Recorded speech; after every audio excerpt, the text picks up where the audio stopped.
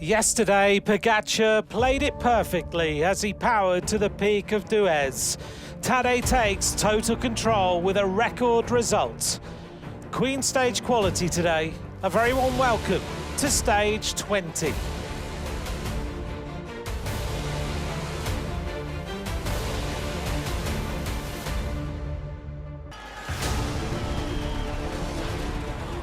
Vingegaard will be in yellow tonight. Torsten Trade is going to be the yellow jersey. Pogačar, 43 kilometres solo to take the yellow jersey. It's a dominant display by Pogačar. Vingegaard is on the ground. And Remco Evenepoel wins on Plateau de Solaizon.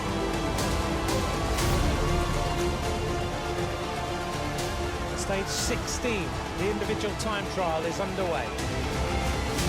Remco Evenepoel, he's going to smash the time.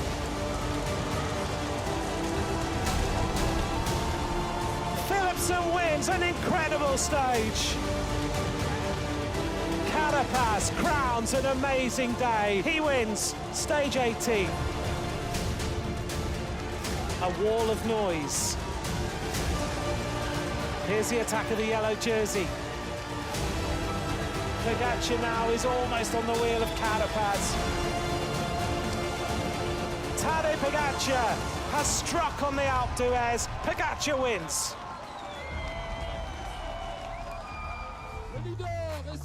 Yesterday he looked dominant and class.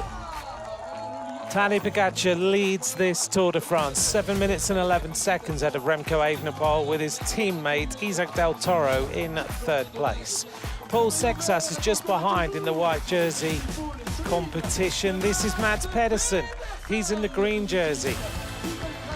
He's got an advantage over Jasper Philipsen, but he still needs to be clever tomorrow in Paris.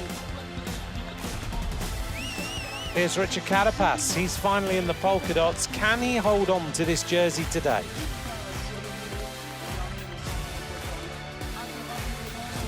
There's the advantage, 1 point on Pogačar.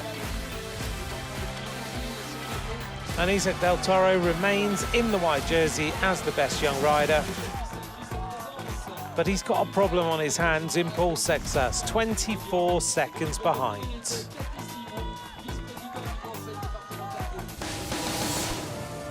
Let's take a look at today's stage. This is the Queen stage of the Tour de France, from Bourg d'Oisans to Alpe d'Huez.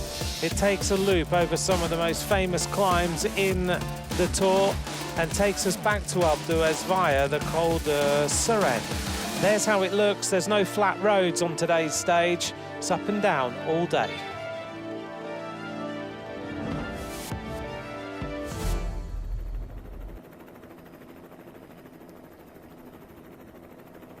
(5,450 meters of climbing on this brutal stage in the mountains. It's a long old day as well. 1952 was the first time that Bourg d'Oisans hosted a stage of the Tour. Today it's a stage start for the 26th time. And at the start we've got our usual presentation just happening now before the riders line up and get themselves underway.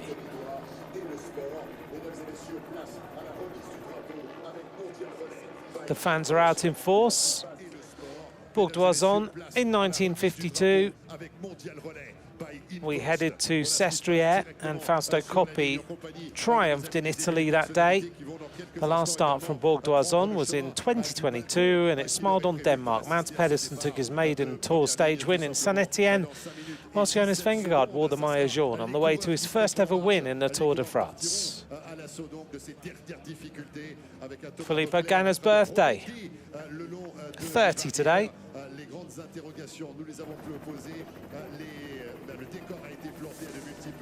While we look down on the stage start, plenty of people around. Here on Alpe d'Huez, it's a little bit quieter than it was yesterday. Not too bad at all, though. I think everybody's woken up with a sore head. It has been party town here on Alpe d'Huez. I think the crowd is a bit more calm today. We're not going up the climb of yesterday, so it will be a little bit quieter. There's Remco Evenepoel as he gets ready for a very important stage for him. This could be his day where he secures his second place and his highest ever Tour de France finish. Well, the riders are starting to form up now. The sun is out. All smiles at the race starts as we get set for the 20th stage. Incredibly, we are in the final weekend now. Well, welcome along. I hope you're ready for this final mountain stage. This is a day where you need to have all your strength and all your endurance. And someone who has at the end of 19 stages is Nicolas Roche. Good afternoon. Well, actually, is it good afternoon? No, it's still good morning to you. No, it's definitely good morning. It's an early one. Good morning, everyone. Good afternoon. Well, Tadej breaks everlasting record on Alpe d'Huez and takes a brilliant victory. Carapaz shows he's the best climber, and Pedersen consolidates green jersey. Today, the riders will have to face the most difficult stages on this tour. Once again, it can go both ways between a breakaway and a GC, but it's the last chance for a lot of riders to move up on this grand finale. Can you just put into context for me how hard this stage is at 5,450 meters after 3 weeks of racing? Well, even if it was on day one, it'd be difficult, put it that way. But it's even tougher now. It's tougher, and we saw yesterday that the riders are starting to feel this Tour de France between the heat, the extreme speeds, and obviously the difficulty of the course. The last few days, riders are sitting up early to try and save energy to make it to the end of the stage. Everyone's very much conservative as they try flat out for the breakaway, but once that's done, it's like, okay, now we need to just chill. Yes. No one's hanging on for glory. It's just, if you're not in the GC, well, most riders just sit up. Yeah. And today could be one of those days where we might see anything happen, where we might see riders drop out of the top 10. We could see a rider shift into the top 10. Because we don't know the fatigue of those riders in those lower places, do we? No, we've seen Ayuso struggle yesterday. Yeah. And if he has the same day again today, it could be very bad for him and his Tour de France after battling for 2.5 weeks, losing almost everything on the last two stages. Yeah, that would be devastating for him to do that. But yesterday he was totally finished, wasn't he? He literally crossed the line and he had to just lean on the barriers. That was all he could do. Couldn't even get his feet out of the pedals, just needed to stop. So he had gone extremely deep. Tadej Pogačar is there early. We don't often see Tadej right at the front before anybody else, but he's there this morning. He's obviously keen to get this stage going, get to Paris. Del Toro alongside him. Del Toro in that white jersey, best young rider.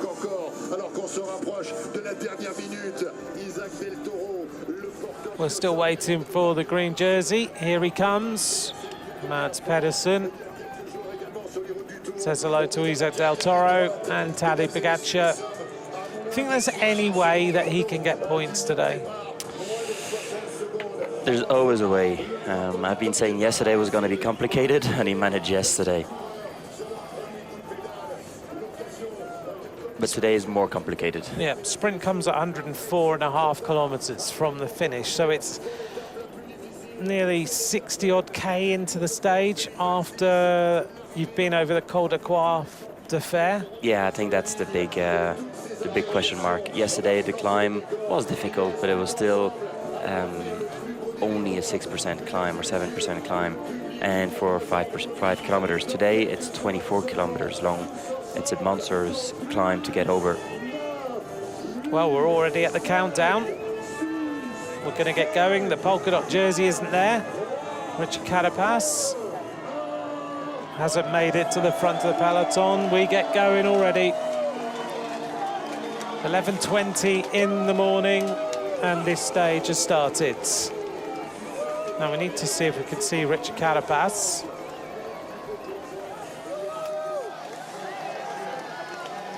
Just make sure he makes his way off the start line. He may well have been doing TV interviews or something. We've got a neutralised section of 6.7 kilometres. Pidcock just chatting to Lenny Martinez. There's Quinn Simmons. And we head out of Bourg d'Oisans and head towards the Alpe d'Huez for the 33rd time.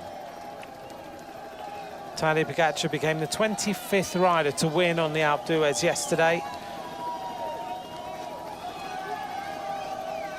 How do you see the beginning of this race going, particularly bearing in mind Carapaz and Valentin Parry-Pant? Well, they're going to be chasing each other down. The issue with Carapaz is that he is very close on GC now. So it'll be interesting to see how he manages it. Carapaz has to go all in, and he even said yesterday in an interview that he sat up yesterday. He knew he wasn't going to beat Carapaz in that climb, just to think about today. So keep an eye out on Parry-Pant to be in the breakaway. Carapaz, well, I would go into the breakaway with him and see how things goes. Unfortunately, now he's close on GC, so we might see teams chasing him down that are also protecting their GC position. So he has it a little bit more complicated today. His surge for his stage win and his success yesterday kind of might cost him the Polka Dot, depending on the race scenario. I don't think Tadej Pogačar is worried about Carapaz, but Scale Moser and these riders, they will be looking at him. Carapaz at the moment, 8th overall, 21 minutes and 15 seconds down in the general classification. He's just ahead now of Tom Pidcock, and he is just behind Juan Ayuso. Ayuso at 15 minutes, 58 seconds.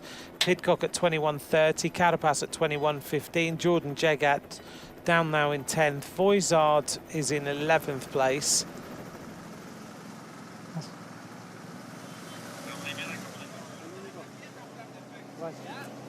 That's a good flag. I like that. There's Del Toro. We're going to look at the best team of yesterday's stage as we go over La Romanche. There's the peloton rolling out over the bridge.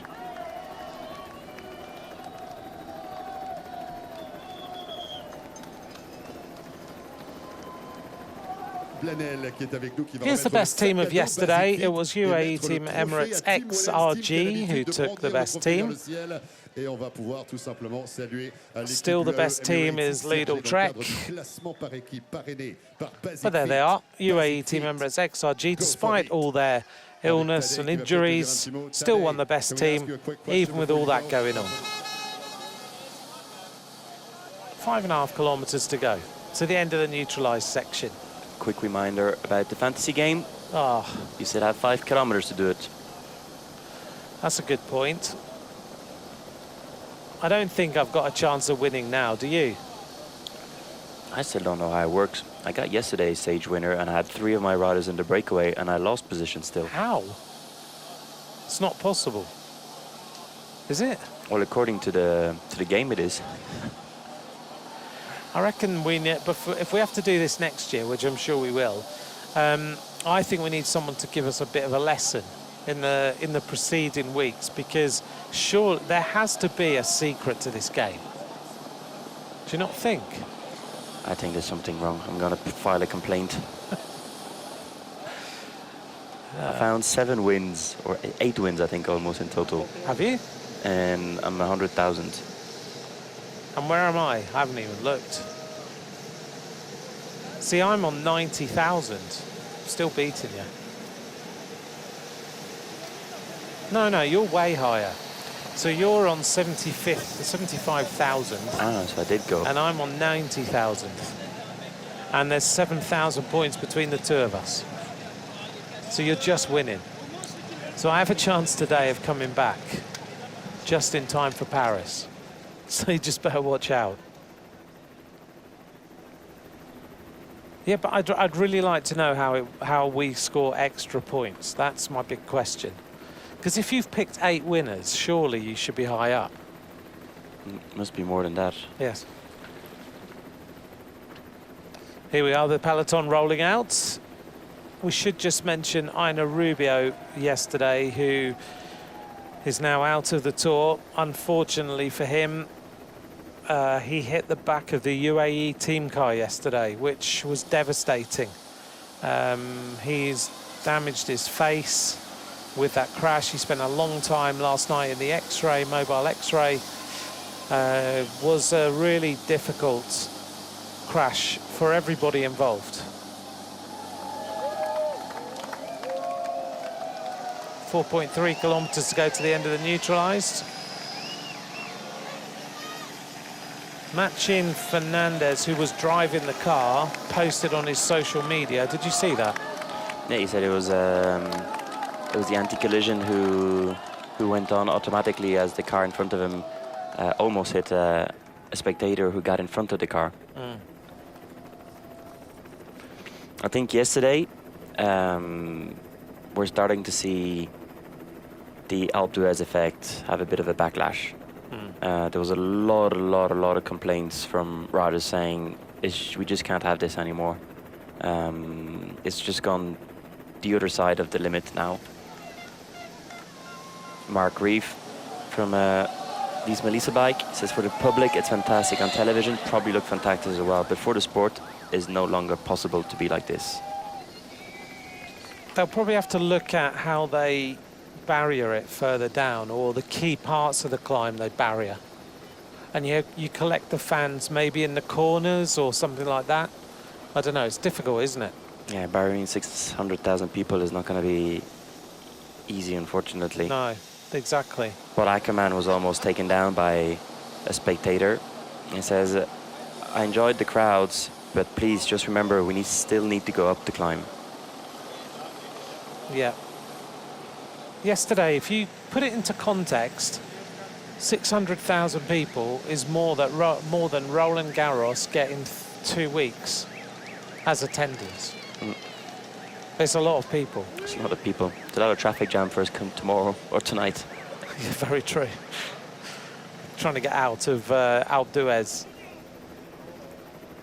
Yeah, it's a difficult one. Because you want to have Alpe d'Huez in the race. You just got to find a way of making it work effectively. Because if you say that we'll never visit Alpe d'Huez again, I think it would be a disappointment for the fans of cycling. It's tricky, isn't it? It's tricky. Paul Sexas.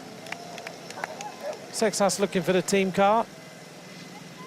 He goes back now with 3.2 kilometers to go. But yeah, I think Machin also said that he deeply regrets what happened. He had no idea, and there was a spectator had fallen in the road. The collision thing went on. So he was nothing he could do. Absolutely zero he could do. And Sexas just talking to Luke Rowe here. The radio's not working.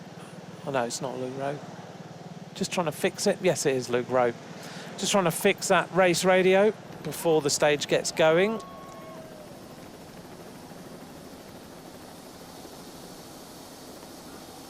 And we're going to get ready for the stage analysis. With just under 3 kilometers of the neutralized still to go. There's Scarsaith. Everybody looks pretty focused. Case Bowl on the left-hand side. Rolling out. Let's take a look then at the stage analysis of this 20th stage.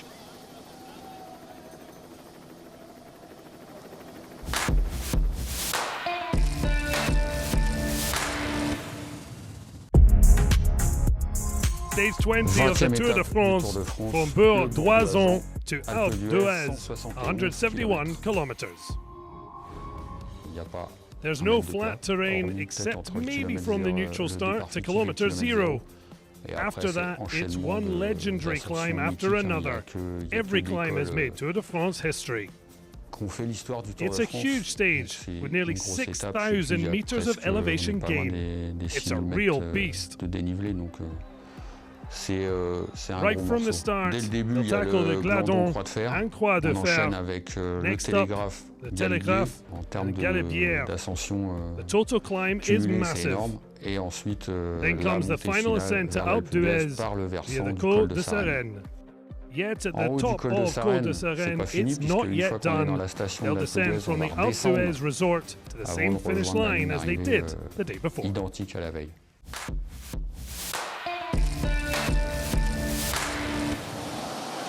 Kasper Asgreen.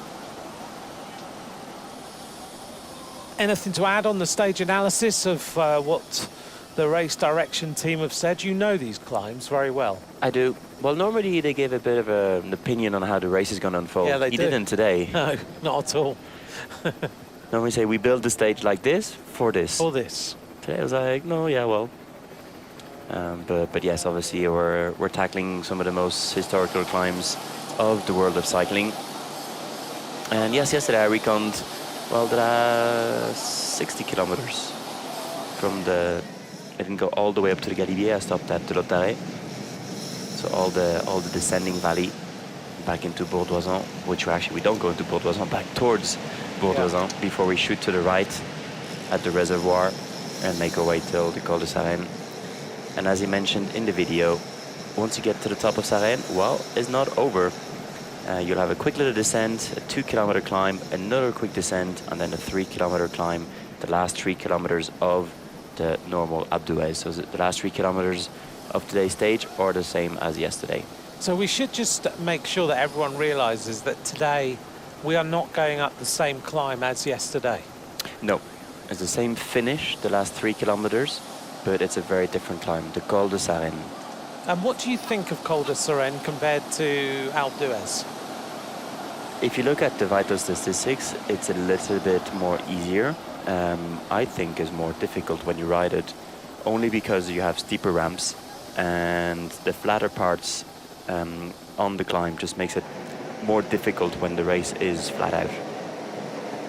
So when you're doing it as a fun rider, it's a nice climb because you can relax on the flatter part and catch your breath before the steep ramps. Okay. But when you're doing racing, the flatter parts and climbs are horrible.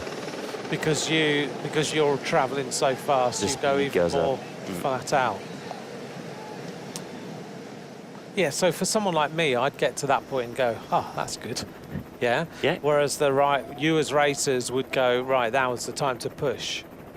It's funny, isn't it, how the difference is? Well, more than push is the time to keep the watts. It's about keeping those watts steady. But it's, again, it's harder to keep the watts on the flat than on the climb. Tom Pidcock. He looked pretty wrecked at the end of yesterday's stage. I don't know how he's going to go today. He started to struggle quite early. It's amazing, this shot, isn't it? You understand the scale of the mountains around here compared to you as a bike rider down there. It's a long way up, very long way up. Pidcock alongside Josh Tarling. Already got the ice running down his back, trying to keep himself cool. It was chilly this morning up on Alpe d'Huez, but it's warming up now. It's warming up pretty quickly. It was actually raining this morning here as well. Yeah, when you went out, oh, there's the teammate of the third week, Mathieu van der Poel. We're almost ready. Christian Prudhomme is out of the sunroof, and we're about to get this race going. Attention pour le départ réel de la 20e et avant-dernière étape du Tour de France.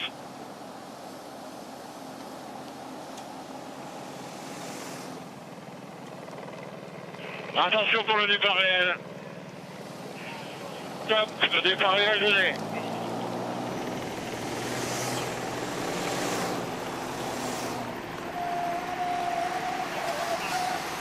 À 11h34. 11h34 de cette 20e étape de la 113e édition du Tour de France, étape entre Bourdoisan et l'Alpe d'Huez, 170,9 km à parcourir et 160 coureurs au départ. The official start of the day stage at 11:34. 11:34, stage 20 of the Tour de France between Le Bourdoisan and l'Alpe d'Huez, 170.9 kilometers of racing today and 160 riders remaining in the Tour de France. Voice of Radio Tour, voice of Seb Piquet, as we get started on stage 20, and immediate attacks from the head of the race as riders try and go up the road. One of them is Mauro Schmidt there on the left-hand side. Abrahamsen is also there. Oliveira on the right-hand side in the colours of Movistar, trying to come across into the breakaway group. Other riders, Astana trying to be involved in the breakaway as well. Picnic Post NL Raisin on the attack. They kind of need to be there. Yeah, they've haven't done much in this Tour de France. I wonder Barely if made they've it in got the breakaways. any prize money at all. I don't think they've done hardly anything, which is absolutely incredible to think that they've not performed at that sort of level. So the riders in 8 kilometers will start making their way till the bottom of La Croix de Fer.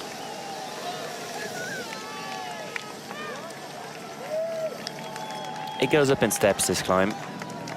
As you come out of the town, there's a couple of hairpins that will take you into this reservoir. Flattens out for a little while, and then you go into the more steadier climb. Weistroffer on the front, goes on the attack, trying to get himself up the road. Yeah, these are the riders who are hoping to get a bit of a head start on this climb. I was actually surprised to see Mauro Schmidt go that early. I thought he might wait to be on the first ramps of the Col de la Croix de Fer. Well, he's ridden so well, hasn't he, over the last few days? Yeah, he's been extremely good.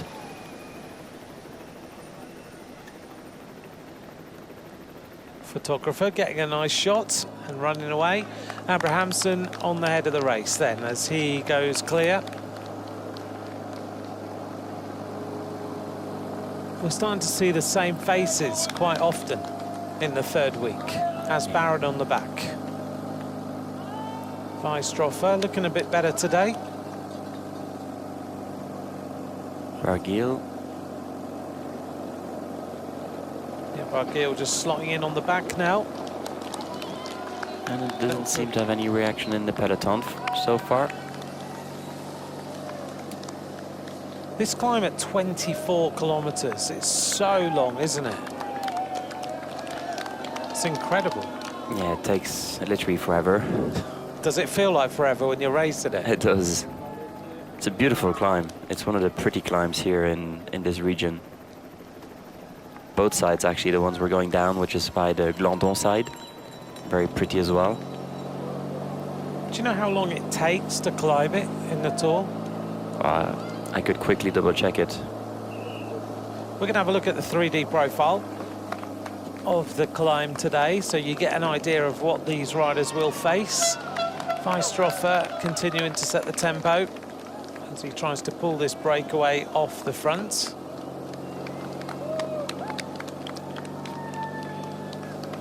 Asbaron kicks through.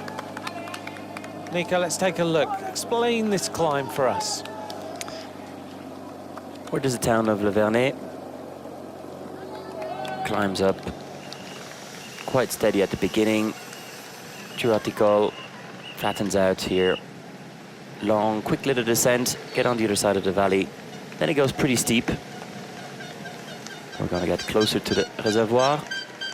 There it is, really steep there. And then it flattens out after that, and that's going to be important. There it is, flattens out slightly. Again, a bit more steeper till the second part. This is almost flat, and then you could almost see the top, and then you go left up to the Col du Glandon. There you go, and then left at the top.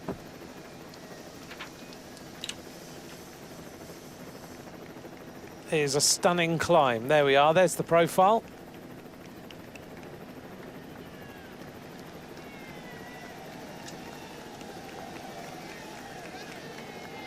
Looking down on the peloton, diminished in numbers now. But all these riders hoping that they can get to the end of today's stage and get themselves to Paris tomorrow. Big transfer there once the riders get to the Alpe d'Huez tonight. Here's the front of the race. Steinhauser on the back. Delbove is in here in the white colours of Total Energy. Warren Barguil, Picnic Post and El Raisin rider. Aspar and a Pinarello Q36.5. As they just try and open up their advantage. Bottom of the climb is 161.2 kilometres from the race finish.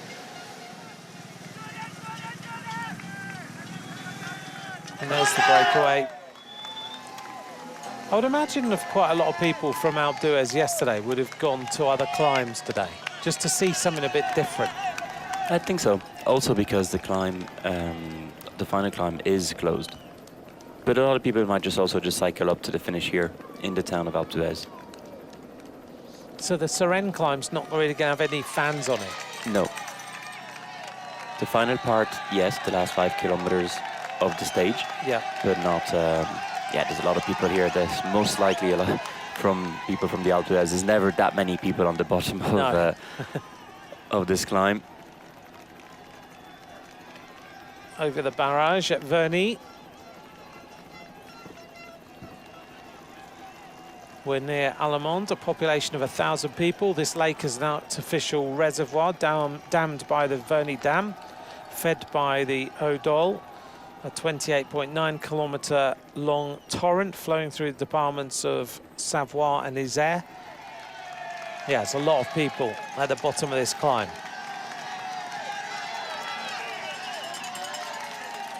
There they are, all the cosmopolitan fans, all the different nations represented. And that's a great shot, isn't it? You can see the peloton going one way and then the breakaway going across the dam on the other side. This almost looks like a velodrome on either side of the track. Great shots. Interesting to see still no reaction in the peloton. And they're taking it quite steady right now, aren't they? It's a stunning start to a climb where you come up over the barrage, past the lake, everything like that. It's really very, very different. Campenaerts, he's got the shades on today. It has. Didn't have the best day yesterday, Campenaerts. Trying to put now Jorgensen maybe into the breakaway. They put Sepp Kuss in the break. Had a good race yesterday, Sepp Kuss finished in 4th place. Problem for Aurelien Paripant. Oops, don't fall over.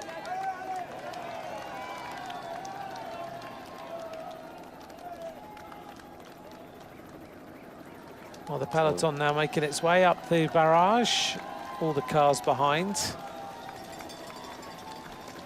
And we get set for the first climb of the day. Back in the breakaway. Steinhauser doing his work. And the breakaway starting to establish itself. 1 minute now for our 6 riders who are in here. They seem to have managed to get a decent advantage. The climbers are in the peloton though. Surely when they get on the Croix de Fer, that's going to be their terrain rather than trying to get away. Yes. On the early doors of this this particular stage. But a rider like Steinhauser and Asparen might be thinking, rather than thinking, okay, I just want to get ahead, they'll be thinking more about the stage.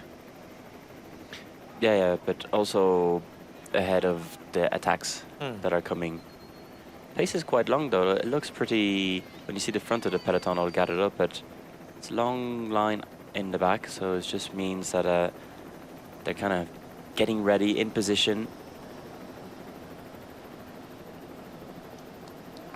So a reminder of our breakaway. Georg Steinhauser of VF Education Easy Post, Jonas Abrahamsen, Baptiste Weisstroffer, Xabi Asparen, Joris Delbove, Warren Barguil. Asparen starting his 100th Grand Tour stage today. Seems to be riding well. He's been quite active over 3 weeks, Asparen. We've seen quite a lot of him. We have, he's tried. He was also there in the key stages to help out Tom Pidcock.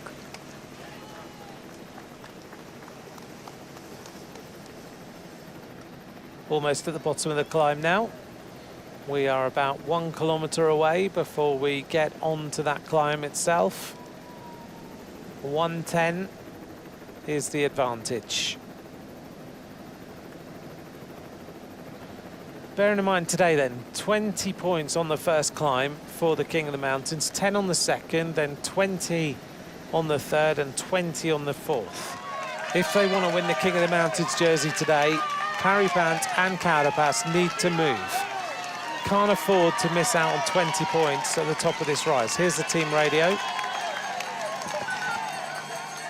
Allez Joris, ça roule pas pour le moment. Allez Joris.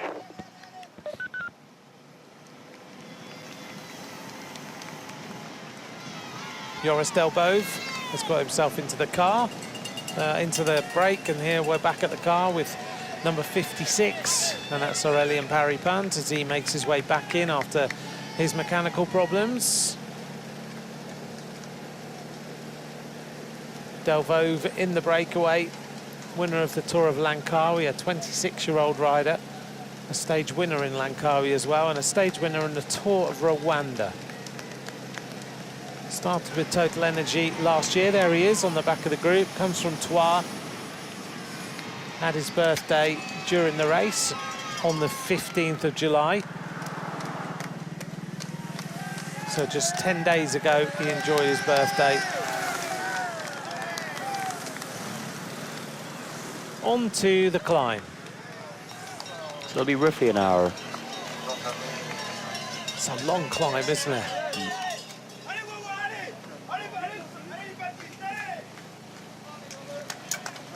So an hour of climbing in the breakaway then. We'll see if other riders jump across and how things look when we get to the top of this quad affair. Already, Weistroffer cannot go with the speeds. So Weistroffer was literally about trying to get to the climb so he can start to go backwards.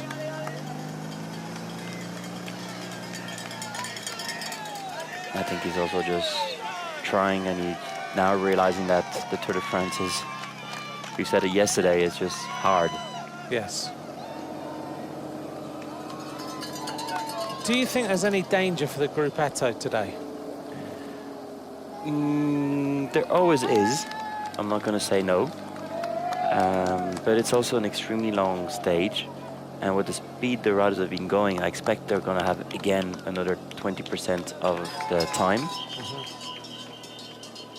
So 20% of 5 hours plus is quite, I won't say comfortable, but almost. Yes.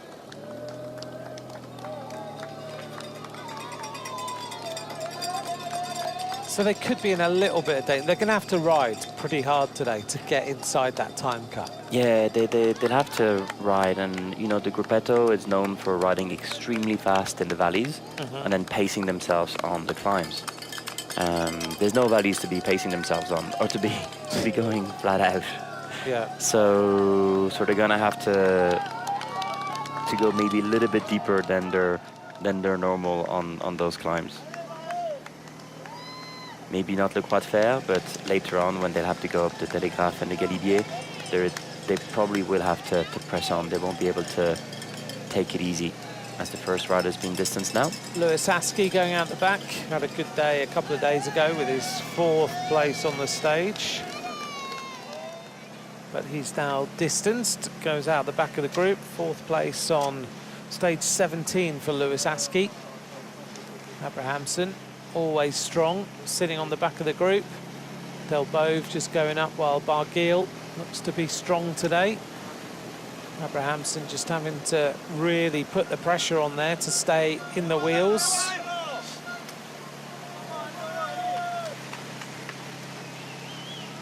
Tomorrow we're going to score all our teams out of 10 and decide how they performed. I think that's going to be quite interesting this year to compare scores and see how they've done. What we should have done is kept the scores from the last couple of years and then compared to see how teams have progressed or they've fallen back. Because Uno X is one of the teams that we've seen progression from all the time. Whereas Picnic Post and L, we've now seen start to go back down the other way. It would have been we should have done that. Maybe I still have them. I'll go back and look. But that comparison would be an interesting exercise.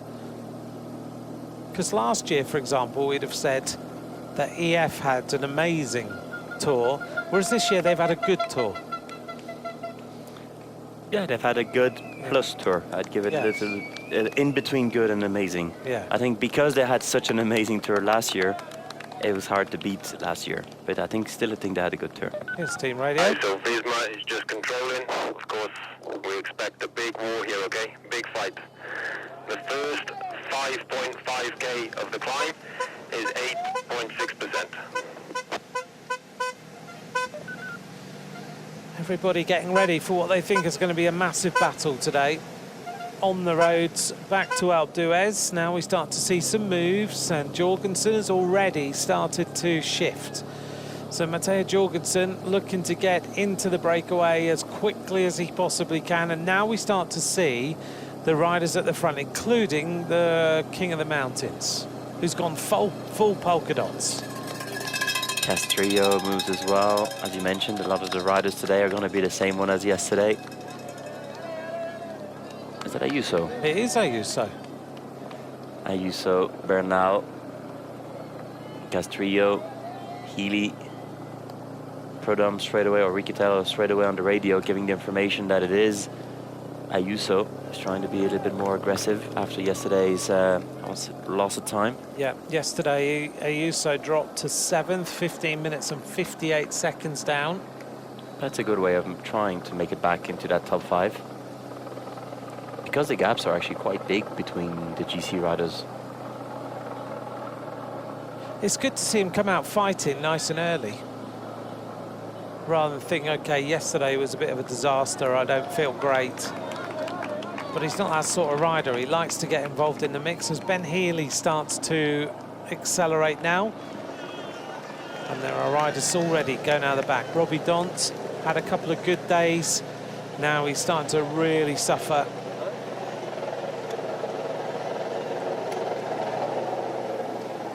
Germani, number 185, he was in one of the back groups yesterday. Number 218 is Frank Vandenbroek. Number 193 is Marco Haller, who had a crash yesterday. He said he was lucky to hit the padding on the road furniture. Yeah, he was extremely lucky that the padding was there on the pole.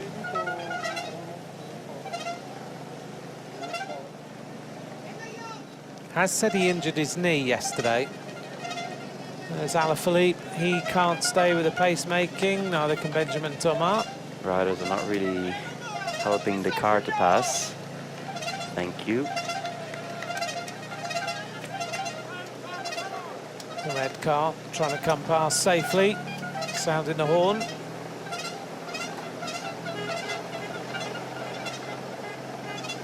So the red race direction car managed to get past the first group of riders. And going out the back now, another rider, Quinten Hermans, number 95. Just in front is Dylan Van Baarle and Bruno Amirail, doing the same as he did yesterday. A couple of riders behind. He'd be looking after trying to mark. Oh, watch out for the motorbikes. Carapaz starting to move now, very early. Ben Healy. Healy kicks away. Riccitello up near the front in the colours of Decathlon. Johannesson up there again. Bernal in the colours of the Colombian champion. But Ben Healy just starts to ride away.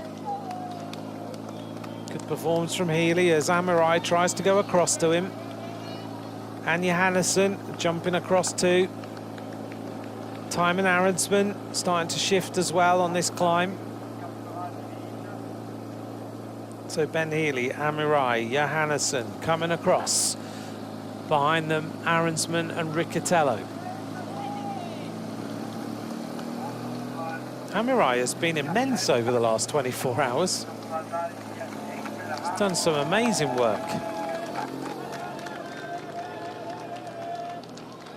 Ben Healy. Oh, it's not Aronsman, it's Tobias Foss.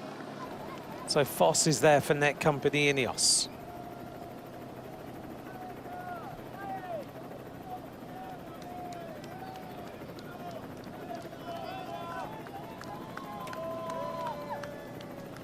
Big attack.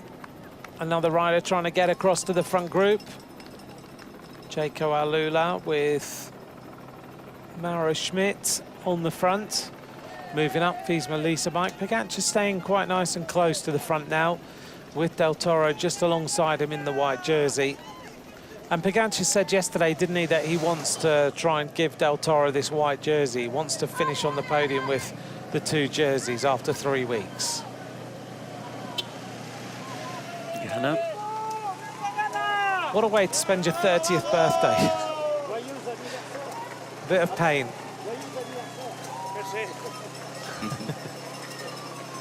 Filippo Ganna just having to concentrate on working hard up this climb. 30th birthday.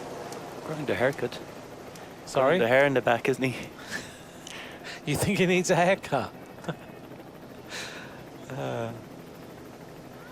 There's so many people had haircuts on Monday. Did you notice that? Here, Yes. in the ZT. Yes. Did you? No. You didn't. I did. That's Yeah, but it's not. Mine's not difficult to notice. Doesn't change much. it's hard to find hairdressers on Monday in France that are open. That's very true. Your riding partner had a haircut on Monday. Yes. Bennett, one of the riders in the breakaway yesterday, starting to see Tim Wellens drift out the peloton. Oops. Starting to suffer a little bit. Vardsek is as well. There as well, Vasek.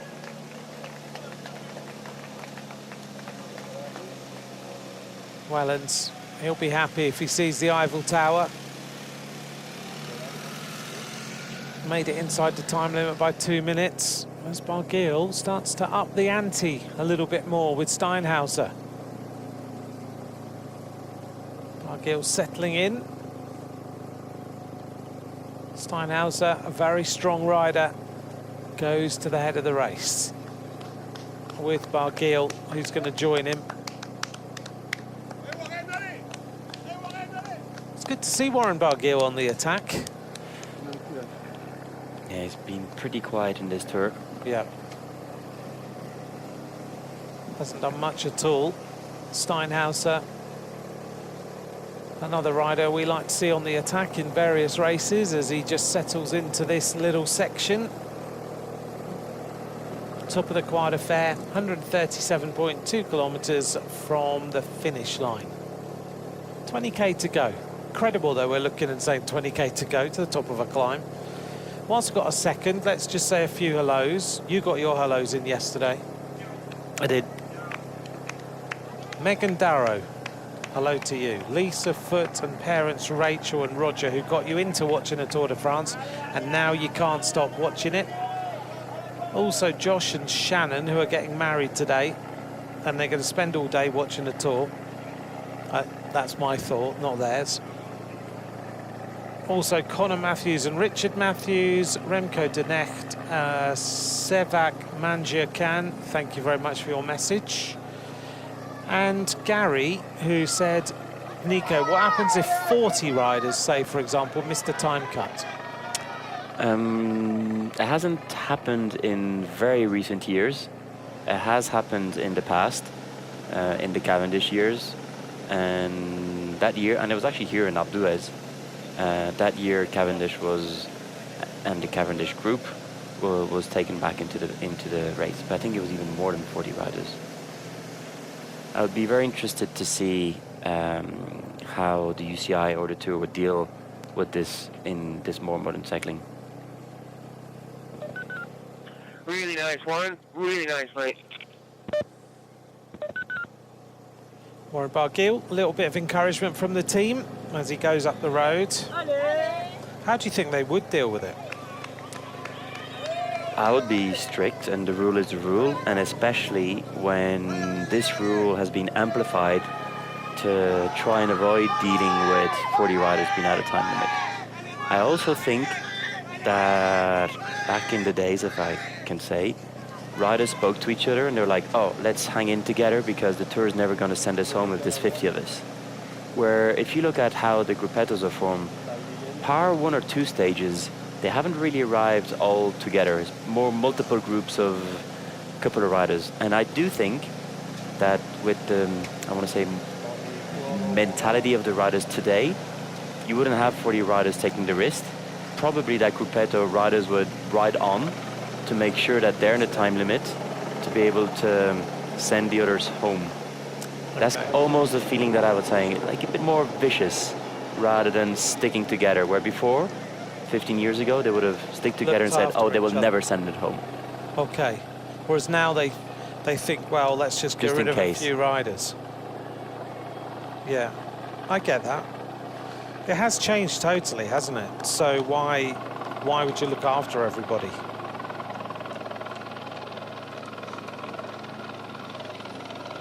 Let's see if it ever happens. We've not seen it happen so far.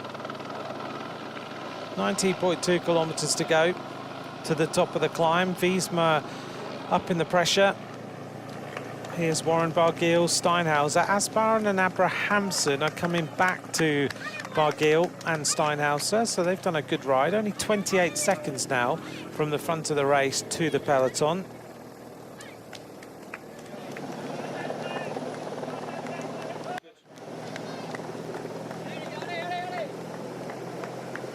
Tim Wellens hanging on the back a little bit here.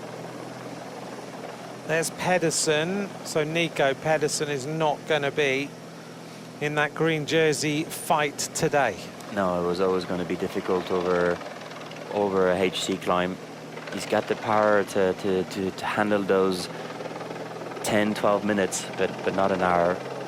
O'Connor goes out the back. Also Quinn going out the back, who was involved in a lot yesterday. There's some tired legs in here.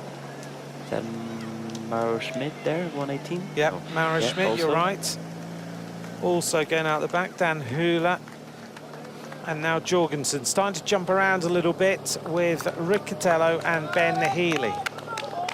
Well, the Étape du Tour took place a few days ago. So let's just take a look at the highlights. Well, the Étape du Tour brought together more than 16,000 participants from 79 countries, held between Bourg d'Oisans and Alpe d'Huez, with 5,400 metres of elevation gain. Started and finished in the Isère de Parme, and the route crossed into the Savoie and the Haute-Alpes. Extremely demanding, with riders tackling the Croix de Fer, the Telegraph, the Galibier, the Col de Sérène and the Alpe d'Huez. Absolute ideal weather conditions, sunshine throughout the day. And at the finish, it was Luca Cavallo and Victoria Stansfield who claimed victory in the 34th edition of l'Étape du Tour de France.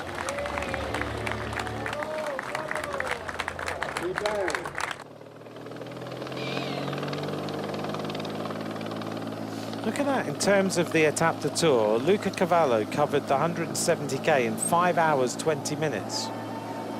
And the first woman, 6 hours, 19. It's good going. That's pretty good going. Over this terrain.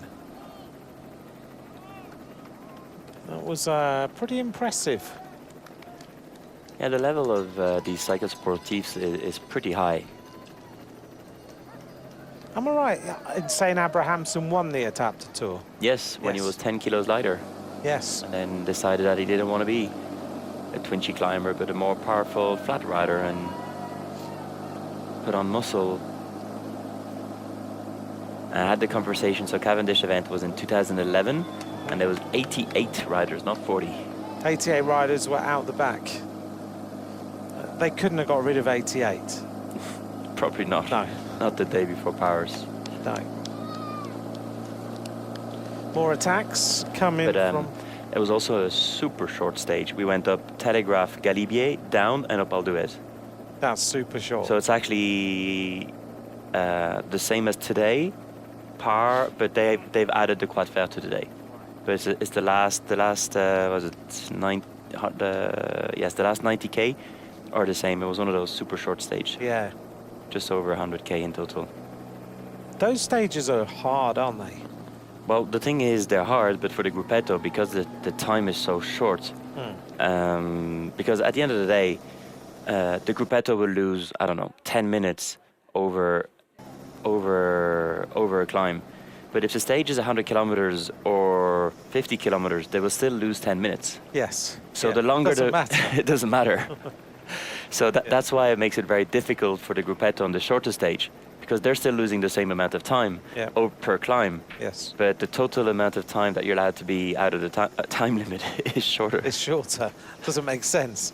Well, they do add the percentage. It does go up, but slightly. But this is also why everything has been rethought, and the time cuts now are a lot wider than what they used to be, to try to avoid this scenario.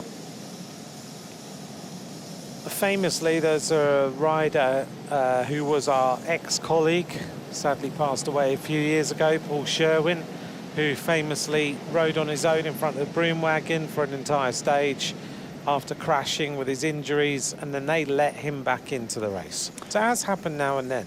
Yes, very little, because the other example is also a friend of mine, Ben King, and he was with Liquigas. Yes. And totally destroyed himself in the descent. Finished, I think he was only not even 10 seconds out of the time, and they had to send him home. They still sent him home. So not everyone was equal back then in terms of, if you were famous enough, you could get away with it. But now, no, it's much more impartial. Yes. Yeah. Thankfully.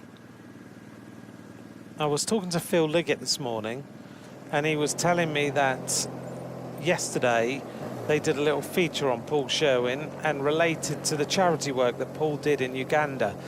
He did an amazing amount of work with particularly creating school there and a lot of other things that Paul was involved in. And overnight they raised £19,000. Oh. Just purely from showing that one little feature. And Phil was pretty taken aback this morning that all that money had been raised already. So this is our front group of riders. Battling well. Did you see the yellow jersey in the background? Oh, you can really tell the Steepness. terrain, can't you, when you look from the breakaway all the way back. Attacks. And it's Ayuso once again. Ben Healy on the wheel. Ayuso's not happy with what happened yesterday, is he? He's trying to resurrect his chances of being higher up in the classification. Yesterday he dropped back. Now he's putting riders under pressure.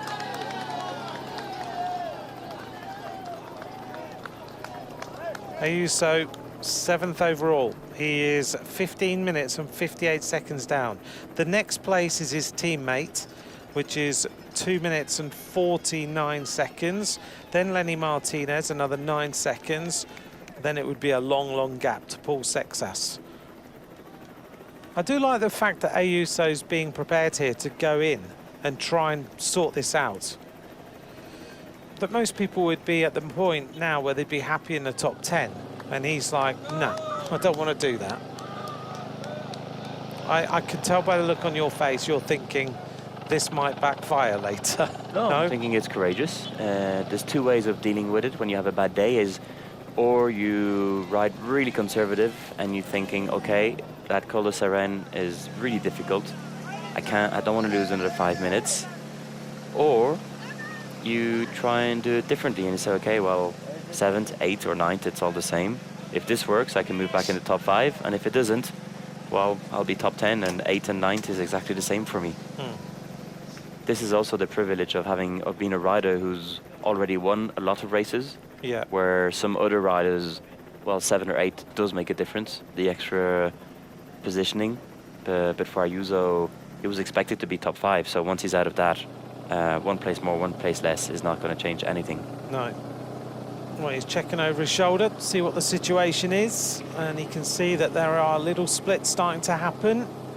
Jai Hindley trying to just hang on and stay there as well with him. So is Ben Healy. Behind him is Riccatello. Then Clement Brasafonso. Valentin Paripant is trying to come across. But Ayuso really pressing on this climb. Good to see. Barguil's been cut, now almost distance. And riders going out the back, which is not good news. Mark Hirschi goes out, he goes backwards.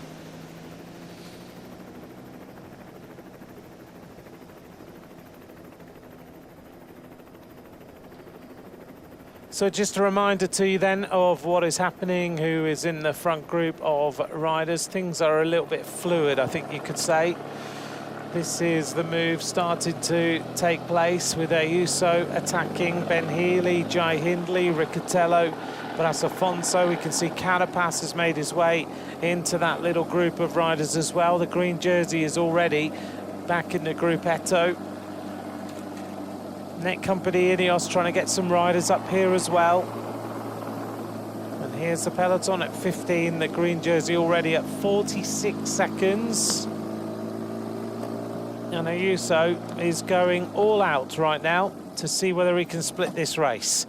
Solely on his own. He's not got any other teammates around here. Sepp Kuss is with him, Jorgensen is with him, Arensman is there too, so is Tobias Foss. And it looks like Tadej Pogačar is happy with this breakaway. Riccatello just taking a gel on board. 2 riders in the top 10 in that breakaway though. But again, the gaps are so big with Tadej Pogačar. He's not going to be feeling under any pressure. Carapaz and Paripant riding next to each other again. Ayuso trying to get people to work. It's a gel on board. And checking back now to see where the back of the group is. So Ayuso's just going to tuck in a little bit further back now. When it looks like we've got a couple of Net Company riders in here. I don't know if Egan Bernal is in there right now, but we caught up with Egan Bernal at the start of today's stage to give us a bit of view on how things are going for him. Let's hear now from Egan Bernal of Net Company Ineos. It's just crazy how much people is in the road. I mean, in every stage there is a lot of people, but yesterday was just, yeah, kind of emotional, looking all the people and the fans and how the atmosphere was just crazy. But it's scary? No, I mean, because I was going easy, you know, so it's different. Maybe, I don't know, for the guys in the front. I remember in 18 when I was in the front also was kind of, you know, not scary. I would not say scary. But it's just different. But for the others, I think it was just nice. Egan Bernal enjoyed the Alpe d'Huez then. Yeah, it wasn't the case of a lot of riders.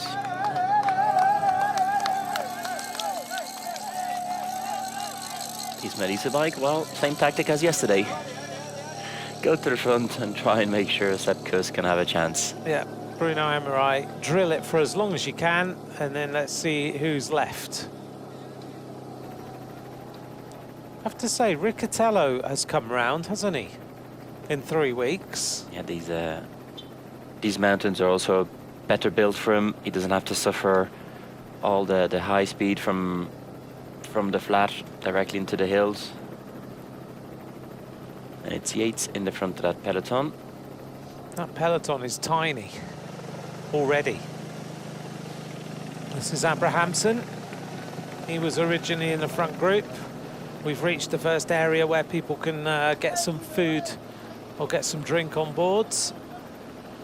Still got to be thinking about hydration and everything as we head towards Paris tomorrow.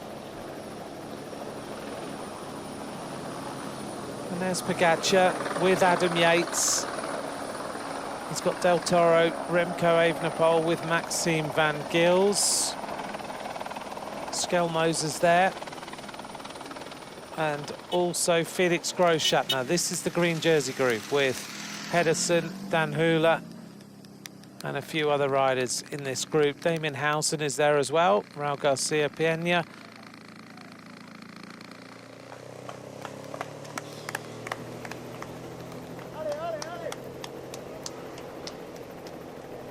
So Pogačar has settled down into this group.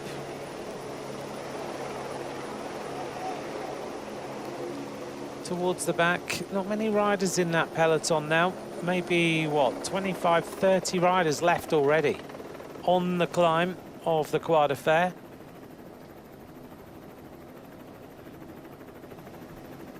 Maybe just more than 30, maybe 35 riders in that group. Here's a reminder of our green jersey situation.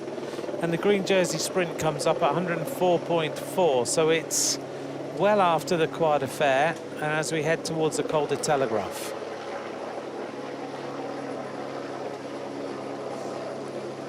He's not giving up. He's still hoping that maybe he can bridge across, and maybe there's only 10 riders in the front, and he might get 5 points or 2 points, which I think it might end up really that every point matters. Yes. But at the moment, there's more than 15 riders in this group. Piganzoli's there again. He managed just to bridge across while we're having the interview with Bernal. We saw a little yellow rocket flying from one group to the other, and the next thing he was in the front group. Big effort to bridge that 20 seconds. 5% the gradient now. Top of the climb is still 12 kilometers away. A lot of climbing. Will the riders have changed gears or anything like that for today? Bearing in mind how many big climbs we've got. No, I don't think so. If you look at most of the riders have a 36 in the back, so you don't really need to change the front chainring anymore. When you had a 26 or 25, yes, on some stages, riders had to go with a 36 chainring rather than a 39. But on stages like today, with a 36 in the back, it's perfectly fine. Also, you also see on social media, oh, he's gone up this climb on the big ring. It's like, yes, he's gone on the big ring, but 10 years ago, you only had a 26 on the 54. Now you have a 36 in the back, so it's a big difference.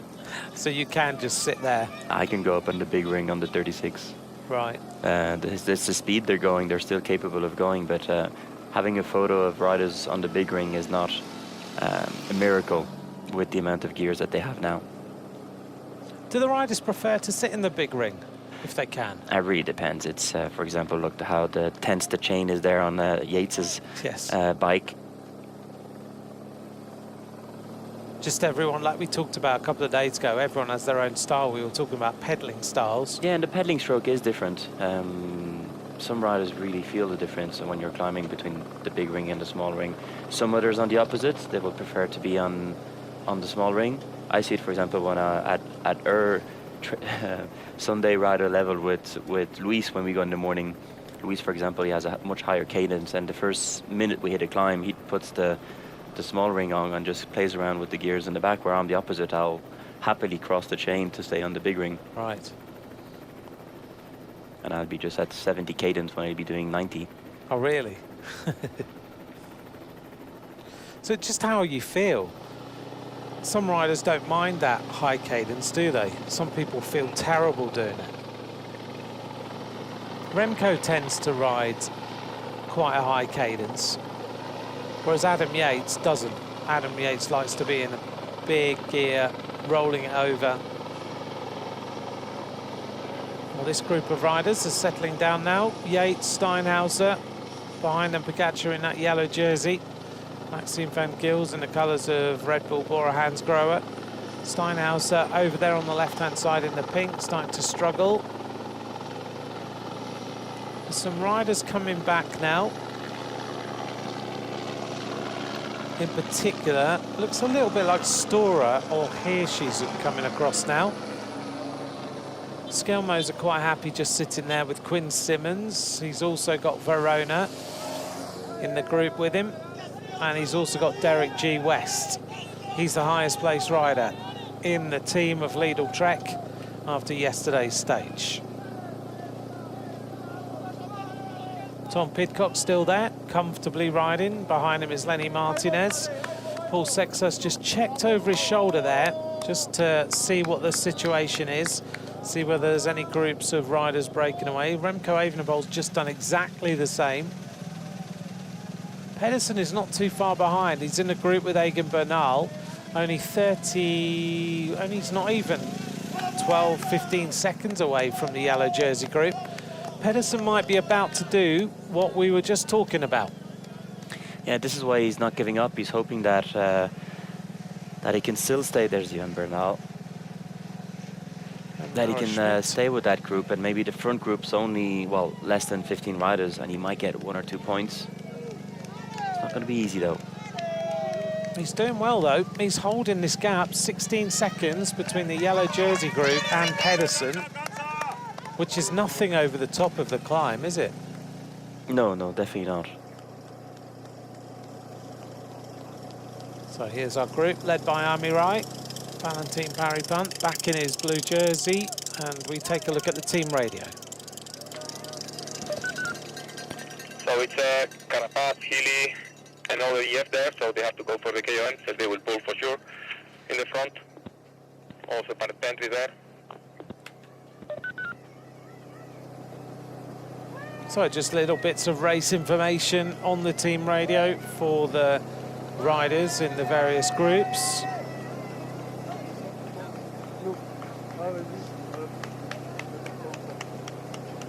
Sue and Dave are looking out for Carapaz. Well, he's now there in the group of chasers. Amirai still leading, 34 seconds ahead of the yellow jersey group. So Amirai setting a pretty hefty tempo right now.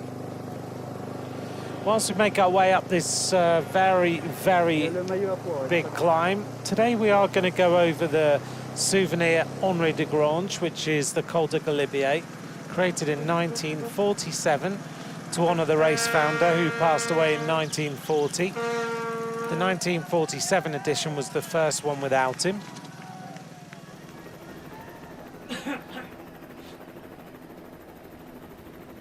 Coming up to the barrage, the Grand Maison Dam and Lake, a French rock-filled dam situated between Beldon and the Grand Rousse Massif. Altitude sits up there at 1,698 meters.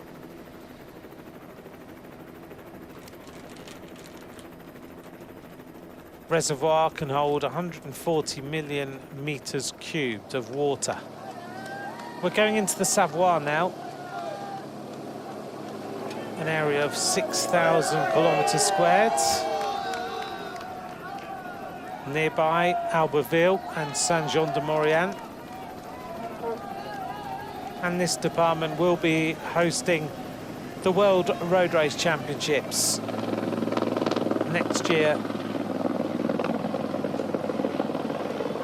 Still Adam Yates and Grossschartner in front of Pogacar with Del Toro on the wheel. Still making good work of this particular climb. And Pedersen has made his way across. He's just got there. Jorgensen, Matteo Jorgensen is in the front group of riders. Let's hear from him now. It's always a challenge to not be grumpy in this scenario. I think it's you wake up completely exhausted. You try to fill your body with as much you can possibly eat, and then you hop in a car, drive down a mountain, sit in traffic. It's yeah, it's the sacrifices you have to make, but I think the race itself will be a beautiful day, and you have to remind yourself how lucky we are to be in stage 20 of the Tour de France, and the opportunity that awaits us is a big one. So I think I'm using that to come out of my grumps. And so what's the plan today? The plan, get in the breakaway, ride as hard as I can in the breakaway for Sepp Kuss, and hope that there's enough time at the bottom of the Cerne. 42 seconds now as Wiesma carry out their plan to try and get Sepp Kuss to win the stage at the top of the final climb, the Col de Sirène, and into Alpe d'Huez for the last few kilometres of the climb of yesterday. They're putting their plan into action. Jorgensen mentioning how grumpy people are, and himself. You mentioned that a couple of days ago, that everybody starts to get grumpy. The third week of the Tour is difficult for that. The nerve starts to kick in. The tiredness is always accumulating, and you start to lose a little bit of patience. How are you doing at the end of 3 weeks? I'm grumpy too.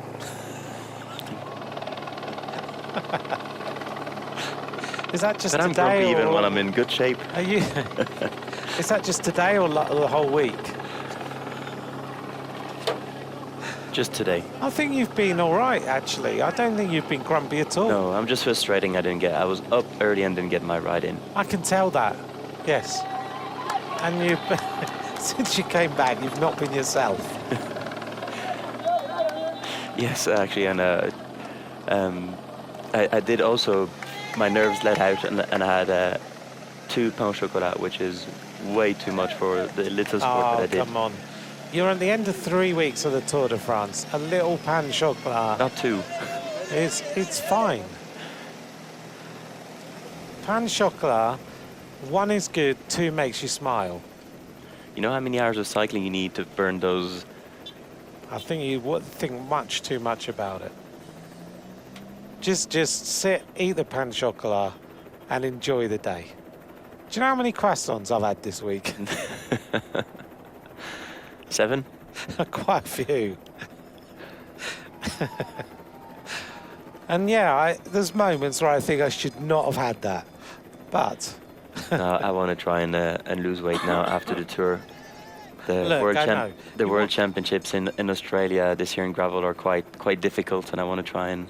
you want to Right defend your there world in title. shape. I know, but 1 little pain chocolat is not going to ruin your world championship. No, it's not. No. So just enjoy And the pain chocolat and enjoy the day.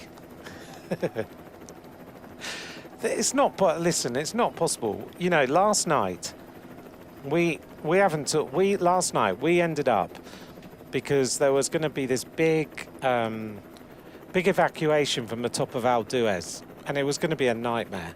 So we ended up where 4 of us shared an apartment, didn't we? So there was me, you, Lewis Angelmarty and Andy, all in 1 apartment. So the fact that you had to share, for the first time in this tour, a room where you slept in a bunk bed, I think, in compensation for that, 2 pain au chocolat is a small price to pay. Correct. So I think you're all good. And aside from that, when you walk in after, you know, breakfast was thankfully made by our amazing team, Oldup and Benoit and the team. Then when they offer you the choice of pain chocolat, pain chocolat, croissant, baguettes with ham and cheese, brioche, and they made scrambled egg, all on the side of a mountain this morning, I think you have to show your appreciation. Totally. There you go. Respect for the work. Exactly. It's like when you go to a ramen place in Japan, isn't it? When you have to go in there and you have to slurp the soup as loud as you can to show your appreciation. Because if you don't make noise... Have you never done that? No. No, we need to do that.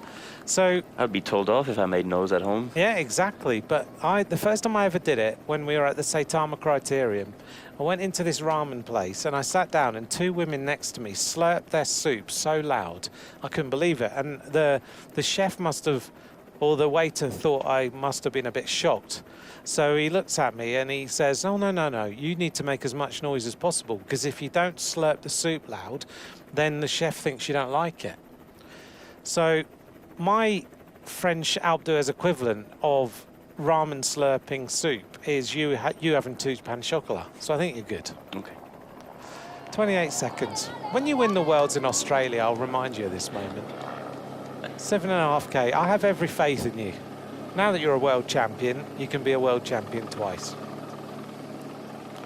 144.6k to go. I should be your coach, shouldn't I? Mental coach, yeah. Mads Pedersen, on the other hand, hasn't had two-pan chocolat this morning. Well, he might have done, but he's in the group of riders, and he's trying to make himself get over the top of this climb and secure the green jersey, because he's actually in a position where he could score some points if this group comes back together. Off the top of the Col de la Croix de Fer, what is this descent like, and can he get back? The descent is pretty technical, very fast. Go through multiple towns. There's even a bit of a uphill, kind of almost halfway through. And then it's, again, it's quite a big road, and all the way down into Saint-Jean-de-Maurienne. Is it a kind of descent where, if the gap is where it is, 29 seconds now, that Pedersen and the group could come back to the front? Yes, it'll be taking some risk, but it's doable. Amirai trying to open this gap as much as possible with Piganzoli. They don't have long, do they, to open this gap up more significantly. Big group of riders coming into the finish now, which is one of the partners of the Tour de France. So Trek Travel, who are linked to Lidl Trek, making their way up the climb. We've had loads of those groups here in Alpe d'Huez. I saw many of them yesterday. All the different nationalities, all the different groups, as they bring guests here to just enjoy the race. Wellens is coming back.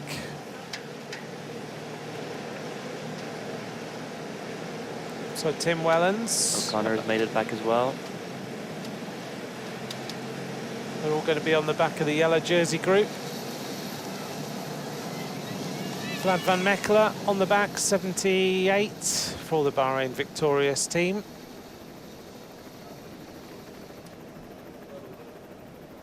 Stunning scenery on today's stage. Absolutely beautiful. Still Bruno Amirai with the front group of riders. Sepkus is in here, Piganzoli, Riccitello, Juan Ayuso, and many others, as they whistle their way through the twists and turns. 5k to go to the top of the climb. We're almost over the Croix de Fer. Hors category climb, 20 points on offer for the first rider across the top. Richard Carapaz leads with 1 point over Tadej Pogačar.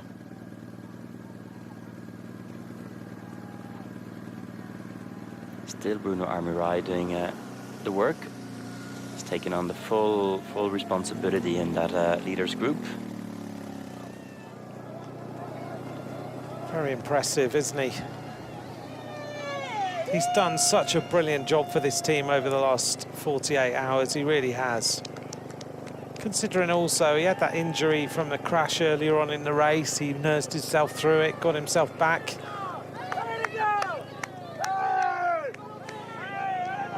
Piganzoli just having a chat to him. Shares the pacemaking. They're doing everything they can to try and win today's stage. Parry Punt with that familiar rocking style, left and right as he gets out the saddle. 6% gradient. We're going to go inside the peloton now. Let's take a look at some onboard footage from yesterday.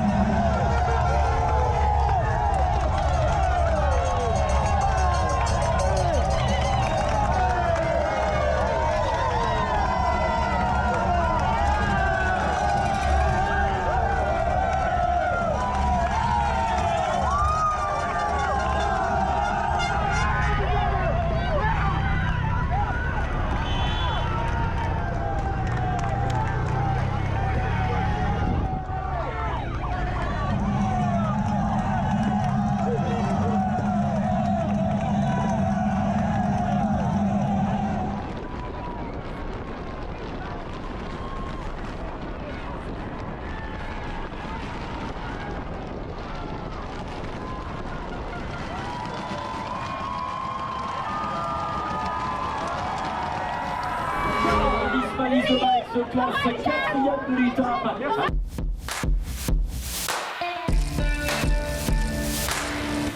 Onboard footage of yesterday. Meanwhile, Richard Carapaz is on the attack now.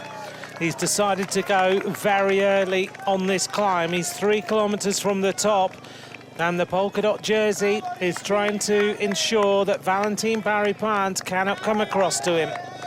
A great acceleration. Parry-Pant in the background trying to respond to the power of the rider in the polka dots. Carapaz wants to win this polka dot jersey for the 2nd time in his career. Yes, we noticed yesterday that Parry-Pant is really quick on those 300-400 meters acceleration on top of the mountain, while Carapaz has gone on a different tactic, trying to go from a lot further out. 3.5 kilometers he went out. He's looking strong, isn't he? There's Pedersen. Pedersen's now attacking on the climb to try and go across to get some points.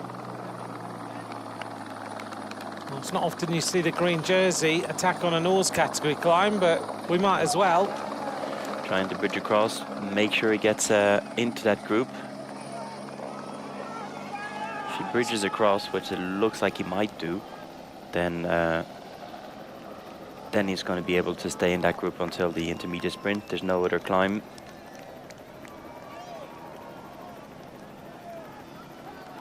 Pedersen going up the roads, climbing superbly. There's the yellow jersey group. There's Pedersen. Yeah, plus the fact that even if he doesn't bridge before the top, Pedersen can descend pretty quickly, and he will get those 30 seconds or 40 seconds rapidly on the descent. Let's see whether he can get himself across. The UAE team on the front of the yellow jersey group, which has swelled massively in numbers now. Yeah, it just shows how much the pace in that peloton has slowed down. They're happy with that breakaway. The breakaway is starting to build a nice advantage. Sepp Kuss in that group of riders who we know Wiesma want to try and give the victory to if they possibly can. Pogačar with Ayuso just sitting behind him all of the time. Remco Evenepoel comfortably sitting on the wheel of Ayuso. Paul Sexas not too far behind. He's not the rider on the right. He's the rider just behind Remco Evenepoel with his entire team.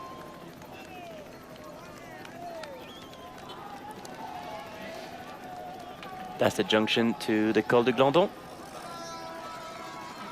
And the famous sticky bottle of Lenny last year. Oh, yes.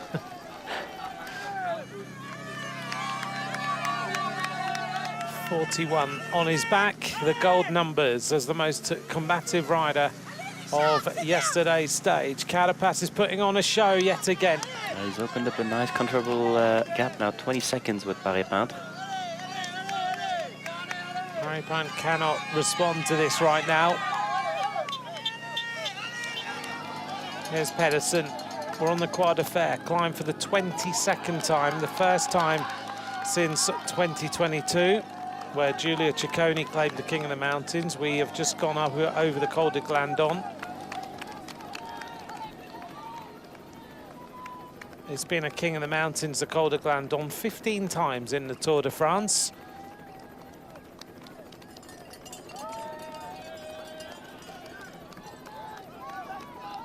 Well, Valentin Parry-Pant chasing the polka dots, but France are doing extremely well in this tour with top 2 riders in the top 5 overall with 2 days to go, Paul Sexas and Lenny Martinez. It's 12 years since France had that. There weren't 2, but there were 3. Thibaut Pinot second, Jean-Christophe Barrot third, and Romain Bardet was in 5th place. Sexas and Martinez trying to win the white jersey, same as Pinot and Bardet were in the 2014 Tour de France. It's almost at the top now. You can see it just there on the right-hand side of the screen. 1 kilometer to the top. And it looks like the riders have a tailwind on the climb. This has been a brilliant attack by Richard Carapaz. He's just thought out what is his strength here. Parry Pant hasn't been able to respond. Probably wasn't even expecting the attack. Another attack. And that is... It's a little bit like Tish Benoot. Benoot, yeah.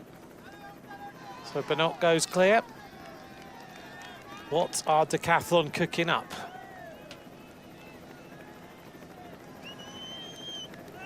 There's UAE. Paul Sexas sitting on the wheel of his teammate, which is Nicola Prodhomme, who he's been with the majority of the time. We were hearing last night when we talked to the team radio team of some of the messages they hear from Paul Sexas, and just saying how he comes across on the radio as such a leader, even at 19 years of age, how mature he is and how confident he is. Yes, to the point of telling the sports director, no, I don't want to do this. Yes. Carapaz is almost there. He's going to be greeted by a throng of fans at the top of the Croix de Fer, the first climb of today's stage. Valentin Parry Pant, well, 23 seconds behind. His challenge is starting to fade a little bit. 20 points at the top for Carapaz. Valentin Parry Pant has to keep believing. He's chased this jersey for the entire tour. Rocking and rolling left and right. At the saddle again. Here's our leading group of riders. Can Pedersen get across? Juan Ayuso starting to extend his lead. That means he'll start to move back up in the classification. That's exactly what Ayuso wants to achieve. Working with the Wiesma Lease Bike riders. Further on back. Over the top of the climb for Carapaz. He takes the 20 points. Fantastic performance. 111 points now Carapaz is on. Here's Valentin Parry Pant. He's going to take the 15 points that are on offer. He's on 99. Carapaz is on 111 now in this competition. The gap's starting to grow.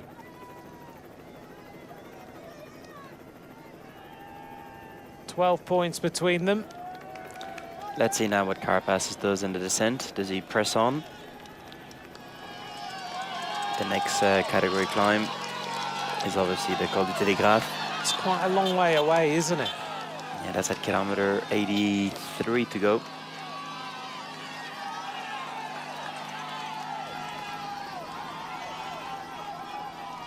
Heading to the top of the climb with the front group of riders chasing Carapaz and Parry Pant, led by Wiesma Lease Bike. Here's Pedersen. How far behind is he? Not that far. Sprinting his way to the top of the Croix de Fer. He wants this green jersey badly. There's the top of the climb. Nico, he's not far behind. No, he's not far behind at all. And like I said, the way he descends, he'll be able to most likely bridge back.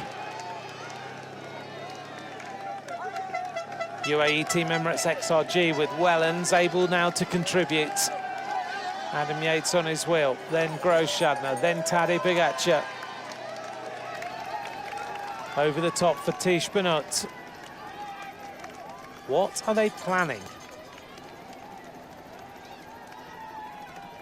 There's clearly something going on.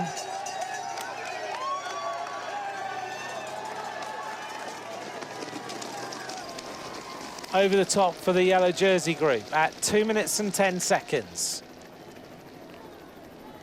Onto the descent of the Col de la Croix de Fer. At the bottom of the climb is at kilometer 109, so quite a long descent. Is there any flat road then between there and the bottom of the climb? Because the bottom of the climb is classified at what, 95.2? Yes, that's at the very, very, very bottom. They will go through the town of Saint-Jean-de-Maurienne. There's a bit of flat also at kilometer 121. There's actually even a little climb of 1.5 kilometers, and then back down. So there's like 2 little steps. Oh, crash. Tish Benoot crashed. Oops. Is that Tish Benoot? Yes. Benoot's crashed on the descent as he went forward. So whatever the plan was has not happened. Tish Benoot crashes on the descent of the Croix de Fer.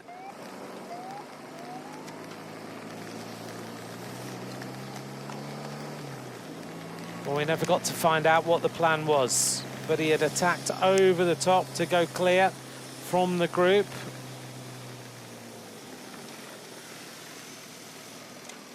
You have to be extremely careful on this descent. Mark Hirschi comes back, but Carapaz is pushing on. Here's Paripant trying to chase him down a little bit. 13 seconds is the deficit for the Soudal Quick-Step rider. Pedersen at 125. Yeah, the descents are super quick. It's very, very easy to make a quick mistake. Especially when you're pressing on to try and bridge across on the descent, you have to take a few extra risks. Also, they're quite narrow at times, aren't they? There's Yeah, not this much road- runoff. No, you could just see the roads is quite. It's not a big wide road on this part of the descent. It does get wider later on. Pedersen is coming back to the group already. Yeah, on a descent like this, it's like seeing the line for a sprinter. He has them there, he knows, and they will also not take as much risk as Pedersen. At this point, that breakaway is thinking that the yellow jersey group is kind of controlling, so everyone's going to descend, I won't say easy, but comfortable, where Pedersen on the opposite, he's trying to bridge across. But again, you need to be careful, not leave a few gaps. We've seen a couple of splits on these descents quite often. It's a pretty magical ride by Pedersen right now as he makes his way across. Here he is. The cars have all been moved out the way so that he can concentrate on his job in hand, which is to get to the back wheel of these riders as fast as he can. Paripant is closing in on Carapaz. He's only 3 seconds behind now. There he is. Speed bumps. Leans it over as he goes through this town. Oop, motorbike touching there.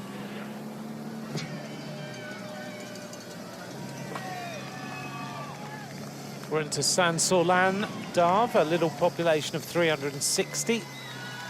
Little village resort. Whoa, whoa, whoa, whoa, whoa, whoa. Whoops. Coming back in Carapaz. He is. Made a little mistake into that corner.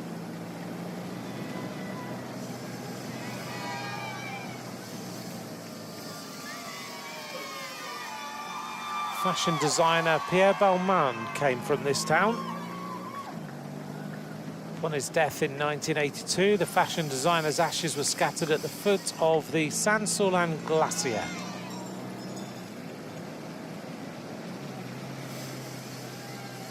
Little ski area around here as well, as Paripant leans it in and out of the turns, trying to come back to Carapaz. You can see the polka dot clad rider just up the road.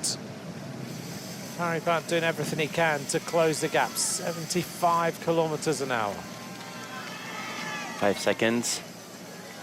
He's descended well there. Wow, taking again the line very close to the public. Yeah, he's throwing it into the turns. Oh, that was a big speed bump, wasn't it? Enough air. Get thrown off the motorbike there. Oof. My camera operator took a long time to come back down onto the seat. Another very, very fast speed bump.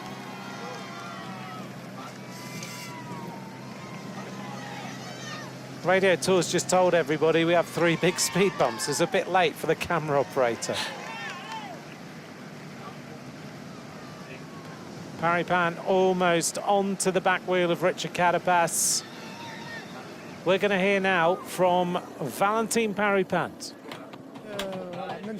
Yeah, even if yesterday it was hard, I remain positive, and I think it's still possible today. So I'm going to fight 100%, and the motivation is there.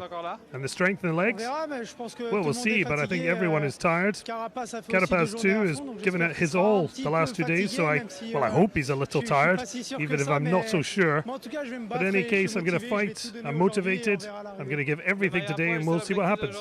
The polka dots is still the goal for today. The profile compared to yesterday, it's a nice chance to maybe even win the stage. Yeah, we'll see. First it's the polka dot jersey, and then we'll see if victory is possible. But I'm really focused on the King of the Mountains category. Well, he's doing just that right now. Full gas into the breakaway. He knows his challenger. Okay, Tish Benoot back into his peloton. Team Radio of Decathlon. Okay, guys, Tish back on the bike. He's with a group just behind. Tish is all good.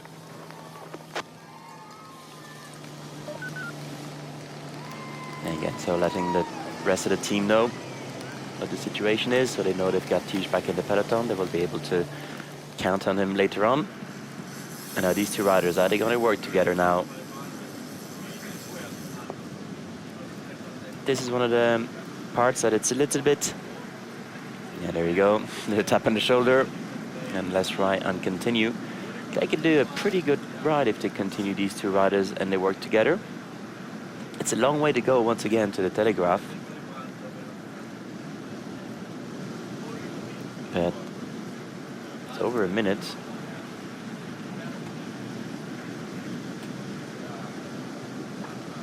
And the only part of flat is actually from that intermediate sprint till at the bottom of the Col du Télégraphe. Less than 20 kilometers, around 18 kilometers. Slightly up valley.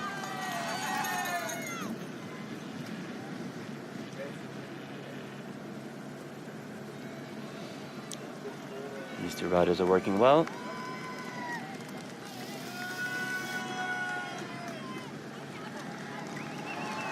Well, congratulations. Now let's go and work together. 22 kilometers to the intermediate sprint.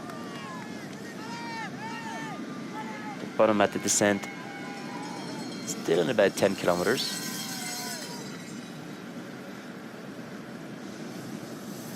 A lot of times in the Tour, when we come down here, we turn to the right, kind of do a little climb, and then shoot back down into Saint-Jean-de-Maurienne. And some years gone up the Col de la Toussuire. That was the famous climb where Christopher Froome was waiting on Bradley Wiggins. There's Pedersen just flying in between the motorbikes. He's almost there, 5 seconds to the group of Ayuso. Just bridge across. Very important, very brave move there by Pedersen. That's an impressive move from Pedersen, isn't it? Wow. Made his way across in 13 kilometers. He's just ridden across to the front group. And he was out the back for a while in another group before he caught the yellow jersey group. So the chances now of Pedersen scoring really highly in this green jersey sprint is massive, isn't it? Yes, totally.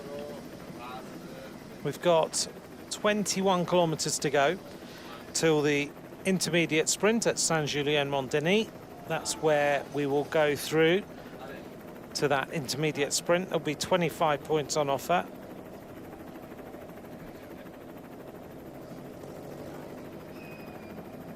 Heading down to Saint-Jean-de-Maurienne now.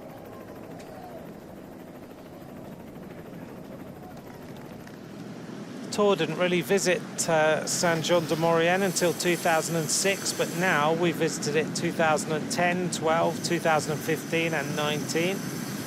whenever we finish there. The French have done well. Sandy Cassar in 2010, Romain Bardet in 2015. That was his first stage win in the Tour de France. So these two climbers out ahead of the race.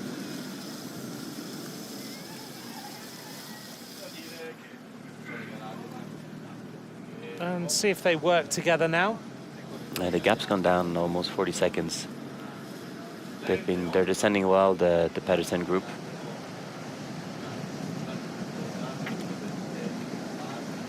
Let's remind you then of who's in the green jersey group. Amirai, Jorgensen, Kuss and Piganzoli, Hindley, Ayuso, Pedersen, Healy, Riccatello, Arensman, all in this group of riders. Foss, Johannesson and Bras Afonso are the key riders who are in the Pedersen group, trying to make their way now to the green jersey sprint to be well ahead of any other groups on the road.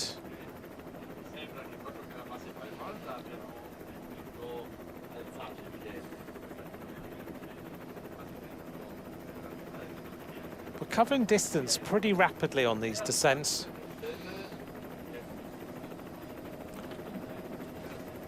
Group of the yellow jersey, here it is at 1 minute 47 seconds.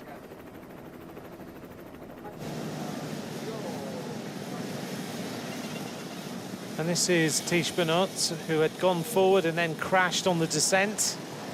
Maybe just pushing it a little bit too much. Needs to come across to Paul Sexas now.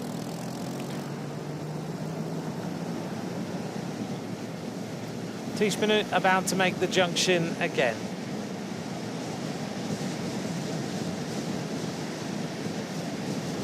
Working well onto the rear wheel. We're going to now take a look at a little portrait of a rider from Picnic Post in El Raisin. He's a winner of the Paris-Roubaix and he's in this Tour de France. Let's take a look at a portrait now of John Degenkolb.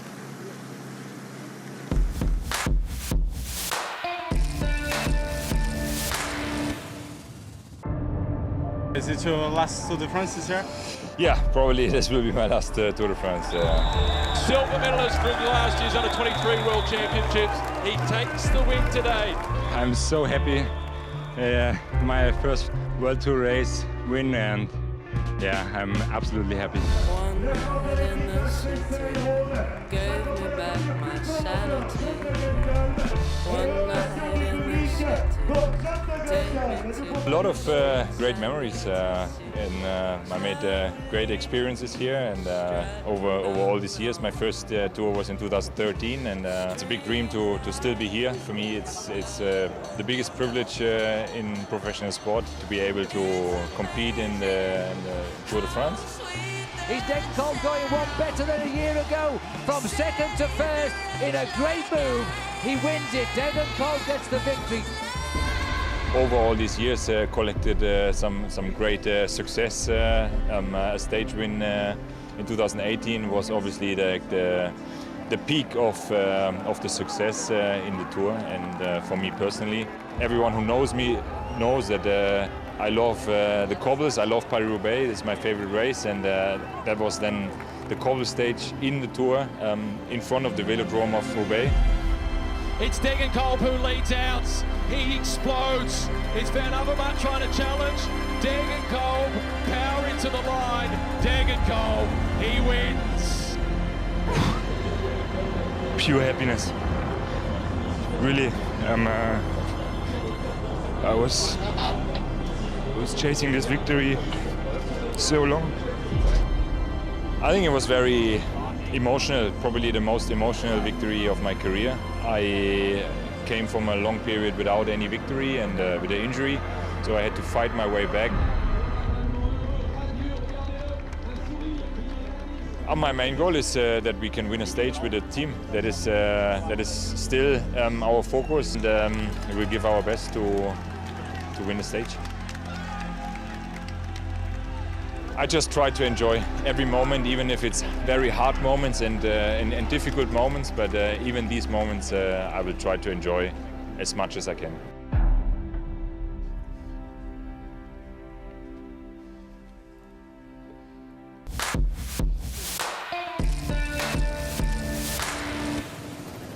121.6 kilometres of racing to go. We've got at the front the groups are merging, and we have got a green jersey group ahead of the yellow jersey group by 1 minute 32 seconds.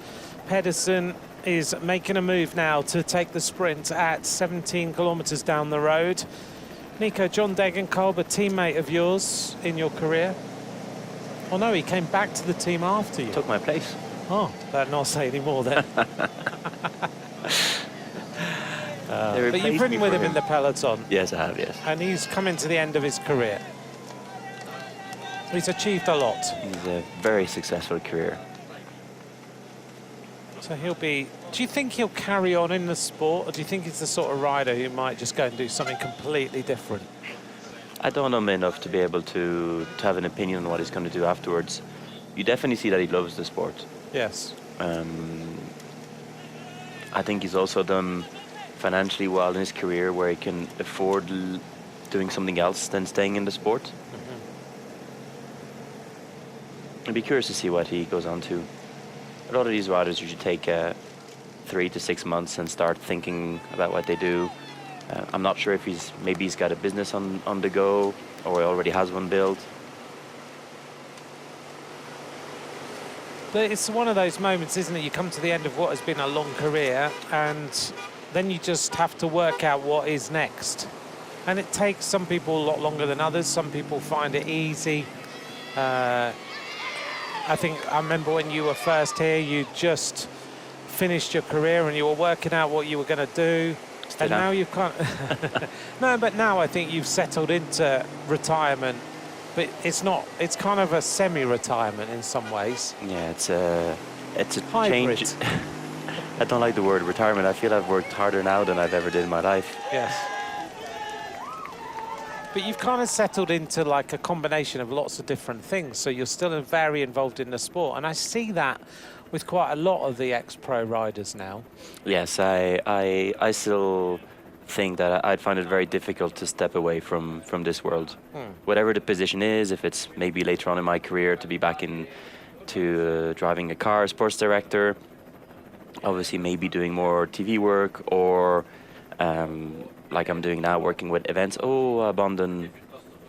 I wonder what happened to Van Wilder, who was still up there in the GC. 12th overall at 35 minutes and 47 seconds. Van Wilder's now out.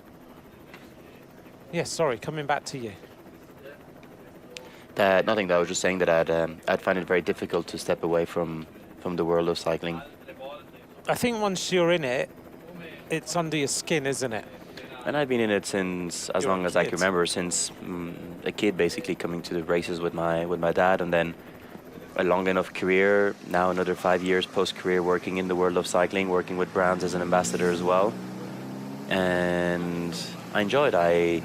Most of my friends are in the cycling world because that was all my life. Downhill now, 1:43, coming down to this intermediate sprint.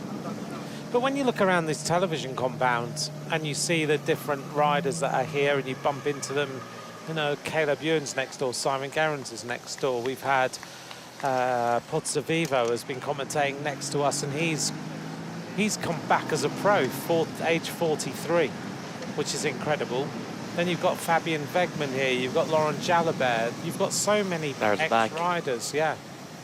Lewis Angelmarte with us. Then we've got the women riders, Ava Berman and Karan Canuel, and I saw Annemiek van Vleuten the other day. There's so many riders who are in this TV compound, and I think it's really important, actually, that within our area, and there's loads of different areas of this Tour de France, within our area in particular, you need that input from riders who've been there and done it. I know that, you know, our team, when we have our morning meeting, and in the last 2 years we've brought you and Lewis into that meeting, the meeting dynamic completely changes because we're able to think about how the viewers might want to see this race, because you're able to say, this might happen, that might happen. We can plan ahead a little bit better. It cost me an hour of my training, though. No, I know it does, but it's worth it. I'm only joking. I just get up earlier now. Yeah. But no, it's true that it's also nice to be to be involved in the meeting because we are a full team. And again, at the moment, I just got some information from our team saying that Van Wilder crashed on the descent. Van Wilder crashed on the descent. That's a shame. I hadn't heard that on Radio Tour. We didn't get that today. We'll keep listening and see what information we get. But Healy Van is Wilder, not descending great. it's not, is he? No, I noticed that the other day and I was like, oh, maybe it's just a one-off. But it's the second time that the camera's on him and been distanced. Considering last year he was so at the front of the race, and I know he's been injured, and that takes its toll, but maybe it's just lack of race time. But then you've been in the Tour, he's nearly done what? This morning, how many hours? 68 hours nearly of racing. But he seems to be locking it into the corners a lot earlier. It's a bit rigid. Yeah. Yeah, it's not flowing the way he was.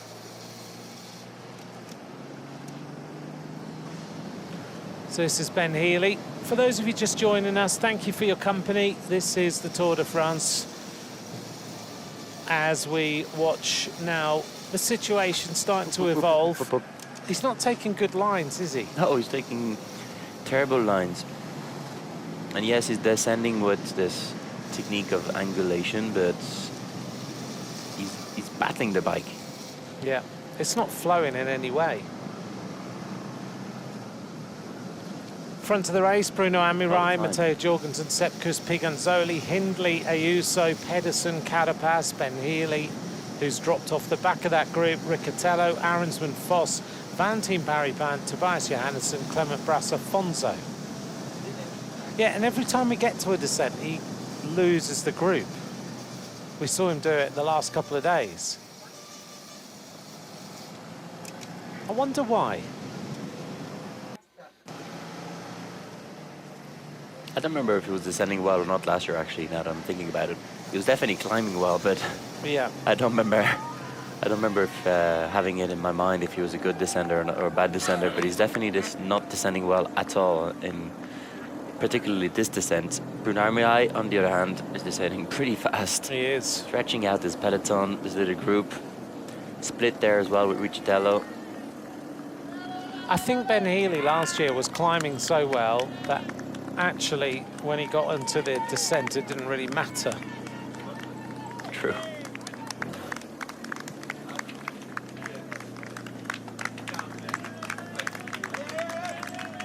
Almost at the bottom of this descent.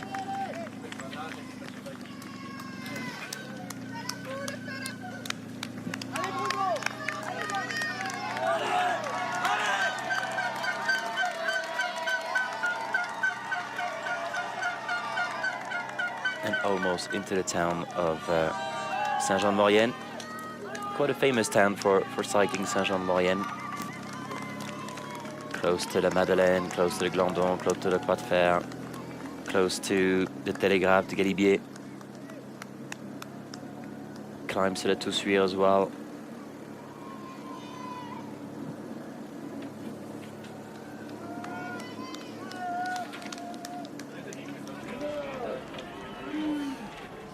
In 2022, the race went from Bourg d'Oisans to Saint-Etienne. Jonas Vingegaard was in the yellow jersey and the riders raced to Saint-Etienne.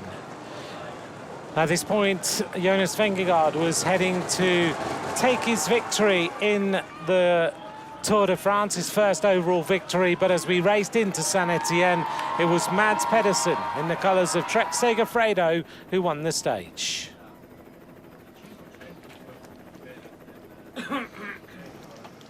Healy has made his way back onto the rear of the group finally. And Carapaz just slightly drifting back to help him back into the group. That's a good little bit of help from the teammate. When you have a rider who's just struggling, just to drift back that 10 meters, just to help him close that little gap. Yeah, Richie Carapaz is looking after Ben Healy. In fairness, Ben Healy's done a lot of work for him over the last couple of days to put him in that position to, one, take the stage win, but also fight for the polka dot. But it's nice that both of the riders are looking after each other.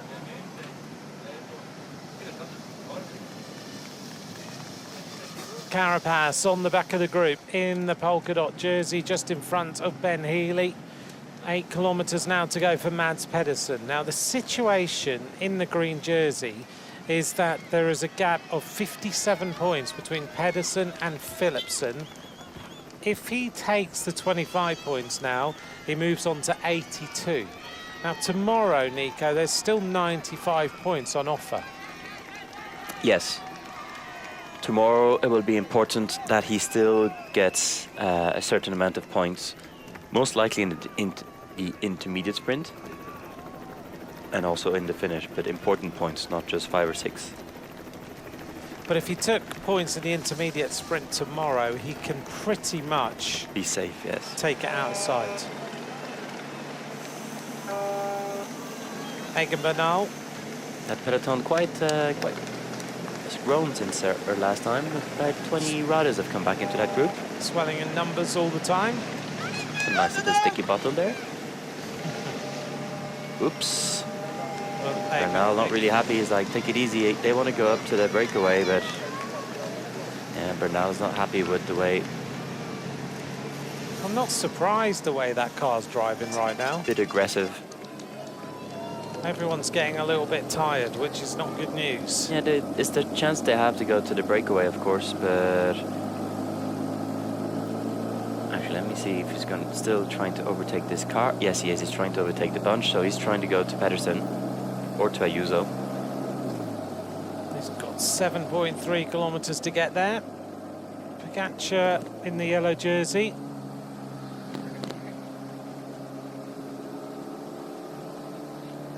Having a chat to Ayuso. No, Ayuso, no. Oh, sorry, Del Toro. He's up the road, Ayuso. I knew you meant, that's why I said, no. I don't know what he's unhappy about. Yeah, there was something that by his gesture he wasn't happy. Initially, I thought he was talking with Remco, actually. And then when the camera moved slightly, I saw he was talking to Del Toro. Pogacar up at the front in the yellow jersey with the black shorts. Del Toro, white jersey, black shorts. Carapaz has found a pair of polka dot shorts today. We thought that maybe they'd run out of yellow, white and polka dots. But Pedersen's all in green today as well. Green. I think they've just gone old school. There goes the Lidl Trek team car. And most likely we're going to see some other team cars going by as well.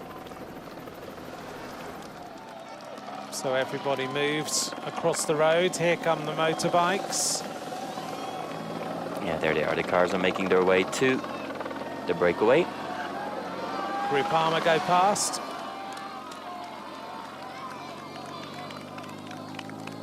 .212 now, the advantage. After this, we go through to the Col de Telegraph. What is that climb like? Horrible. Another horrible climb. Also beautiful, actually. The bottom part is all in the forest, quite a big road. And then just before you get to the top of the Telegraph, there's this beautiful fort that you can see from down below. Then a descent, and then it takes forever to go to the top of the Galibier. But it's so beautiful that the lower parts of the Galibier, when you go through the towns, you're still looking up to the Galibier on top. It's like, oh, I still need to go all the way up there. And then once you start making your way up to the top and you start going on that right side of the mountain, then you start seeing the snow's getting closer and you start feeling the altitude, the air's thin, and suddenly you're kind of thinking, okay, I need to make it to the top now. But the scenery is just breathtaking. The top of the Telegraph is 1556, isn't it? But the Galibier is another totally different scenario, 2,600 meters. Yes, at that point you really feel the altitude. So you basically climb the Telegraph and turn straight onto the Galibier. Yes, you continue on the main road. Yeah. It's the same road. Same road. Yeah. I don't know, I'm not sure if they make the riders go through the town sometimes. Some years they do like a left-right through the town. of Valois, and some of the years it just goes straight up through the main road. Well, you stay on the main road rather than doing a little zigzag through the old town. And if you're in this area and you were just riding some climbs, can you just do the Telegraph and go down another road? Or I'm do not you sure. always have to climb up the Galibier? Very good question. No, I'm not sure actually if there's another way up to Valois or the Telegraph is the only way up. I'll quickly have a look. I have 10 kilometers to check that. You do? The Galibier has 2 roads. Yes. Both sides. Yes. And yet again, when you get to the tunnel, you can actually do the little extra loop to the top, Yeah. or go through the tunnel. Yes. UAE team Emirates XRG on the front of the group of the yellow jersey. We're 2.6 kilometres now from the intermediate sprint. We're concentrating on what Mads Pedersen has been up to today. Also Richard Carapaz. Can now Pedersen capitalise on all the work he has done? He's done an incredible job today. For those of you just joining us, he went across to the yellow jersey group. He attacked the yellow jersey group on the Col de la Croix de Fer. He then went over the other side, down the descent, and now he's in the front group of riders. The Great Bell Tower, constructed in the 11th century. The bell tower was from the Notre Dame Church.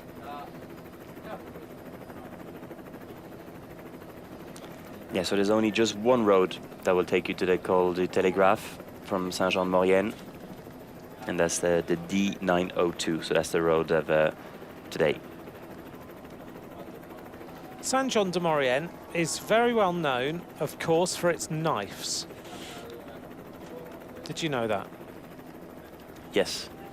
We had them as a sponsor with AG Tour quite some years. Actually, well, the ski station above, which is at Toussuire. So they're Opinel knives, a wooden pocket knife created by Joseph Opinel since 1895. Simple and inexpensive, been manufactured here since the 19th century. It has a wooden handle with beech or cherry wood and a carbon steel blade. Gives it a really sharp edge, but it does need to be sharpened regularly. They come in 10 sizes, numbered from 2 to 12. Although sizes 1 and 11 were discontinued in 1932 and 1935 respectively. Wellens has a problem at the side of the road. So Tim Wellens, pouring water over his head, needs a back wheel change.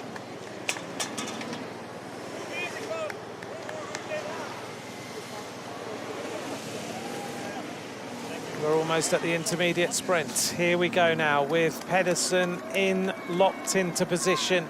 This is going to put Pedersen on 82 points, with 82 points advantage on Philipsen, with only 95 points on offer tomorrow in Paris. So Pedersen is right now putting himself in a position to win the green jersey in Paris tomorrow. Since he had that shock the other day where things went horribly wrong, this rider in green has shown us real class and real power. As Ayuso looks for the team car, we're 480 metres now from the intermediate sprint. Jorgensen leads for Visma Lease Bike. Pedersen sitting in the wheels. His finish line is in 330 metres time. 44 kilometres an hour, slight drag uphill to this sprint in Saint-Julien-Mont-Denis. Here goes Pedersen. This is the most important sprint he's put in this green jersey campaign. Mads Pedersen has produced a scintillating ride today. He goes through and he takes the 25 points. His lead now is significant on Jasper Philipsen, 82 points. Chapeau. Proper bike riding. Yeah, you can smile. That's proper bike riding. Yeah. Obviously, to be able to do that, you need to be in beast mode and have the legs. It's very easy to say, oh, I'm just going to bridge across. Hold on, stay 10 seconds behind the yellow jersey. Hope that the breakaway goes, bridge across to the breakaway, and go and win the sprint. Everything needs to fall in place, not just having the legs, but this time, everything just fell in place. The breakaway was not pushing on too hard. The peloton was happy with that breakaway to go, which meant that there was still a minute to bridge, not 3 minutes. Strong attack, flat out on the descent. Good job. Very impressive. And now, second job, Pedersen, make sure you're on time for the presentation. We have a long drive to Paris, and we'll be very grateful. Absolutely. What a job by Mads Pedersen in this Tour de France. He's not quite secured it, but he's almost done it. And he's shown true character in the way that he's raced. Mads Pedersen, these are the highlights of today as he went across and finally took the intermediate sprint.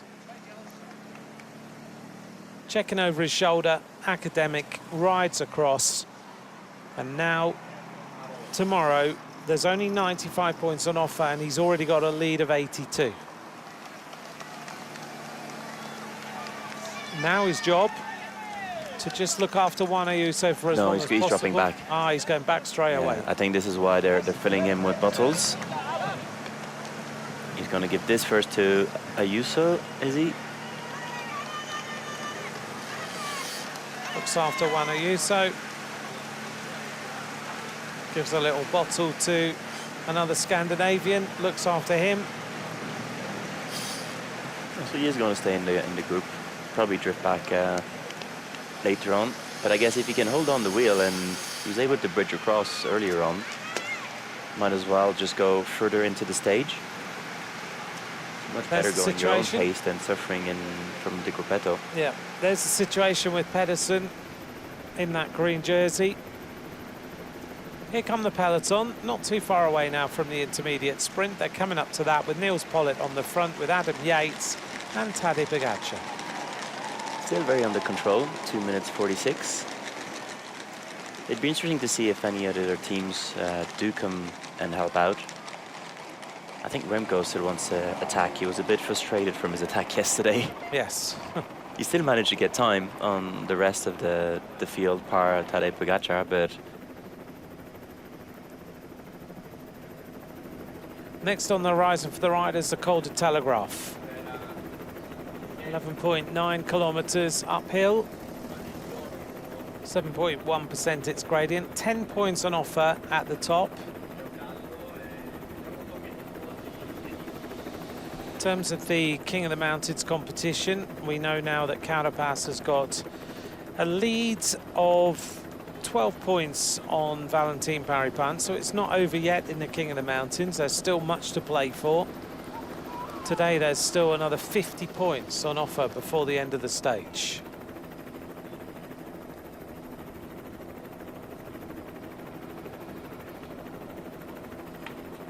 So as they just take the feeds on board, look after each other, make sure everybody's fueled up. We're going to get ready to go back and have a little bit of a look at history.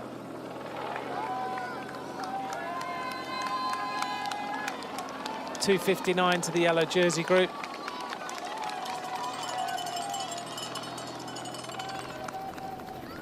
Pogačar at the head of the race with his team. Let's take a little look at this feature, our legend feature, the penultimate stage, climbs before the Champs-Élysées.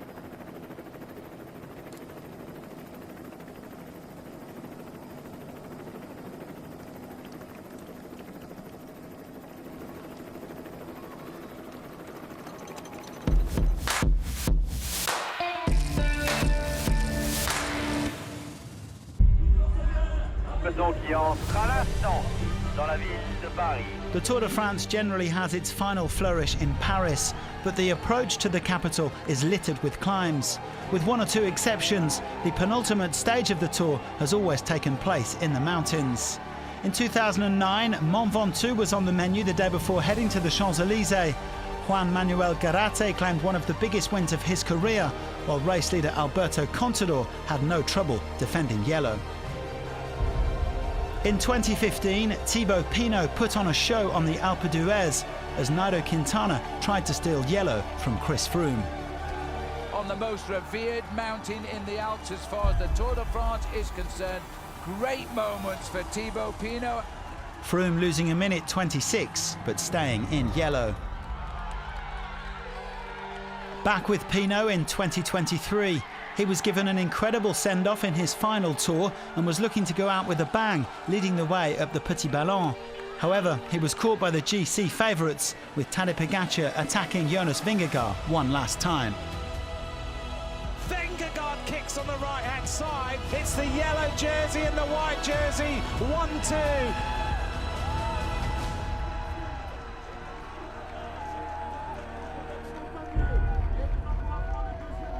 But the most dramatic penultimate stage came in 2020 with an individual time trial finishing on La Planche des Belles Filles.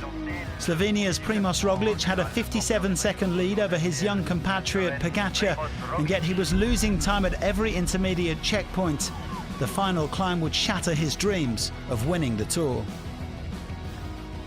This is incredible. The last time this happened was in 1989 between Laurent Fignon and Greg LeMond. Pogačar wins the stage. This is incredible. You're watching a moment in history. Breathtaking, absolutely breathtaking. The Jumbo-Visma man losing the Tour after 11 days in yellow, with his young rival taking the first of his 4 titles. Tadej Pogačar will win the Tour de France by 59 seconds from Primož Roglic.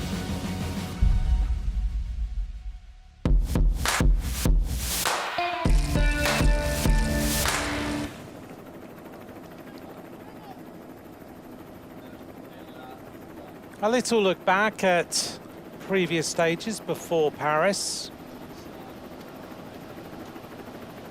We're inside the magic 100 kilometers to go. The Maillot-Jaune group, Tadej Pogačar's group at 3:05. And we're heading now towards the Col de Telegraph. The bottom of the climb is 3 kilometers away. We're going through this wide, more valley road before we get to the Telegraph itself. Judging by the way that this gap is right now at 3:05, is it telling you anything? It's telling me that I hope in your fancy game you put Del Toro as a victory. Maybe. I have got him as the possible winner of today's stage. Let's see. That's what they're trying to do, isn't it? I think so. Tadej Pogačar said that he wanted to help Del Toro to keep the white jersey. I do think one of the ways of doing that is going with him for the stage. They're going to have to deal with Remco, though. Remco must be thinking he wants another stage win, surely. Have a hat-trick before he goes home. Risk everything, have a go. Meanwhile, this is the front group of riders. Pedersen has decided to stay in there, which is great news for everybody who's waiting for the presentation tonight, because Pedersen is a long way up the road. There's still a long way to go first. But yes, he's better in that position, even if he sits up later on. This is a gruppetto with Girmay. They go through the intermediate sprint with 104.4 kilometers to go. So they're already 7 kilometers behind the front of the race. Well, more than 7. Yeah, 7 kilometers away. We're going to take a look now at the profile of the Telegraph and the Galibier. Nico, talk us through this. Here we are, Saint-Michel de Maurienne, turn right, quite steady, always between that 7 and 9%. A little bit harder coming on the final part of the Telegraph. All in the forest, really, really beautiful. Love this climb. There's the view of the fort, hanging out on the edge of the ramp. All the way back down into Valloire. Pretty straightforward. There we go, into Valloire. Through the town, into the valley road, straight up, goes in steps. A couple of different villages that you cross. There we go, Damour de la Ravine. There's the other one, and now it starts to be slightly, I want to say, the real part of the Galibier. Very, very steady, always between 7 and 8%. This is the right side of the Galibier that I was telling you about. And we do not go into the tunnel. You go all the way on the top, 2,642, which would be the highest point of this Tour de France, and this is why it's called the Souvenir Henri Desgrange. And if I'm correct, the points will count double. I thought that was the highest point today. It is the highest point, but we were looking at the points allocation before the stage, and there's still 20 points. It always used to be double. They've changed it this year. Huh. Sorry for not updating. We're going to double check, but from what I've seen in the rule book, everything is still at 20 points. And is there still the bonus prime? There was Yes. always an extra cash bonus on that. Yes, Okay. there is. But they're taking the double the But points. they've taken the points away by the looks of it. Okay. 3:15. I was sitting with our Australian colleagues going through the rule book a little while ago, just before the race, and we were all like, there's always double points on Henri Desgrange. Yeah, my rule book has disappeared in the last 3 days. Someone's taken it as With a little my Wi-Fi souvenir. code. Col de Galibier. Here we are at the start of the climb. The Col de Telegraph first, and then the Galibier. Climb for the 43rd time, the Telegraph. The 35th time it's been a categorized climb. The last King of the Mountains here was in the 11th stage of 2022. The first on top was Pierre Latour, the French rider. That was the vital statistics. 10 points on offer.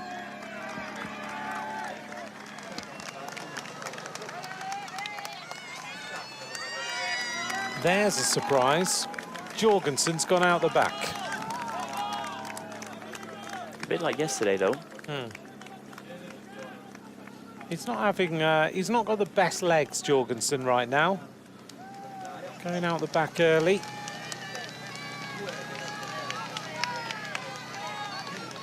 So Carapaz on the back. What tactically does he do here? 10 points on offer at the top of the Telegraph. There was a lot of effort to go again at 3K to go. It was. But he does need to outwit Valentin Paripont, doesn't he? He needs to find a way to just turn the tactics to his advantage. Arensman in the break again today. Jai Hindley just behind.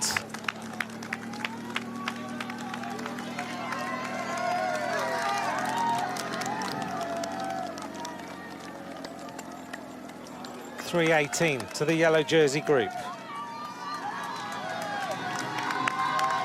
When the Henri Desgrange Prize was just introduced to the Tour, it wasn't awarded on the top of a climb initially. The first one was near his home at Villamia in Beauvais in the Côte d'Azur. But after that, a monument to Henri Desgrange was built in 1949 at the summit of the Col de Galibier, one of his really beloved climbs. So this is the traditional place where the souvenir is awarded. Normally, this is the place, not strictly, but normally. Pedersen goes out the back. His job is over. If the Galibier doesn't feature in a Tour de France, then the highest point of the race is then awarded the souvenir Henri Desgrange, but generally it's here at the top of the Galibier after we climb the Col de Telegraph. Few riders starting to be lost from this group. Still Bruno Amorai setting the tempo.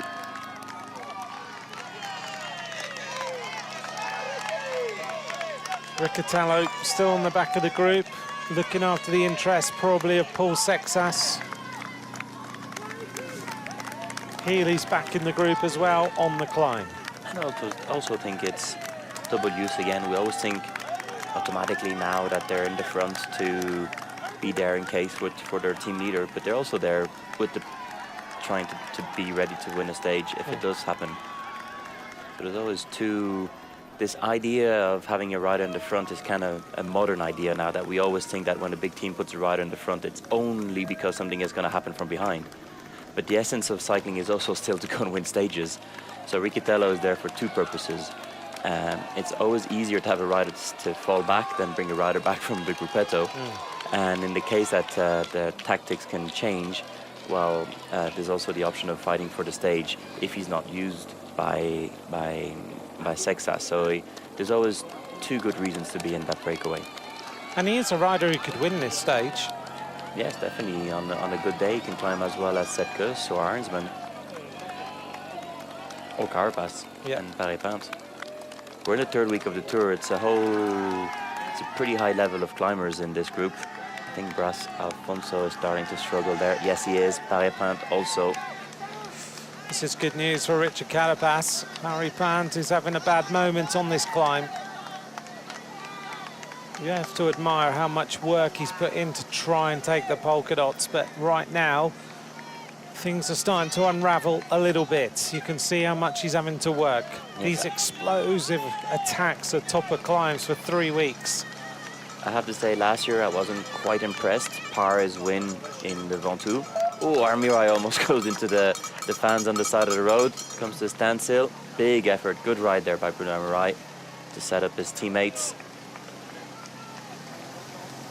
Now it's all about the climbers in that team, Piganzoli and Sepp Kuss.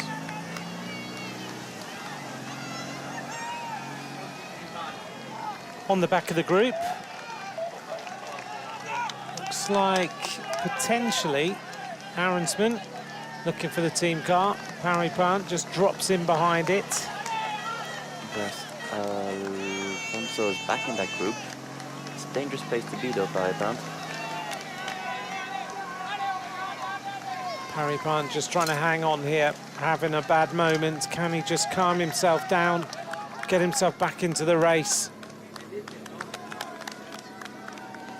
Meanwhile, it is Piganzoli who's now starting to push the tempo with Tobias Foss, with Johannesson, Ben Healy, Jai Hindley, Juan Ayuso, Riccatello, Carapaz, Sepp Kuss, Bras Alfonso and Thymen Arensman. Valentin Paris-Pinte comes back. Still maintaining just a small deficit on the road. Checks over his shoulder just to see where the team cars are. The Group Armour team car comes up alongside for Bras Alfonso.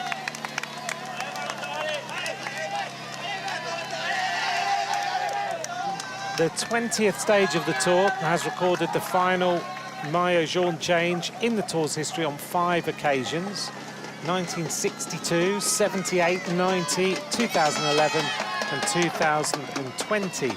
On every occasion it was an individual time trial.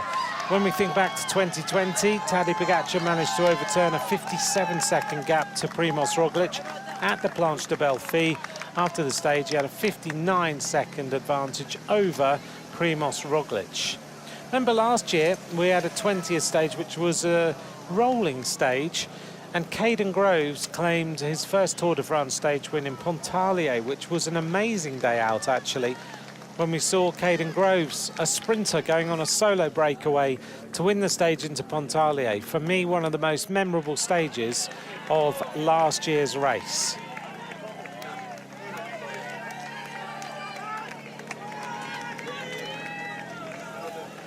Wellens suffering a little bit. Remember last year in Pontarlier, we also had the start of the Women's Tour de France in the north of France on the same day. So I remember last year on this particular day, we commentated on both the men's race and the women's race all in one day. And then went all the way to Paris to get ready for the next day, and 2 stages again. Today, that's not the situation. Oh, Paris-Pinte cannot stay with the pace of this front group of riders. Today, it's not that situation. The Women's Tour de France doesn't start for another week. So we'll have a gap this time between the Men's Tour de France and the Women's Tour de France, which will start next weekend in Switzerland. Very difficult Women's Tour.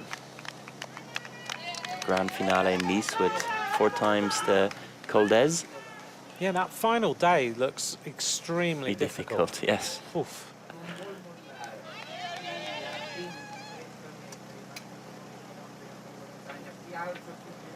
8.6 kilometers. He's battling though, he's not giving up.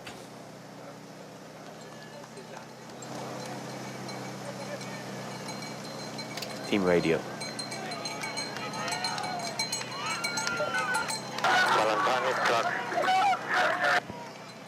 Para Panther is cracking.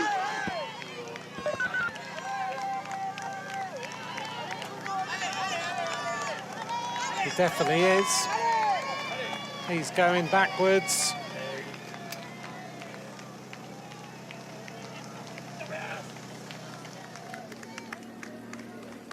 On the front for David Piganzoli. Hello to Mike Holdsworth and Ruby Chan. Thank you for watching the race with us.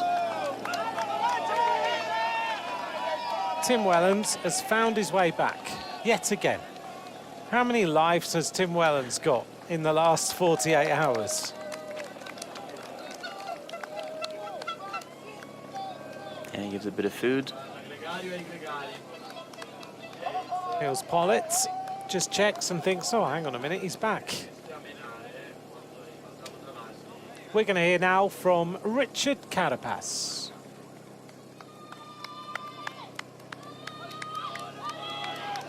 Well, normally the last week is my favorite, and I'm taking advantage of the legs I have, and today won't be an exception. That today is about protecting the polka dot jersey, or is it possible to go for a win? Because this kind of stage, there are multiple possibilities, no? Yes, I think our goal, well, it's of course the jersey, and to be on the podium in Paris is very important for us, for the team. If we have the chance to win the stage, of course, but the priority is to get the points in the King of the Mountains.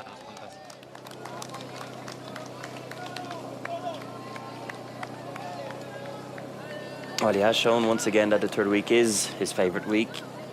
He's been in the breakaway on all 3 of the mountain stages. Neil Pollitt, again doing his work. The gap slightly opening, 4 minutes. Still in reach.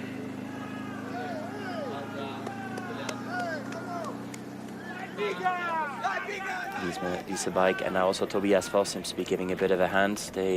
Both of them know that they have a good chance with their teammates, if it's Arnsman or Sepp Kuss. And there's a long, long way to go still before we hit the top of the Galibier.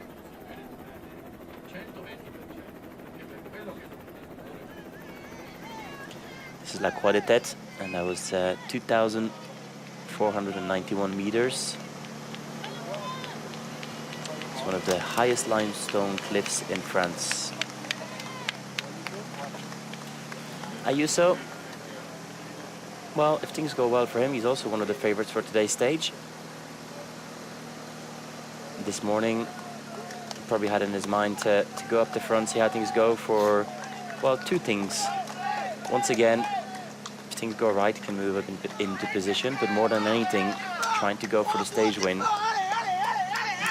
He's done that in the Volta a España last year. Today, things went wrong. Well, a couple of days later, he was on the attack and won 2 stages. And I think this is what he's trying to do at the moment. It's like, okay, well, 6 or 7 is not going to change anything, but I do need the stage win in this Tour de France.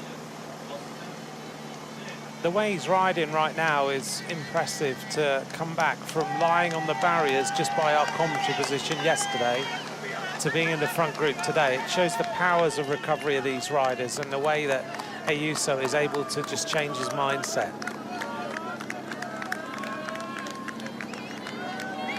See if he can win this stage.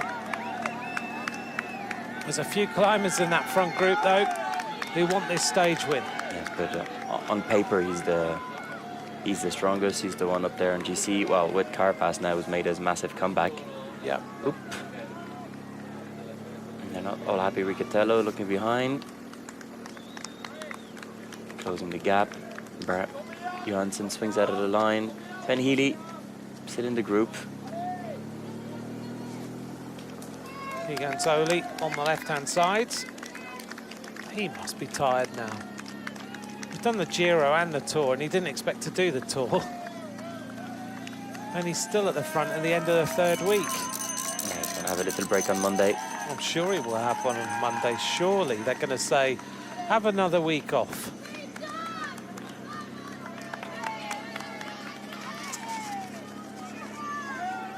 Arensman there again. Didn't have the legs yesterday. Attacked really long way out.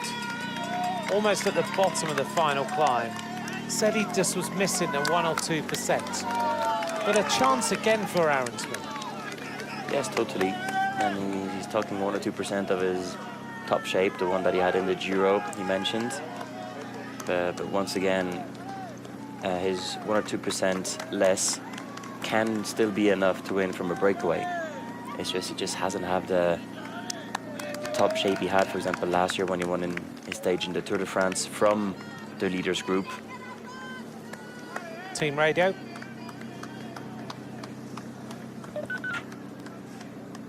And Davide, you're mentally and physically way stronger than you think. And you see it now again. To be here now in the end of the third week after what you have been doing already, to do this, to be able to do this shows something, really good. Exactly what we said in the team car from Visma Lease a Bike, reflecting exactly what we've just said to David Piganzoli.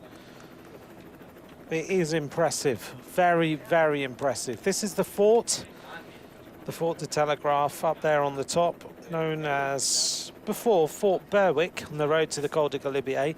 Altitude of 1,620 meters between Valois and Saint-Michel de Maurienne.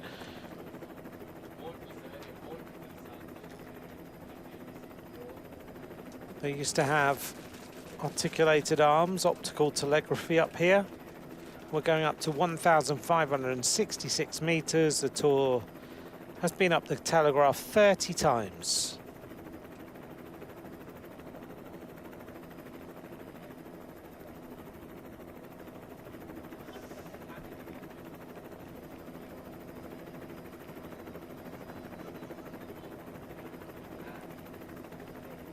Stunning landscape as the riders make their way up to the top of the Col de Telegraph to turn onto the Galibier. Ooh, a few drops of rain on the camera. Oh, yes. We did hear that there was going to be rain today. And we said it earlier on this morning, but here at the finish there isn't any. Everybody's still sitting in shorts and T-shirts.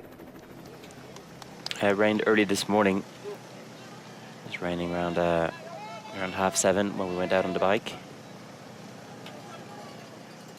6 kilometers to go to the top. Bras Alfonso going out the back now. He's had a good race, I think. He's been in the breakaways. He's shown some strength for that Groupama team. But no results, unfortunately. No. But Groupama, when you look at it, haven't really done very much either. They've had Gregoire, Bras Alfonso, Costu, Germani, Guillaume Martin, Pache, Russo. Nothing really to speak of in that team. No, apart a couple of top 10s from Russo. 4 top 10s.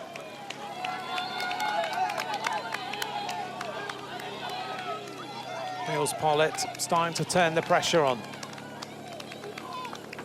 Gritted teeth from the UAE rider.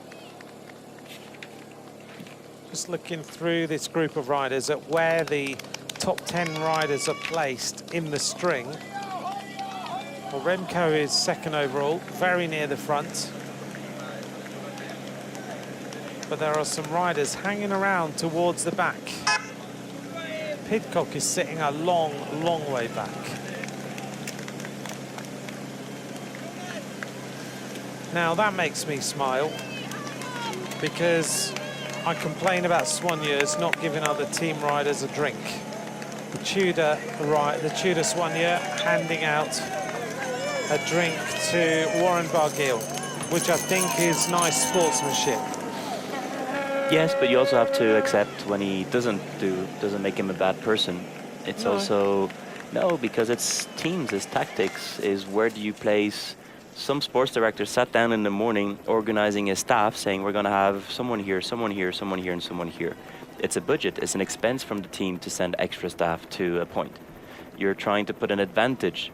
By giving bottles to everyone, you're taking away your advantage and your investment. So you think it's quite fine not to hand a rider a bottle? I think if it's during race time, if you're in the gruppetto and the survival, I think sportsmanship is key. It's key. The same way that we see the riders, they often, if it's a rainy day, they'll wear different clothing, and it's like nobody cares. It's like we need to, it's survival. Yes. And when it has a weight on the race, at the moment it's at the back of the peloton. It doesn't have any weight on the race. Yeah. But if it was in this group, for example, if it doesn't give a bottle, I wouldn't be shouting, oh, it's a scandal. Okay. Because at the end of the day, it's a team plan, it's a team tactic. While that Soigneur is in that point to give an extra feed to his rider, he's not doing something else at some other point. So why would maybe the other team have another plan and they have another rider? So you're actually just giving an extra feed to this team. You're giving that team an advantage or taking away your advantage. Right. So it's not about being a bad person if you don't give a bottle. No, the team organized that you're here. It's a strategic plan. It's thought of. And that's what you have to do. And I would imagine if I think back to the stage where Chris Froome overturned Simon Yates' advantage in the Giro d'Italia, they planned out all the way along the route so he didn't have to carry extra bottles. So that was a strategic plan and tactical. Exactly. Or you make thick zones, and with a certain amount of staff that you cannot have more, you say, okay, today there's going to be 4 water points, and there's 1 staff per point, and then that's it. And then it's fair. You don't even need staff. Then you just need volunteers to give around bottles. Or you do it the way you're doing, where again there's another staff there. I think that was Cofidis in the red. Well, Cofidis will send someone from their staff that will not be at the top of the mountain. Maybe this team planned that they have someone at the bottom and not at the top. They might have to do both points. So that's why it's, yes, on TV. It looks horrible when someone's begging for water and you take the hand out.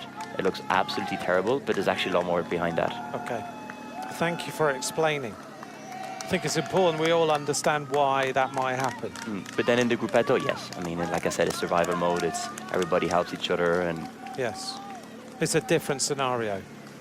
Nico, talk us through where everybody is right now. Well, a little bit everywhere on this climb. There's the yellow jersey group at 4 minutes 30 behind the front of the race. Paré-Pinte on his own distance, 2 minutes 12. There's the head of the race, making their way almost to the top of the Telegraph, 4 kilometers to go. And that little descent, not technical, pretty straightforward, into Valoir. Cross the town of Valoir, take a left turn, and up that valley to the bottom of the Galibier.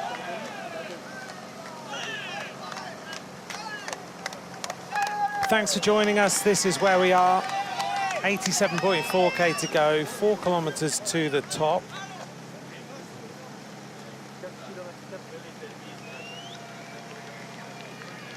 Let's see how Richard Carapaz deals with the top of the climb. Now he's got rid of Valentin Paré-Pinte.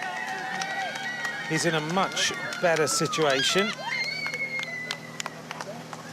because now he's not having to fight for these King of the Mountains points.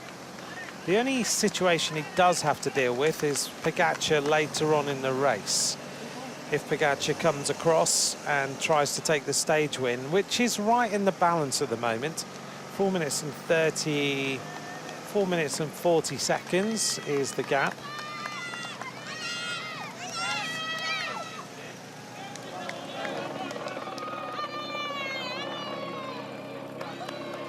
Bahrain Victoria's taking this on now. Bahrain Victoria's getting a bit concerned about the front group of riders. And in particular, Juan Ayuso, who is up the road. Ayuso at the moment, 15 minutes and 58 seconds is his deficit.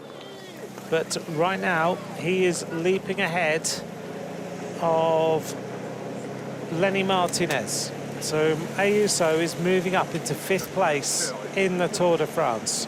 Therefore, Bahrain Victorious have started riding here, Nico. They have decided they need to bring this back to a more manageable advantage. Yes, these are the tactics of the third week, where now it's really important to defend your places. Let's see how Lenny Martinez handles his last climb. Yesterday, remember, he had almost a 4-minute advantage at the bottom of the climb. Lenny Martinez, who came out with a little statement this morning. He felt he was unrightly criticized yesterday, which is strange because we all think that, you know, the French are very proud when their French go well. But actually, even the French criticized Lenny Martinez for not trying.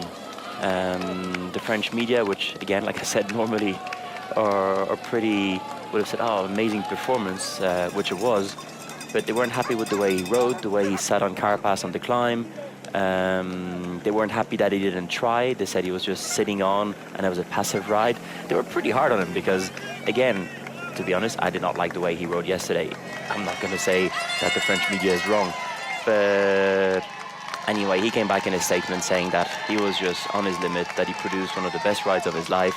And sorry if he didn't reach any of the expectations that the French fans had.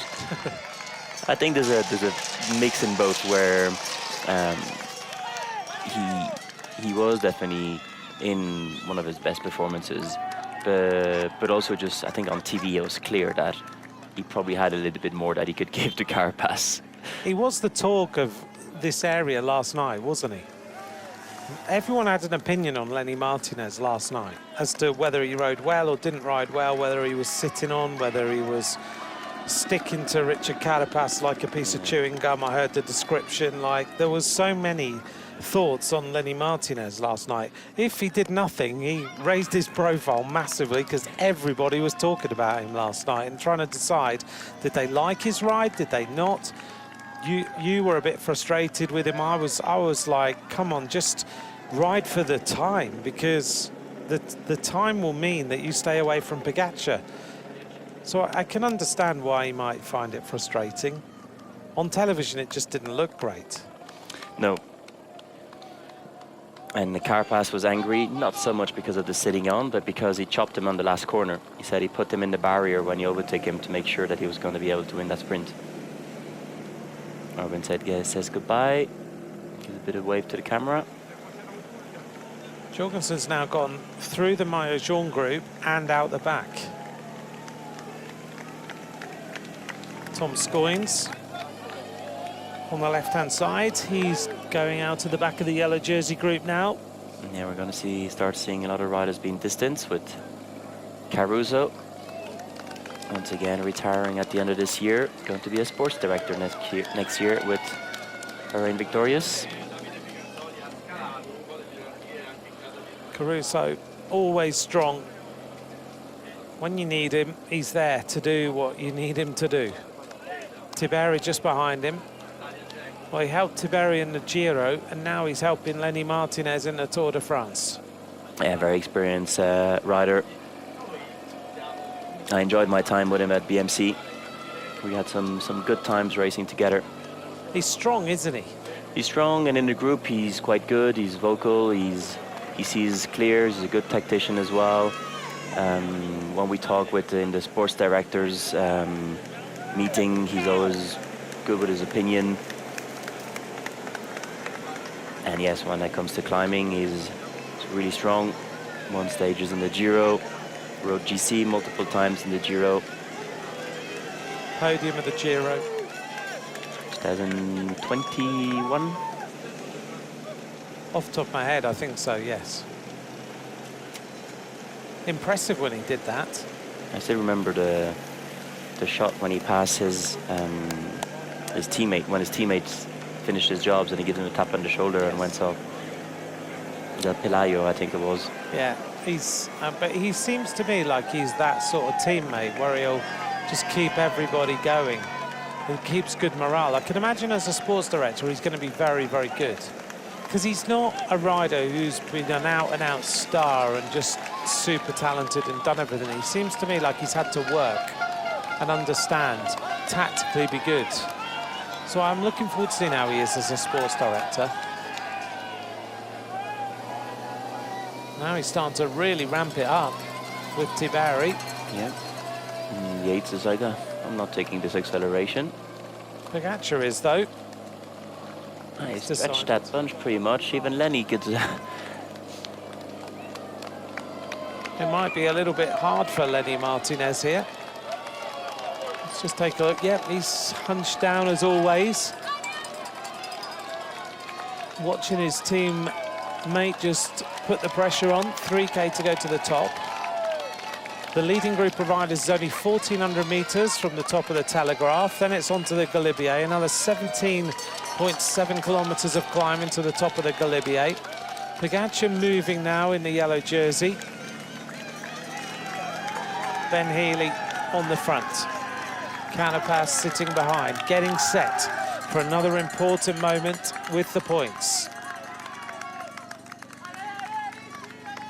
We're getting into the territory of Carapaz securing this jersey.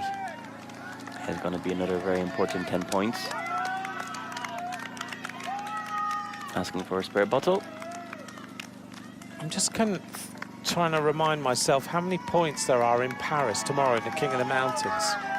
There's 1 point, isn't there? On top of Montmartre. There's 1 point. So 1 point tomorrow. Oh, no, there's 4 points in total. There's 4 times 1 point. On Montmartre. So 4 points tomorrow in Paris. Between here and the finish, there's 50 points. But let's see what Carapaz gets here. Should get first place.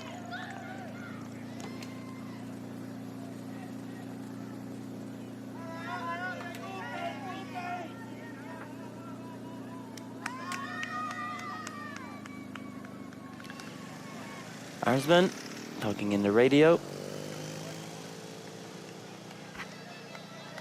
Riccatello just in front of him. With Ayuso in the red, yellow and blue of Lidl Trek.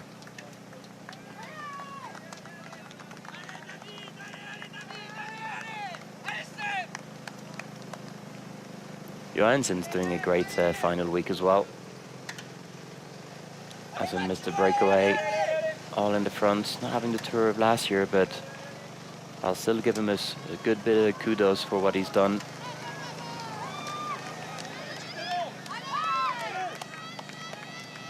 Ben Healy. Almost at the top now. Just about to launch Richard Carapaz for the top of the Telegraph, the second climb of today's stage. Crest the top, 83.3 kilometres from the finish. It's an elite group of riders who are at the head of this 20th stage. Yellow jersey group at 4:11. They're not closing the gap right now. Carapaz getting ready. He's on 111. This would give him 121 points. He's closing in on being the king of the mountains of the Tour. Ben Healy, what a great job he's done over the last few days of chasing breakaways, trying to ignite breakaways, getting involved in the action. Carapaz, who's won a stage, he's won 4 combativity awards. This EF Education Easy Post team is having a good race. 200 metres now to go to the top. Carapaz gets set. He doesn't have Valentin Paripant anywhere near him this time. This is all about Carapaz and points. I don't think he's going to get challenged. 100 metres away. Carapaz just slides away now in the polka dots. Takes a little look over his shoulder. No one's going to challenge him. Carapaz is now on 121 points.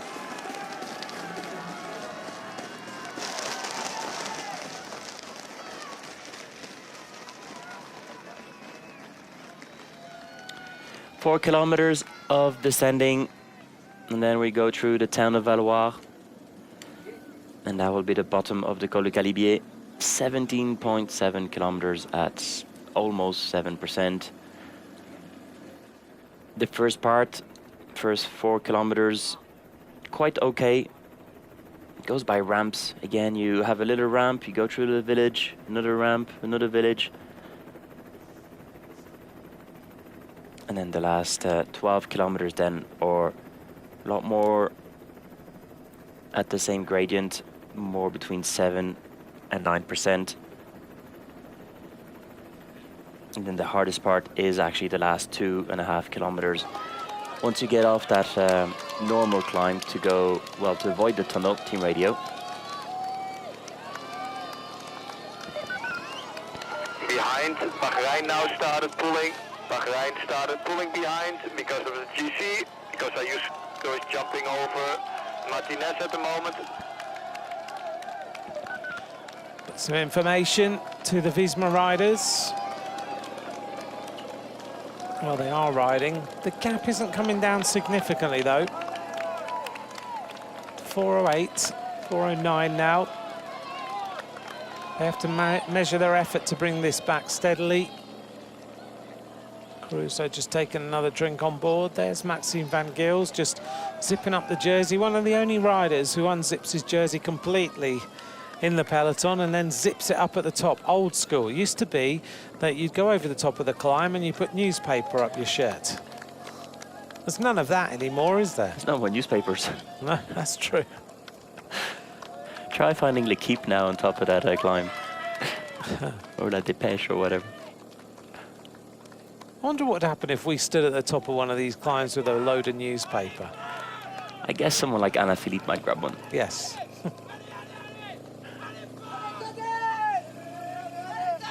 I'm just looking at the vans, some vans at the side of the road, and they've got like a big mattress in the back. Literally just a van and a mattress, that's all you need.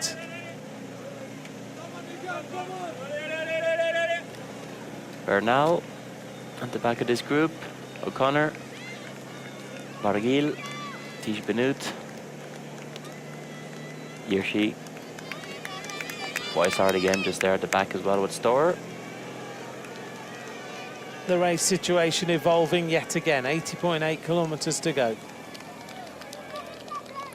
Sepp Kuss, Piganzoli, Jai Hindley, Juan Ayuso, Richard Carapaz, Ben Healy, Riccatello, Arensman, Tobias Foss, Tobias Janssen, all at the front of the race.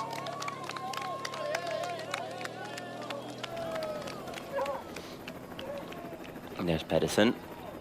Still riding strongly at 3:10. He hasn't been caught by the yellow jersey group yet. Yeah, he's doing his own rhythm.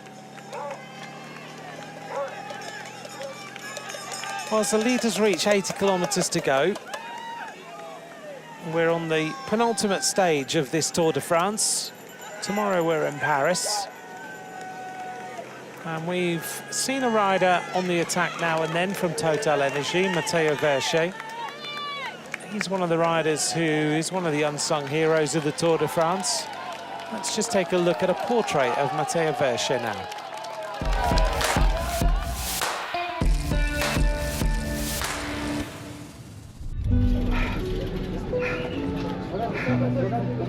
Three wonderful weeks. I don't have any regrets, even if it means mistakes. There's nothing to lose. It's just cycling.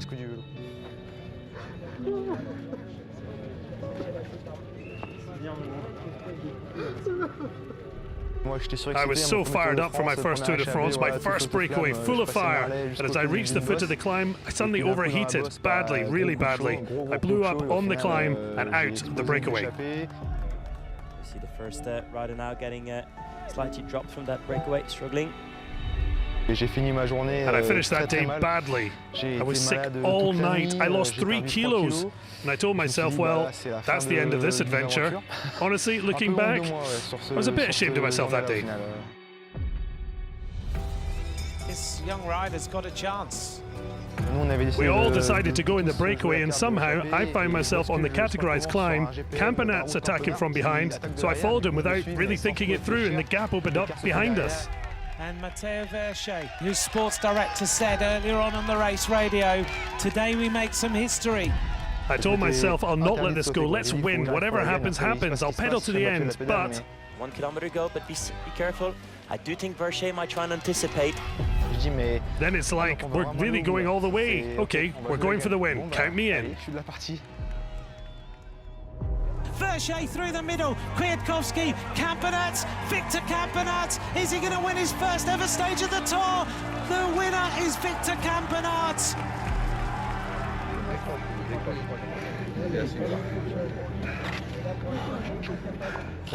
After the line, I had a moment of weakness. I cracked after 3 weeks of racing. It's the pressure, I had to let it out. So I ended up breaking down in the team bus. I just couldn't hold it in.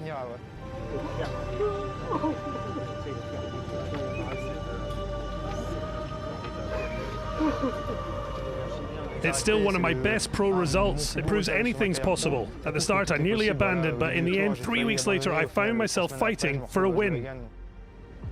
And another big attack, Matteo Verchet. Sure, having finished second 2 years ago, it's about winning. It gives me a reason to dig deeper, to go further in the pain, and then I tell myself, after that, it's just cycling. You can't perform in cycling if the mental strength isn't there. We've all got it, but everyone handles it in their own way.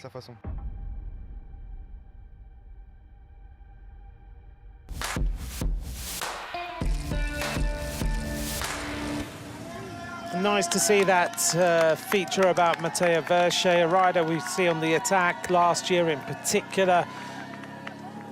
He's been on the attack in the race here in the last 3 weeks of racing. Sometimes it's, as you've said, it's about riders who are just discovering what they're capable of. Last year he showed he was capable at the end of the race to almost win a stage. He's quite a courageous rider. He rides aggressively, tries to be in those breakaways. Obviously, when we're talking about breakaways like today with some of the world-class climbers, it's difficult for him, but in those medium mountain stages, it's very rare he misses it. Here we go, 17 kilometers at the bottom of the Col du Galibier. 7%. Riders now going through the town of Valois. It's a big day for Richard Carapaz. Waving to his fans.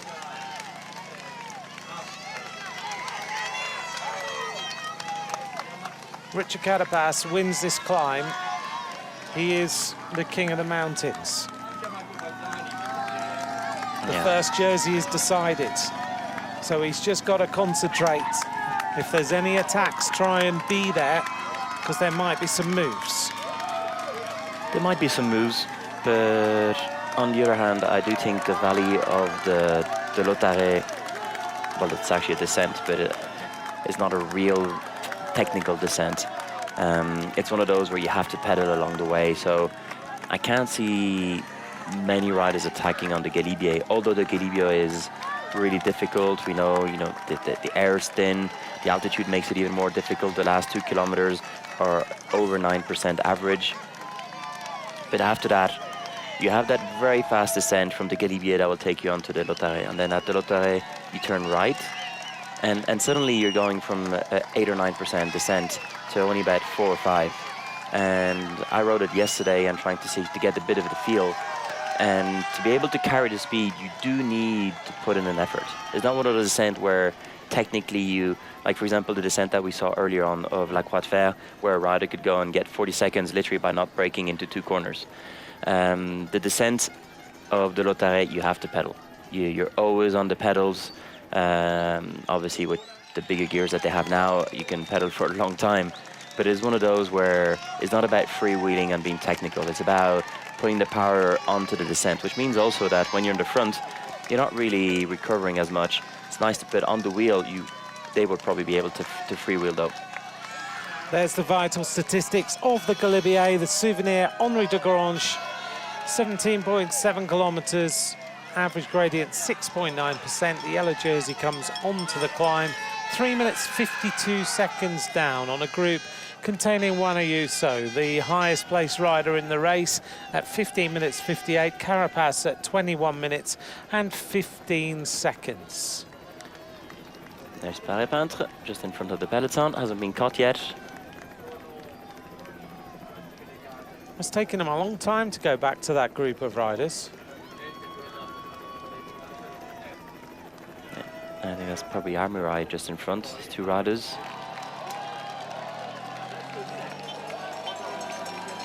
That's a jersey I haven't seen in a long time, the Carrera jersey, the Vagabond.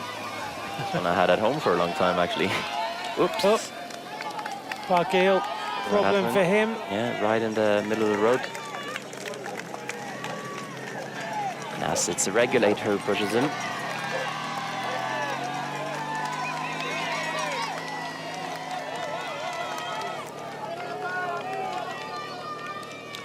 We haven't done the fines of yesterday yet, have we? We should do those while we make our way up the climb. I'm just interested to see if there was a fine for yesterday. Which rider was it? He was trying to cross the road. Huh? Caruso. That's it, Caruso. Did Caruso get fined yesterday? That's the most important thing. Let's take a look then at the various decisions of the jury as the riders make their way onto the Galibier. A lot of fines. 500 Swiss francs to Sam Bewley, the sports director of NSN, for feeding when passing the peloton, the regular feeding. The regular feeding, so sticky bottles, 200 Swiss francs each. Adam Yates and Aurélien Parry-Pant. And 500 Swiss francs for the same thing, because they were the ones who did it. Simone Pedrozzini and Luke Rowe, two sports directors, fined 500 Swiss francs each. Failing to respect the instructions of the commissaires, Yvonne Ledonnois of XDS Asana, 200 Swiss francs, and that was it. So Caruso didn't get fined for being on the wrong side of the road, which was right. Here's Pedersen with Bras Alfonso going backwards. 44 bikes were checked yesterday, 14 bikes were x-rayed, all bikes complied with the UCI regulations, and today feeding will open at kilometre 10 and will end 10 kilometres from the finish line, and the use of musettes in the bottle zones remains in place for stage 20. The commissaires also published the medical report of yesterday. Marco Haller had an injury to the right knee, and Aina Rubio, unfortunately, was struck by a car, facial injury, and observed at the mobile X-ray scan. I don't know if he was struck by a vehicle or he struck a vehicle. He struck a vehicle. But there's nothing he could do, and there's nothing the car could do. And unfortunately, from the video you see from the fans, he wasn't ready for it at all. He was looking a little bit down at his watts, and there was no escape. He didn't have time to put the hand, or sometimes the body could turn over as a reflex. He literally just went nose first. He did. Not even head first. Literally just the nose went straight. It was really odd the way it happened. It was. You'd think a reflex would be to put the hand, but no. There's nothing he could do. Oh, I think he was a little bit on the limit, and just those reflexes are not sharp. But luckily, I want to say luckily, because he's got 20 points.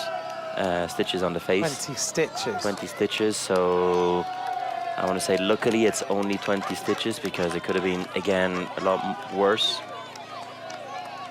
And hopefully he will heal up well, not have too many scars on his face after that. Valentin Parry-Pant with a little bit of support there at the side of the road, with a special banner made for him.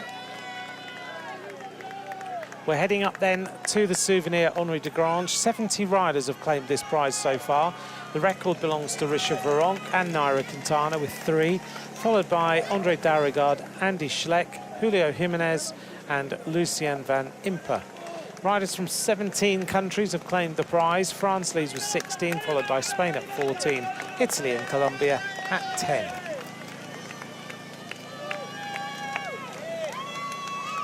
.403 to the yellow jersey group. We're going to hear now from a rider who's in the front group of riders. In the breakaway, he's in the top 10, Juan Ayuso. Juan, how are you feeling after yesterday's stage? Well, yesterday was a bit tough. I feel a bit of mix of, I think the word would be frustration over why things haven't worked out this year. Honestly, it's been pretty hard for me. Truthfully, I wasn't really surprised either, because for several weeks now, I haven't been finding my form. Generally, throughout the whole tour, I've been struggling. But, well, I was trying to push forward anyway. And on the other hand, honestly, I'm not disappointed either, because I think I've never given up. I haven't given up at any point. And that kind of what I'm holding on to. I know better moments will come. I know better tours will come. We saw that, for example, last year with Remco. He wasn't even able to finish last year's race. And if everything goes well, he'll finish on the podium with 2 stage wins.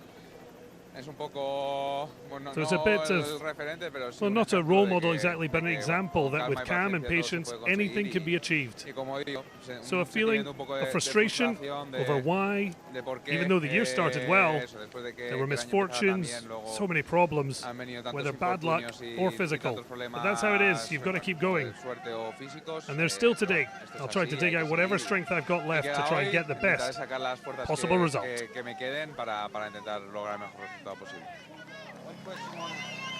We're on the Col de Galibier, 73.3 kilometres to go. Ayuso is in the front group of riders. He's really hard on himself. He is, but again, those champions are like that, and that's their strength, is they're just never satisfied. Today he's going to feel a lot more satisfied. If he can win this stage, he's going to. This tour for him will be amazing. If he wins the stage, it's job done. You have to admire the way he's gone out today. And once again, we still have to remember he's still in his youth. Yeah, I think it's forgotten quite often how young he is. Like, he's still learning. He's not.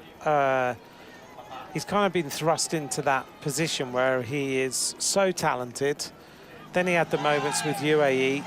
Now he's a team leader, and everyone expects him to be able to win the Tour de France. He's not happy with that bottle, though. Nope.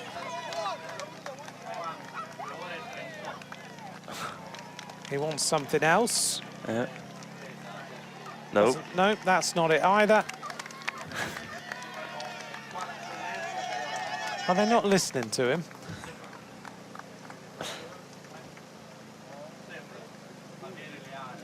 Oh, attack from Carapaz. Carapaz goes right-hand side of the road. Big acceleration while Ayuso is at the back, and he goes up to Ben Healy, who is slightly off the front now. Carapaz goes 12 kilometres from the top of the Galibier, and Sepp Kuss is going with him. Maxime Van Gils also pedalling across. Ayuso has to respond. Yeah, on the first more difficult ramps, just coming out of all this kind of more flatter part, the initial part going through the little towns. Just trying to get everybody, seeing who is the strongest riders in the group.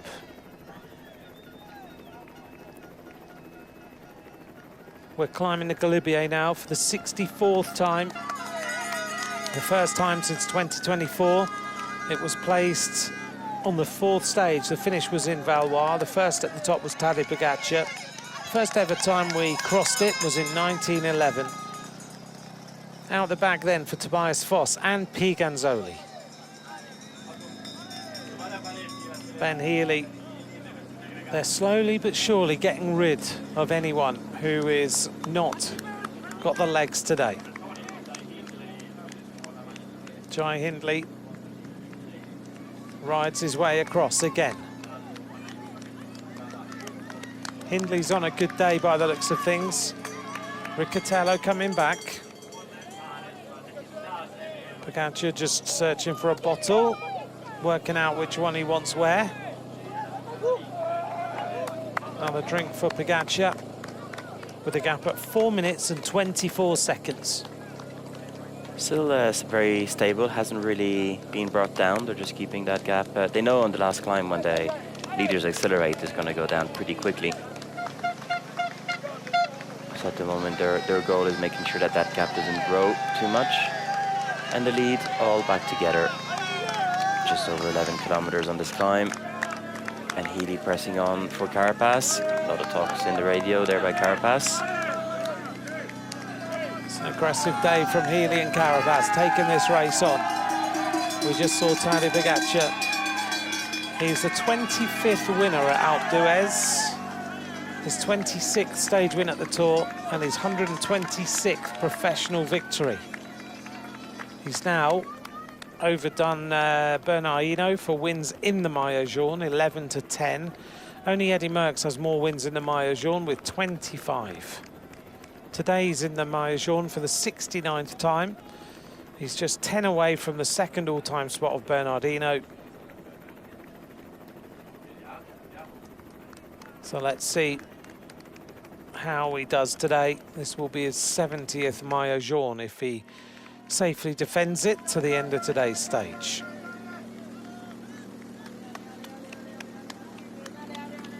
Carapaz second in line with Kuss on his wheel. Jai Hindley. Is Jai Hindley the secret stealth possible stage winner in this breakaway? Why not? I mean, anyone can win in this breakaway. It's all world-class climbers. Yes. I do still think the win's coming from this group. From the Tadej Pogačar group? Do you? Even now? Even now. Well, let's see how this plays out then. 4:05 to the yellow jersey group of Tadej Pogačar. Don't forget you can download the app for the last couple of stages. Scan the QR code on the right-hand side and you can download the app. Pedersen going backwards.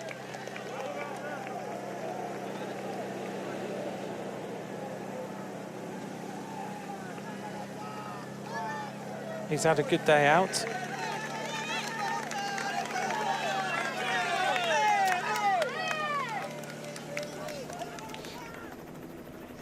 And back in control, the team of, is it Yates in the front, or is it Gorsnag? I think it is Yates. Well, definitely the second one in the wheel, getting out of the saddle. Looks like Grossschartner on the front. Pogačar in third place. And the pace has accelerated. A whole lot of riders have been distanced now by this change of running in the front. The riders from Bahrain have totally disappeared. Yeah, the pace is very high now. Remco Evenepoel in the wheels, looking comfortable though. Pedersen dropping away. What a day for Mads Pedersen. Not quite secured the green jersey, but he's almost there.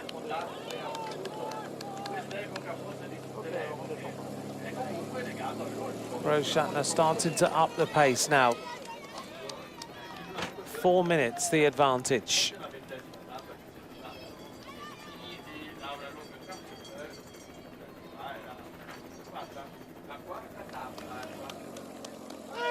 Tadej Pogačar, 5 stage wins this year, 6 stage wins in 2024. If you exclude the sprinters, the last rider with 2 tours with as many stage wins had been Bernard Hinault, who had 7 in 1979 and 5 in 1981. Yesterday, Pogačar recorded his 16th mountaintop win at the Tour. Pretty impressive.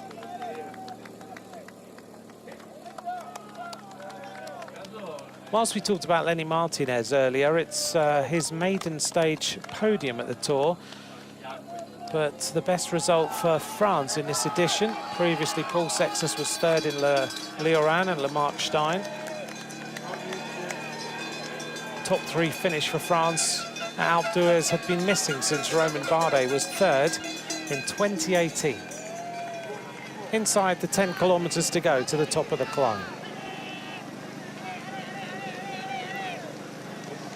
Still hanging on at the back. Thymen Arensman, Johannesson, number 121.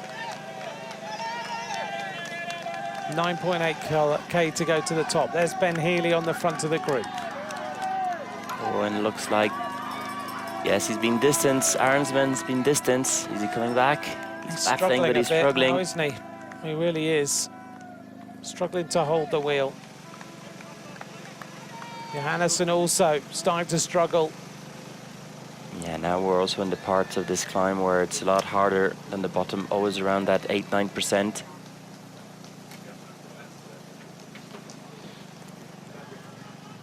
Yeah, Johansson giving everything, trying to stay with that group. In the back, Well, it's been trimmed under the pace of UAE Emirates XRG. Del Toro not riding on the wheel of his teammates, just slightly in the back there with Remco Evenepoel. Lenny Martinez doing a bit of stretching.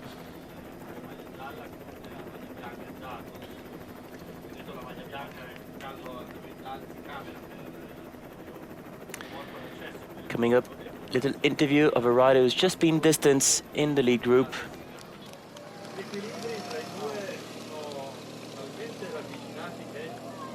As we see once again now Yates in the front. Let's hear from Johannesson. Let's see also if he can try and be in that group. We're going to see you in the breakaway today, there's no question about it.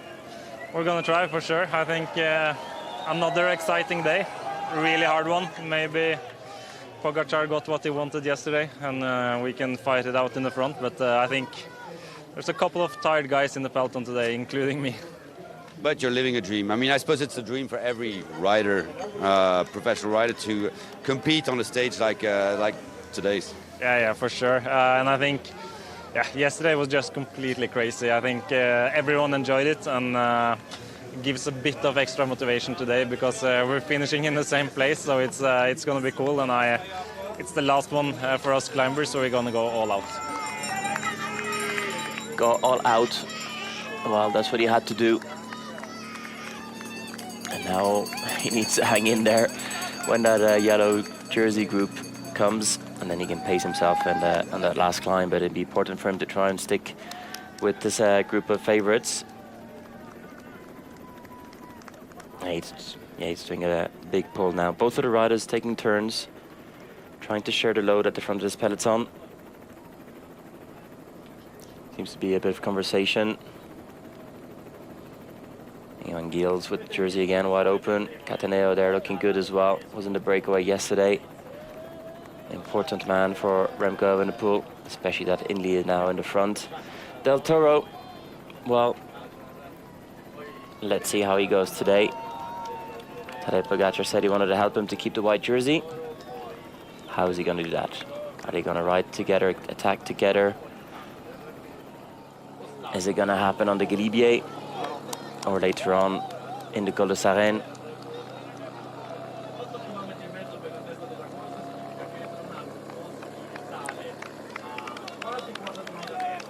We're just about to pass the 2,000 meter of altitude mark now. So altitude is starting to pay a lot.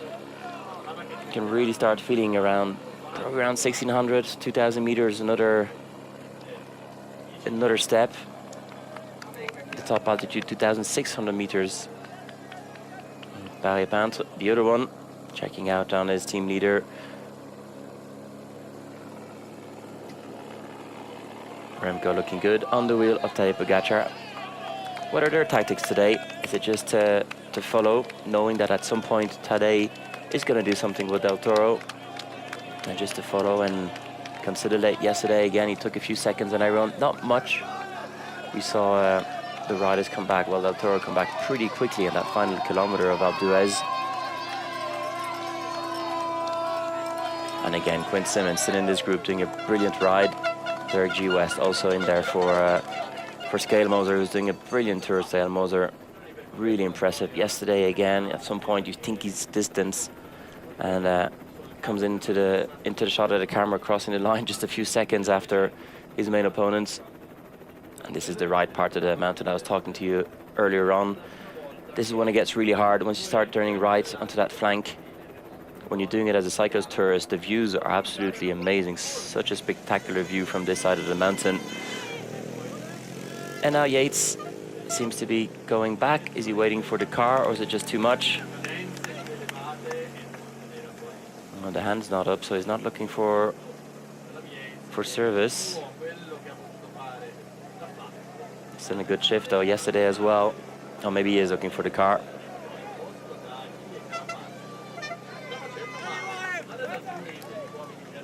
Warren Barguil on his best ride of the tour so far. Again, very Very disappointing tour for this team.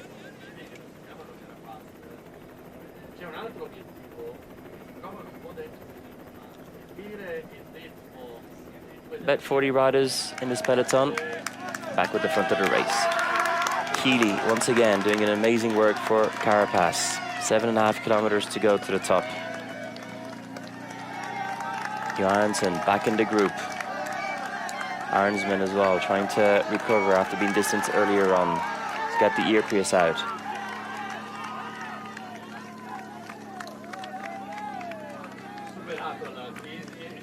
And the wind seems to have changed a little bit.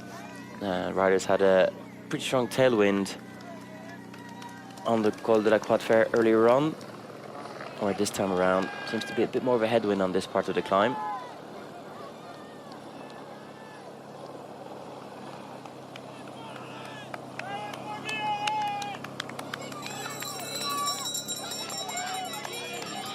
Koesnacker doing, again, a very good job. He's been so important the last few days. Almost doing double shifts. Now that Multi is not here.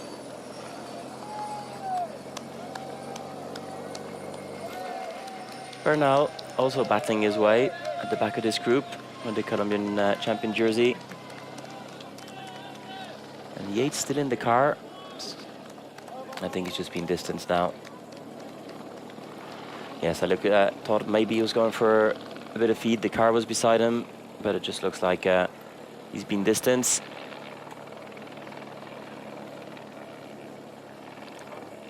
So now only one teammate plus Del Toro for Tadej Pogačar. Normally when we come to this configuration, it means it's time for Tadej to go. But I do think maybe they're a bit far from the finish today. It's still 60 kilometers from the top. You just never know. But would he really go on that sort of escapade on a day like today? But on a normal day, normally when he's got one teammate, it's time for him to take things in business. True. But I think with the long descent and then the last climb, maybe he doesn't need to go this far out. Adam Yates is not in a good way right now. No. 6.9k to go to the top. But if you look at how he was a couple of days ago, he's done well still to be with that group with 30 or 40 riders. I bet he can't wait to see the Eiffel Tower tomorrow. He's endured a lot. Look how dramatic the backdrop is. Stunning, isn't it? It's quite famous photographs up here from people who've taken photos just of the mountains. Yeah, it's very pretty. And some of the years when there's still a few patches of snow, just adds a little bit to the drama.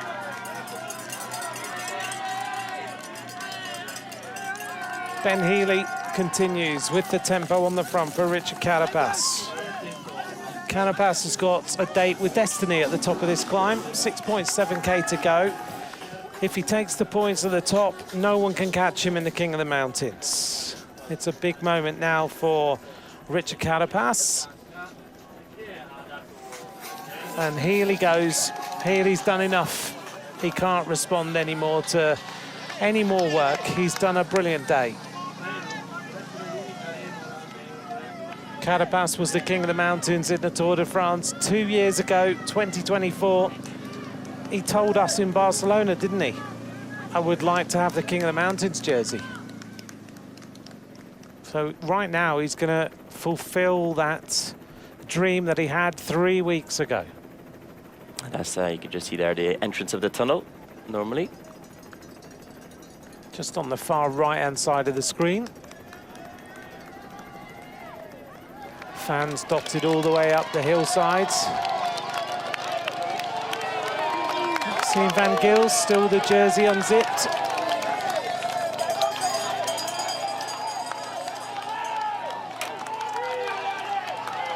Grossschartner continues to push the pace. Little flick of the elbows, gets out the saddle. 6.1k to go to the top. I'm thinking, Nico, that before we get to the top of the climb, let's do what might be for dinner this evening. I've had many messages over the last 3 weeks. The last one was from David McKinney, who loves your What's for Dinner segment. We've done 20 of them now after today. 2 pain au chocolat for today's specials. With a dollop of ice cream.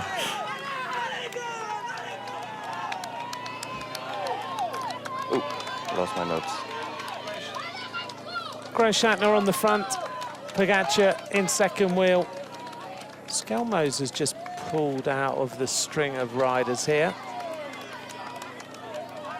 Is it? No, it's Derek. No, he's still there. It's his teammate who's just pulled off, Derek G. West.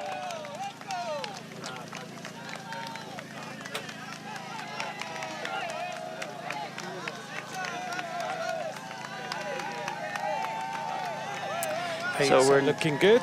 We're in a similar region of yesterday, so unfortunately there wasn't much more that I can find. Again, the gratin dauphinois, the raclette, the fondue. What I did find was in Bourg-d'Oisans, you have the feuilleté d'Oisans, which is a local artisan flaky sweet or savory biscuit inspired by the geological layers of Oisans Mountains. I'm curious to see how that looks as in the photo. That sounds good. What's in it? Any idea? Nope, it doesn't say. It just says it's a biscuit and could be sweet or savory. The local cheese is the Bleu du Vercors, the Sossenage, and mainly other type of mountain cheese, goat cheese. This valley of Oisans is very popular for its honey and also for its craft beers. And one of the famous breweries here is Goodwin Brewery. Oh, okay. In Bourg-d'Oisans? In Bourg-d'Oisans. Okay. And Bourg-d'Oisans holds its market every Saturday morning. And it's the best place to try the local cheese, the honey, the charcuterie, and the local craft beers, amongst a lot of the other normal dishes that you can have. And once again, rinse that off with a bit of chartreuse. So this region mainly has their own, almost all the Alps will go through the whole gratin, raclette, fondue, and then a few extra things here and there. There's Ayuso asking for some, the car. Let's see if they bring in the right gel and the right bottle this time. Yeah, everything is a bit cheesy, isn't it? Yes, I actually, in the title of when I was looking for my notes, it says Bourg-d'Oisans is a typical town that has a traditional Alpine cuisine rather than one single dish only. So this is why, again, apart from the feuilleté d'Oisans, all the rest is the typical food from the Alps. No, last night we had dinner in the TV compound because we were staying and doing our little camping thing. We had this blueberry cake. That was amazing. Is that from this region? Yes, that was on yesterday's list, wasn't it? Or 2 days ago. 2 days ago. 2 days ago. Yeah. That was one of the best cakes I've ever had. Amazing. Did you have a piece? No. I was happy with the chocolate that I forgot you didn't do milk chocolate. No, I know, but it was very nice of you to buy it in the first place, and I just shared it with everybody. So that was good. So you bought everyone chocolate. Instead. But that cake was unbelievable last night. One of the best cakes I've ever had. Like, just this pastry bottom with tons of, is it myrtilles or blueberries? Myrtilles. Blueberries. Blueberries. All on the top. All just, but more blueberries than you needed. So everybody was trying to find ways out of actually eating it. There's the attack of Ayuso. Ayuso's gone already. 5K from the top. A big move from Juan Ayuso. 65.4 kilometres to go. And Ayuso has decided to press on a little bit. Anything else to add to your list as we make our way out of the mountains and head to Paris? Well, there's also a Savoy red wine and white wine, but I've had the white, haven't tried the red yet. So lots on offer in this particular area if you're ever coming. Carapaz attacks. Another big move of the polka dots as he goes up the road now and leaves everybody. I'm wondering whether that was a little bit of a Juan Ayuso, I'm suffering a little bit here, I need to just dictate the pace myself move. Carapaz, on the other hand, has decided, well, let's go up the road for good. Big attack. This is the third major attack of Richard Carapaz on today's stage. One at 140.7, one at 72.6, now one at 65. And every single time he does it, people crack. Arensman starts to crack, Johannesson cracks, and now Ayuso is going left and right to try and get a little bit of momentum. Yes, and at altitude, you really need to be careful with your pacing. You literally pay every single mistake double at this altitude. Carapaz, though, making no mistakes today. Behind him is Sepp Kuss. Can Kuss come across to Richard Carapaz? He checks over his shoulder. There's Riccatello, checking to see what the situation is. Jai Hindley with Sepp Kuss and Riccatello now. Carapaz just a few meters ahead of them, but Juan Ayuso is going backwards. Well, Juan Ayuso has put everything on the line today to try and move up in the classification and win the stage, but it looks like it might unravel now. Look at Carapaz, full of fight, full of power, full of real speed when it comes to acceleration on the mountains. Carapaz has had a wonderful few days in the Alps. There's Juan Ayuso. Looks like he's starting to come back together again. Looks like he's recovered from that initial blow by Carapaz. Yes, again, at this altitude, the riders are very cautious of their efforts, and it's a lot easier to pace yourself, especially when you're not used to these sharp accelerations. Sepp Kuss doing a good job of still trying to come back with 7 seconds now. Ayuso's got some momentum in those legs. Just trying to close the gap on Kuss, Hindley and Riccatello. Carapaz not too far away now, as you could see up ahead.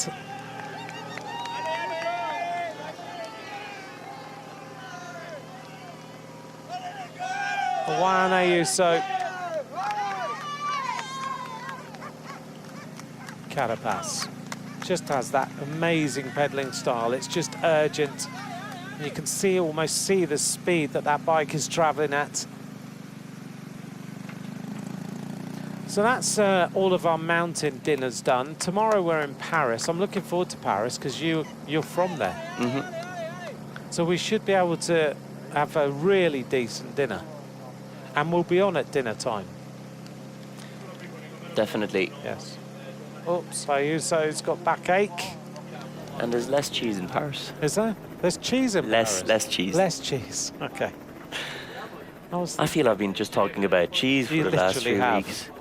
From the Pyrenees to the centre of France to the Vosges to last year when we were closer to the coast, wasn't as much cheese. No, absolutely. But then last year I also remember we talked a lot about much heavier dishes. Yeah, we did. Yes. This year has been cheese, meat and potatoes. A lot. Things are still pretty stable. 4 minutes and 24 seconds to the yellow jersey group. Nothing's changing too much. But this gap to this yellow jersey group is going outwards rather than inwards. Yeah, the gap is quite important.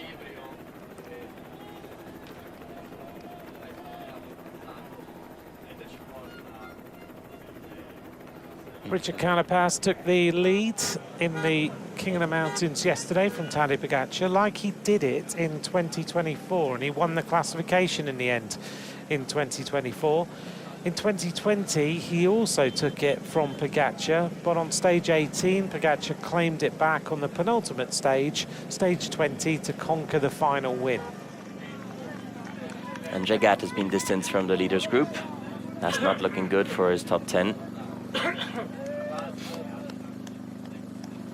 Jai Hindley riding back to Carapaz. Sepp Kuss on the wheel. And just behind is Riccatello, the young American. Two Americans at the head of the Tour de France right now. Hindley, the Australian. The Ecuadorian Richard Carapaz, Olympic champion, winner Giro d'Italia. Jai Hindley, winner Giro d'Italia. Sepp Kuss, winner of La Vuelta. All Grand Tour winners in the front, apart from the young American Riccatello, who's in great company here, the 24-year-old from Tucson. He was 5th in the Vuelta in 2025. Riccatello is looking good at the end of this 3-week race. Stage winner in the Tour de l'Avenir, winner of the Tour de la Provence, stage winner in Provence as well. 5 wins in his career so far. Moved to decathlon this season, looking for the team car.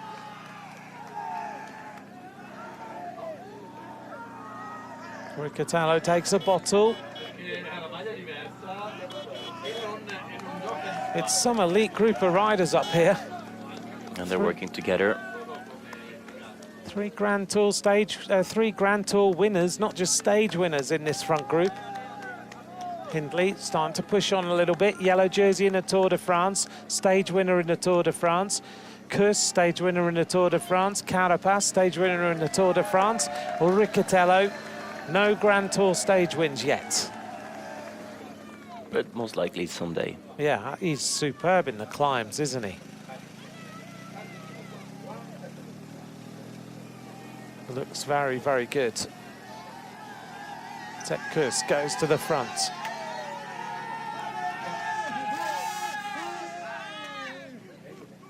Jai Hindley's had 9 wins in his career. The last one was the stage 5 of the Tour de France in 2023. It's taken a while to be in this position because he's kind of, it's incredible how he's won the Giro d'Italia, yellow jersey in the Tour, team leader at the Tour, stage winner at the Tour, and then now he's really a helper.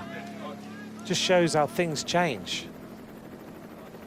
Well, with the gap opening to 5 minutes is looking better and better for the 4 riders at the front.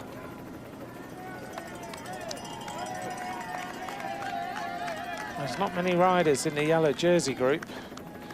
No, and there's not many teammates to close the gap under descent. So maybe the scales now are going more towards one way. Tom Pidcock at the back of the group.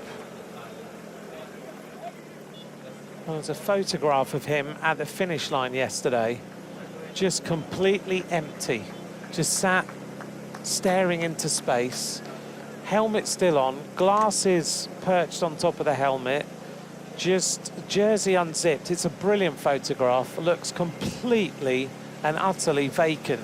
He's finished. And he's battling to stay in that group. Sepp Kuss, Carapaz, Hindley, Riccatello.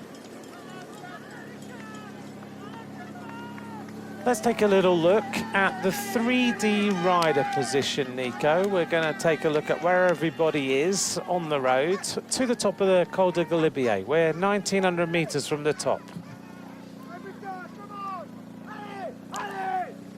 So that's where the yellow jersey is at 5 minutes. From their 4 men in the front, Ben Healy in the middle at 2 minutes 39. Our 4 leaders coming into the harder part of this climb, and that's the descent. All the way down into the little town. That's the town on top there, the Col du Lautaret. Turn right and make your way down up to the reservoir, and then you turn right. And for those who kind of looking always for tips for riding on that same descent, if you go right, we will go the Col de Sarenne, the one we're doing today. If you go straight, you go down to Bourdoisan. But if you go left, you can go up to Les Deux Alpes. Also famous for its mountain biking, obviously for skiing. You can ski there in the summer with the glacier. Ayuso hasn't given up. He's 20 seconds behind. Always good to give tips on where you can ride around here if you get to know them, the areas, and just be able to pick off the climbs one by one. 17 seconds to Ayuso, 61.7 kilometers of racing to go. This is the yellow jersey group with Pogačar. A couple of other hellos. Annabelle Shaw, thank you for your message. And hello to Oscar and Maeve. Hope I've pronounced that correctly. Oscar's 7, Mavis 5. Love the Tour de France. Thank you for watching, all of you, and I hope you enjoy riding around on your little mini peloton and keep being inspired by these riders. And don't forget to join us for the Women's Tour de France as well. Ayuso, he's fighting. This rider is showing real grit today. He's taken the race on, he's gone early, and now he's trying desperately to get back to the group of Hindley, Kuss, Riccatello and Carapaz. Quite windy up here. Yeah, it's quite windy.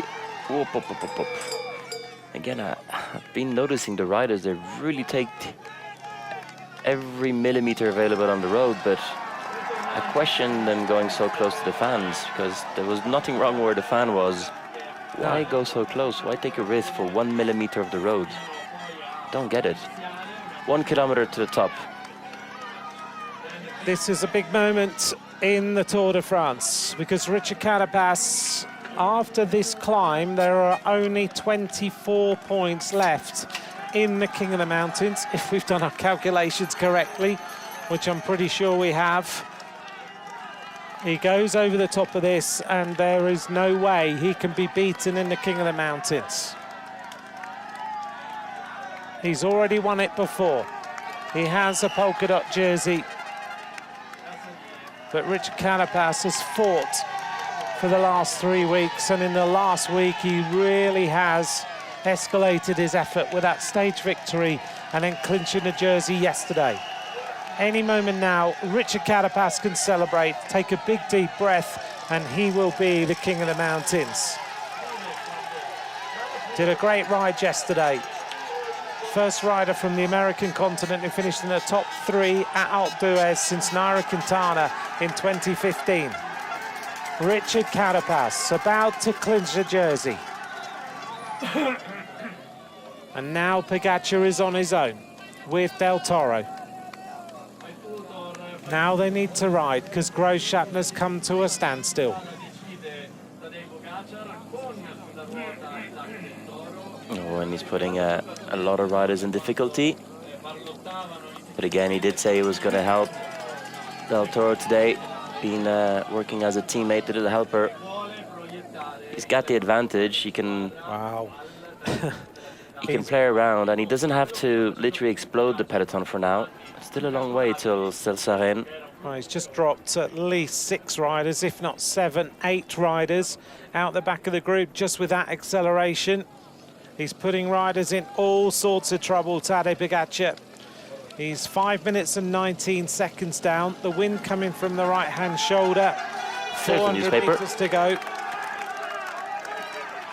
Still handing out newspapers. Oh, they are? Yeah, That's good. No one took them. No one took it. Well, Carapaz is going for the sprint now. He'll take a newspaper maybe later, but it's not that cold, actually. How fitting. At the top of the Souvenir Henri de Grange, Richard Carapaz is going to be the winner of the King of the Mountains. As long as he makes it to Paris, he will be on the podium. Let's just watch him go over the top of this climb. This rider is exceptional. He's won a stage of the Tour this year. He took the polka dot jersey yesterday. And now, after a battle with Valentin Paris-Pointe and also with Tadej Pogačar, he's going to be in a position where nobody can beat him, not even Pogačar. 2,600 meters of altitude. The best climber in the race is about to be crowned. Carapaz is looking for the crest of the Col de Galibier, the highest point of the Tour de France and the highest point of Richard Carapaz's Tour. He is the King of the Mountains. And only 10 seconds for Ayuso, hasn't given up. He'd probably, oh, look at this now. There's been another acceleration. Only Sexas can follow with... Pogačar is cracking Del Toro. Yeah, he's gonna have to... This could be a bad moment here for Del Toro, and it could be the yellow jersey who's doing the damage. Look at that, there's a couple of meters now, and Sexas is following, that Del Toro is unable to. Pogacar could be cracking his own teammate. He slows down a little bit to let Del Toro come back. Sexas is going to start to move. Pogacar is almost nursing Del Toro to the top of this mountain. Here comes Lenny Martinez, sticking it to them yet again. Yeah, he's doing a good job, Martinez, to come back, making the most that Del Toro needs a bit of a breather.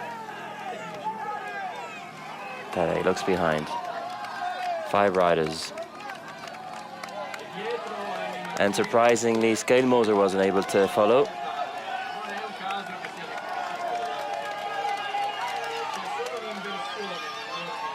Pogacar putting on the pressure, but not full on right now because he knows that Del Toro is suffering at the back. 1 kilometer to go to the top of this mountain. Ayuso is back. Okay, this is the more technical part of the descent of the Galibier, and then once they go onto the Lotare. This is the group of Schelmoser with Prodom and Maxime Van Gils. Yeah, that'll be a good 40 seconds behind. It's almost textbook, isn't it? When he's got 1 teammate left, well, you know it's about to happen. It's almost like he can't help himself. It's like, no, but okay, it's also the way you on, use your team. They would have gone slower and asked Felix to ride maybe to the top, and then it's just the way they've done it. We just know that especially when it's a mountain stage, when he's got 1 rider left, well, at some point he's gonna take things in control. These are the top 5 riders in the Tour de France, making their way towards the highest peak of the Col de Galibier. That's what remains.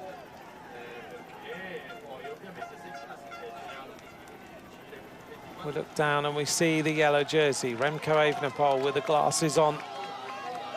Lenny Martinez gets himself back onto the back wheel. He's ahead of Schelmoser. Ayuso is up the road though, and Ayuso right now is still moving up. Ayuso is moving into Lenny Martinez's 5th place.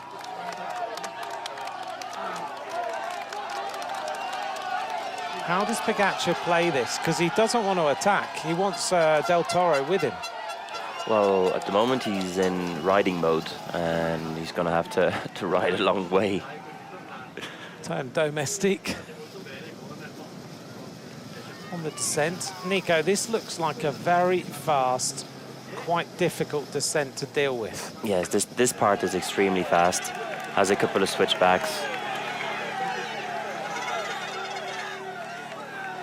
What's the road surface like normally? It's pretty good. Off the top of the Galibier? Yeah, it's good.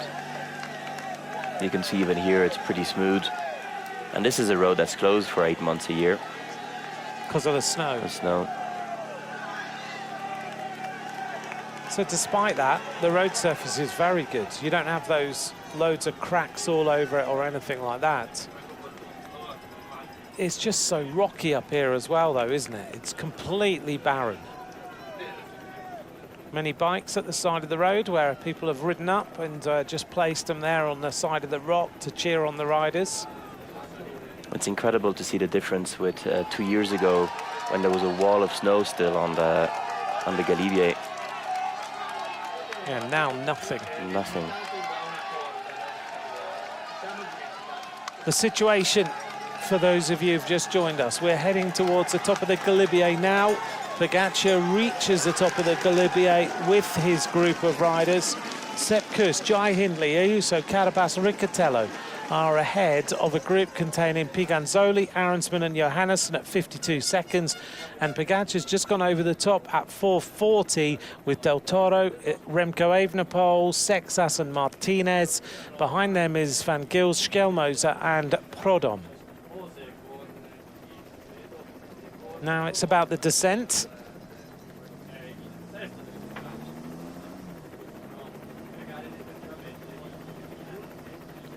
Between here and the Col de Suresnes then, what do we have?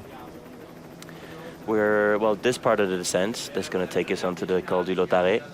The riders will descend the Col du Lotare. This is Riccatello, is it? Oh. wind gust.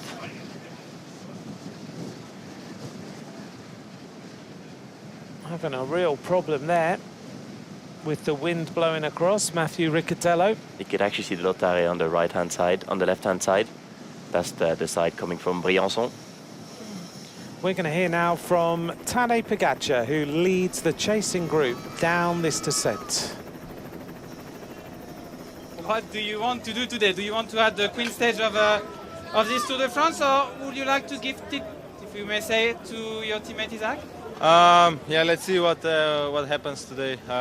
It's all about the legs, but yeah, let's try and keep Isaac in the white today. It's a big fight, I think, and he's looking ready. So yeah, I will keep eye on him. It won't be an easy stage to control though, because it's a really hard one. Right? Yeah, it's. I mean, yesterday was harder to control with this big breakaway in the valley. But today is more about the climbing legs, so I hope we have them and that we can control good. But yeah, it's gonna be super hard day in any case. Thank you very much. The best. We're inside the final 55 kilometers of today's stage. The situation is a little bit fluid, but Pogačar leads his group with Del Toro down this descent. Oh. Thought Lenny was going on the inside then. I did think the same thing. And there was room for him to go. Yes. Just the way Del Toro took the line and then suddenly just swerved to the left. So the wind is obviously blowing pretty strongly across this climb right now. Yes, at this part, at this altitude, the wind is... Yeah, Lenny decides, okay, thank you, I'm done, Del Toro. He doesn't want to follow Del Toro anymore. No, his lines are a bit odd as well. Lenny, quite handy actually on the descent for someone who's so light. We often see some of the lighter riders struggling with the descents. I have to say Paré-Peintre did a very good descent earlier on, because Carapaz is also a good descender. Yes.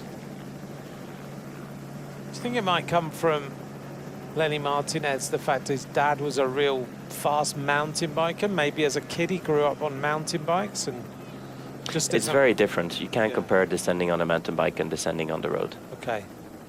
The skills don't, the lines are totally different, the grip is totally different. You know that from riding the Cape Epic. You found out, you learn a lot. I consider myself very good on tarmac and very poor on loose roads. Down now. And this is the right-hand turn of the Col du Lothaire. Take the right. This is the front group of riders. Riccatello hasn't made it back. He's not too far behind, but he needs to just keep chasing. Ayuso really riding for time. And he is moving up if it continued like this. And as you can see now, the gradient is a lot softer. You will need to pedal, but it looks like it's a tailwind on this part now. It'll be very, very fast to come down this climb. Whoops. Oof. I didn't see each other then. Carapaz in the polka dots. On the wheel of Kuss with Hindley in front. And Ayuso just check in to see what the situation is behind. I know Ayuso's Spanish, but he spent most of his life growing up in the USA. So there's almost 3 Americans in here. Jai Hindley. He has that little bob of the head, doesn't he, Jai Hindley? Looks good, looks across. 13 seconds, Riccatello still not back. And Schelmoes has lost quite a few seconds now, 15 seconds. Let's take a look at some stats. In the breakaway so far, 100 kilometres Jai Hindley, 33.6 kilometre an hour average between 19k and 119k. Is this starting to turn in favour of the breakaway, or you think it's still possible for a yellow jersey victory? I mean, if it was just a normal day where Tadej wanted to go for the victory, I would still say Tadej. Yeah. And the circumstances that he's trying to ride with Del Toro for Del Toro, I do think that 4 minutes 30 on Carapaz and the rest is still maybe in the favor of the breakaway. Yeah, it's starting to change a little bit, isn't it now? Also because now it's 5 versus 5 basically. When Tadej Pogacar's got his teammate, they can really put the pressure. Whoops. Whoa, whoa, whoa. Remco locks up. Whoops. Again, yeah, the wind with the deep profile is really catching the wheels. Del Toro's suffering at the back as well to just hold the bike straight. They're not on ultra deep section carbons, are they? They're on 50s, which is start quite deep. Yeah, if you look at Sepp Kuss is on probably 30s. Okay. He has a much smaller profile, maybe even less. But most of these riders would be on 50s, 55s. But yeah, 100k an hour. Yeah, Sepp Kuss probably actually maybe even looks smaller than 300s. So he's chosen a really good profile for this descent with the wind blowing across. Yeah, years ago it was you really had the difference between the aero wheels and then the mountain wheels. Oops, he's also been taken out though. You could just see the gust literally threw him out to the side of the road. Because of mainly for weight.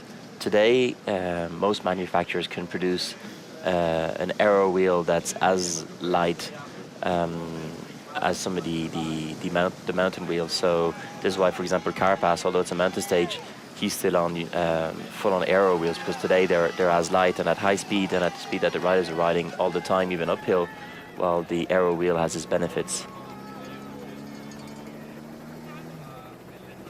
18 seconds to Riccatello. Don't forget to vote for your rider of the day. Who is that today? And you've another 17 kilometers.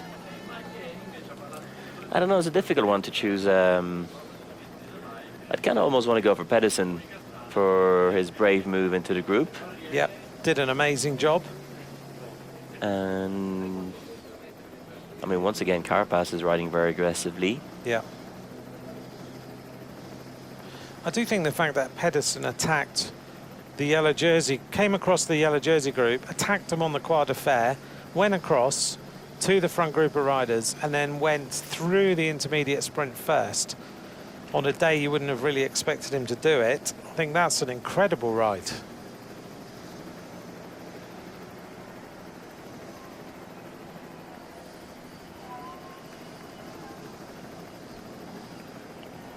Inside 46 kilometers to go coming up, and we've got the yellow jersey group at 4:29. Skelmoser still trying to get back. He's got a group of riders with him. I think that includes Pidcock. I saw him get dropped with Skelmoser when we saw the acceleration of Tadej Pogacar. And everybody just trying to survive to hold on to their top 10 overall.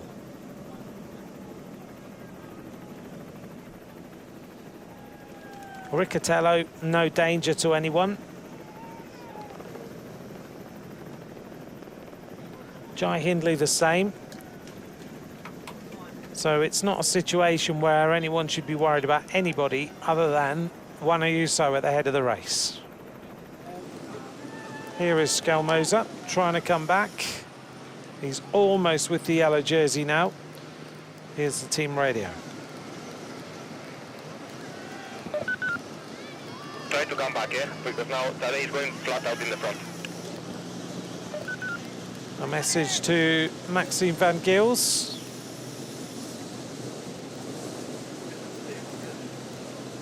This is Because it's interesting, because in some teams they might have said, oh, let Skelmoser bring you back and don't pull because you got Remco in the front. But I think in this case, the sports director decided that it's better for him to take a turn, which he's not doing anyway, but just because they need to be back in the front to be able to support Remco, and it's not an issue if Skelmoser comes back, which I think that's okay sports directing, because there's a moment where if you think that Skelmoser has been dropped on the single acceleration, well, I would also, if I was I would also make sure that he comes back into the race to be able to support Remco, which is more important than bringing back Skelmoser. Yes. If it's the first week of the Tour de France and you're not sure the level's totally different, you sit on and say, Skelmoser, you do a job of Remco in front. But at this point in the race, I think even though he's got Remco in the front, helping to come back with Scale Moser is not an issue at all. On the opposite, you need to be back in that group to be able to support, put him in position, maybe go and get him a bottle before the bottom of the climb. So a good decision then by the sports director to assist. And the same way that Prudhomme had to be able to come back to straight away go to the front to get support Sexas. Goes on the inside of Del Toro to get back onto the wheel of his team leader.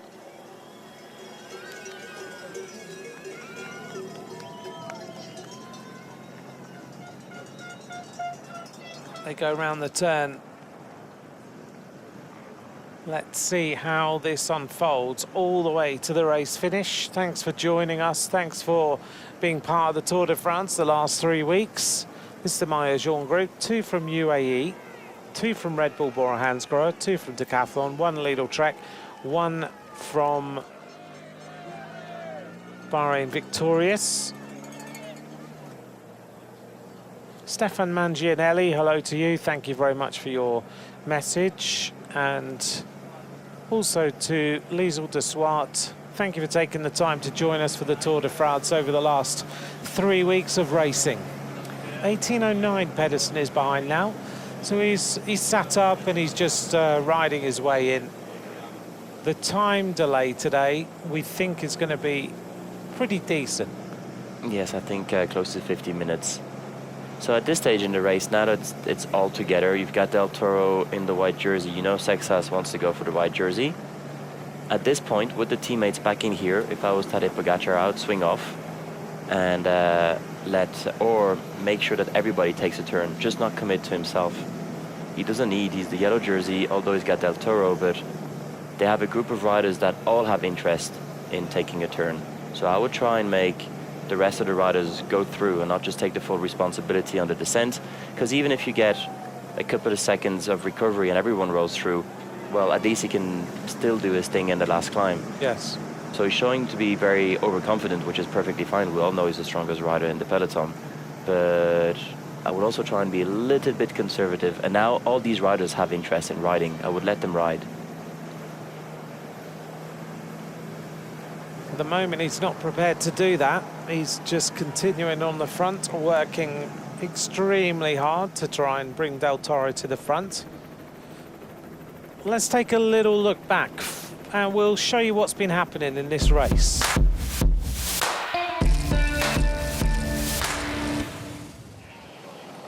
Stage 20 of the Tour de France, taking the riders from Bourg d'Oisans to Alpe d'Huez. A brutal day, 5,450 metres of climbing in 171 kilometres. Earlier in the race, a group of riders went away. Bruno Amorai was the key rider, dragging the front group away. Behind them, Mads Pedersen was initially dropped, then he came back to the yellow jersey group, and then he went on the attack. Pedersen looking for green jersey points to try and secure the jersey. The initial stages, Carapaz went on the attack, decided to try and break clear. He went over the top of the first climb of the day, the Croix de Fer, and he took the maximum 20 points there. Pedersen, having got himself onto the back of the group, went through the intermediate sprint to take the maximum points. He's now looking increasingly likely to win that in Paris. Over the top of the Col de Telegraph, and it was Carapaz in the lead again before they went on to the Galibier over the top. Now Richard Carapaz has secured that jersey as long as he makes it to Paris. The race situation right now is that we have a leading group of riders who are 4 minutes and 20 seconds ahead of the group in the Maillot-Jaune. He's under no pressure whatsoever. In the front group, Sepp Kuss, the American from Visma Lease Bike, the Australian Jai Hindley from Red Bull Bora Hansgrohe. We've got Lidl Trek's Juan Ayuso, the Spaniard, and the Ecuadorian Richard Carapaz. Behind them, Matthew Riccatello, the American rider from Decathlon CMA CGM. Then there's a group somewhere with P. Ganzoli, Arensman and Johannesson. And then the yellow jersey group is at 4 minutes 26 with Pogačar, with Del Toro, with Remco Evenepoel, Paul Sextus and Lenny Martinez. The only rider we don't know where he is right now is Tom Pidcock. He is the only rider in the top 9 riders that we don't have any window on, really. We saw him get dropped on the Galibier, but Pidcock is trying to fight his way back into the race. He is somewhere behind the yellow jersey group, Tom Pidcock, but we don't know exactly where yet. So this is the front group of riders, still 38.4 kilometres to go. We've got 24 kilometres to go till we reach the bottom of the Suresnes. We just heard that Tom Pidcock is 1 minute behind the yellow jersey group. So he's not that far away.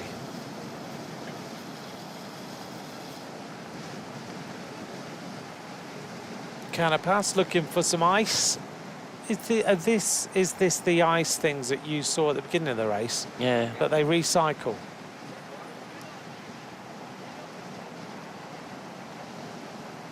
Gels first.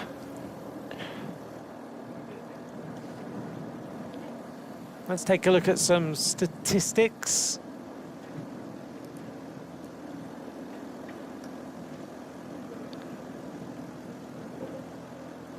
Here's the percentage of time spent leading the breakaway. Jai Hindley spent the most time, 31%, Sepp Kuss at 24%, Richard Carapaz at 22%. I would imagine that's why they're trying to cajole Ayuso to do some work.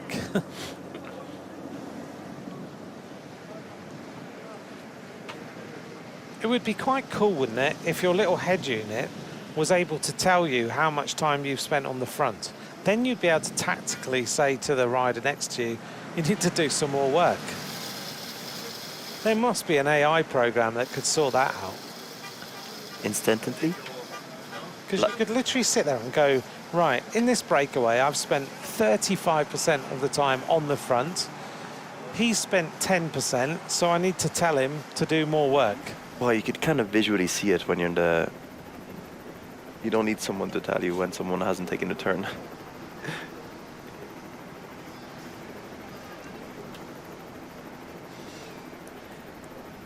La Grave, so that's where I had my little croissant yesterday, actually. Did you? Yeah. Chocolate or not?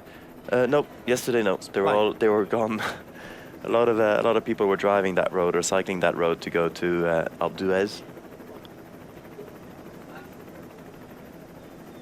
And knowing that today Col de Sarenne was closed, so I wanted to go and ride it yesterday rather than go back up the Alpe d'Huez, which I already knew. So we just got to remind for new people just joining us that actually when we get on Suresnes, there's going to be no fans. Yes, no fans. And why is that? There's two reasons. The first one, they said that after, well, it was obviously anticipated, but after they wanted to have a different idea of racing where the fans were not involved at all. There's no room actually on the side of the road to have all these fans. Yeah. And two, and more importantly, it's a natural reserve, so it's quite delicate and fragile.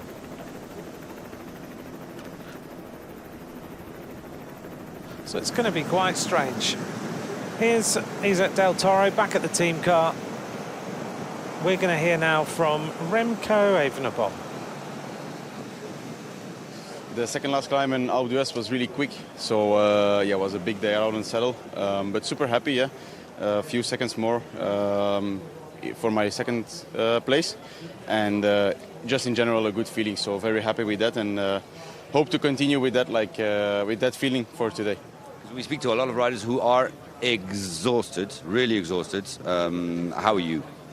I mean, yeah, obviously it's stage 20. We feel the fatigue in the legs, of course, but so far so good. I cannot complain. I think I've been worse in Grand Tours before, so in terms of feeling and fatigue. But yeah, all good. One more big day to push, and then tomorrow is a bit easier one in terms of climbs. But yeah, I think today is a very important one for us still to keep the second place, and then we'll see how it goes till the finish line. Remco Evenepoel right now in the yellow jersey group, a rider who is currently sitting in his highest place in the Tour de France at this stage, 7 minutes and 11 seconds down on the leader, Tadej Pogačar. But Remco Evenepoel for Belgium, with 2 stage wins and a second place overall, is doing the very, very best ride that it is possible for him to do, I think, right now, compared to Pogačar, who is head and shoulders above everybody, as Riccatello tries to come back. He is still 32 seconds behind after he had that little bit of a scare with the wind blowing and almost taking his wheel away. Riccatello is searching for the stage win. He was in a wonderful position, but now he's having to chase. It's really hard for Riccatello here to come back to the front. Yes, and this is not really his terrain on his own compared to the other riders. Again, it's one of those descents where, with momentum, with a good group, you can carry a lot more speed than on your own. It's one of those where you always have to be on the pedals. Not much space for freewheeling, just always pushing that big gear, trying to keep the speed up.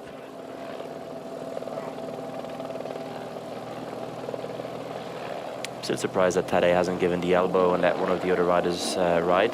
Nice. I think they would happily ride. It's the interest of everyone to ride.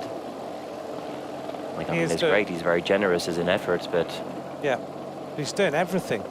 Especially with the fact that Del Toro's distance and at that slight acceleration, I would maybe gamble a little bit and tell Decathlon to ride. They're the ones that are going for the white jersey. Del Toro is already in the white jersey.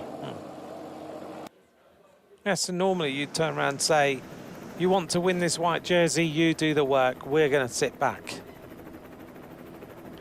But this is good for the breakaway, because the gap is still around 4 minutes. Yeah, it's looking better and better all the time, isn't it?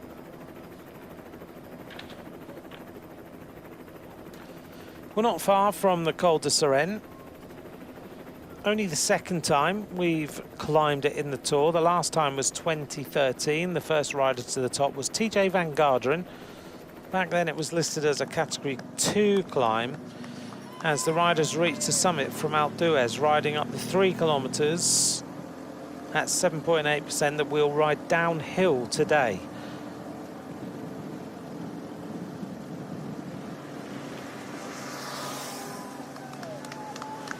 Carapaz, Kuss, Hindley, Ayuso working well together. They're about to catch Johannesson, who's been up the road all day today. There he is, 13th overall. He'll move up a place. He'll now be 12th overall after we lost Ilian van Wilder, unfortunately. Van Wilder crashing earlier on today's stage. And they've caught Arnsman as well.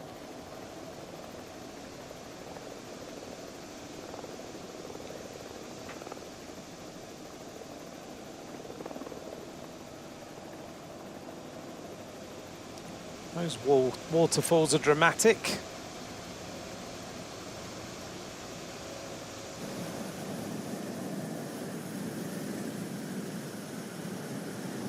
We're going to take a look in a second about a comparison between Alpe d'Huez and the climb of the Col de la Seren to Alpe d'Huez, because Nico, yesterday you were talking, and you've touched on it earlier today, about the difficulty or the difference in the way that these climbs are configured and how they might be raced.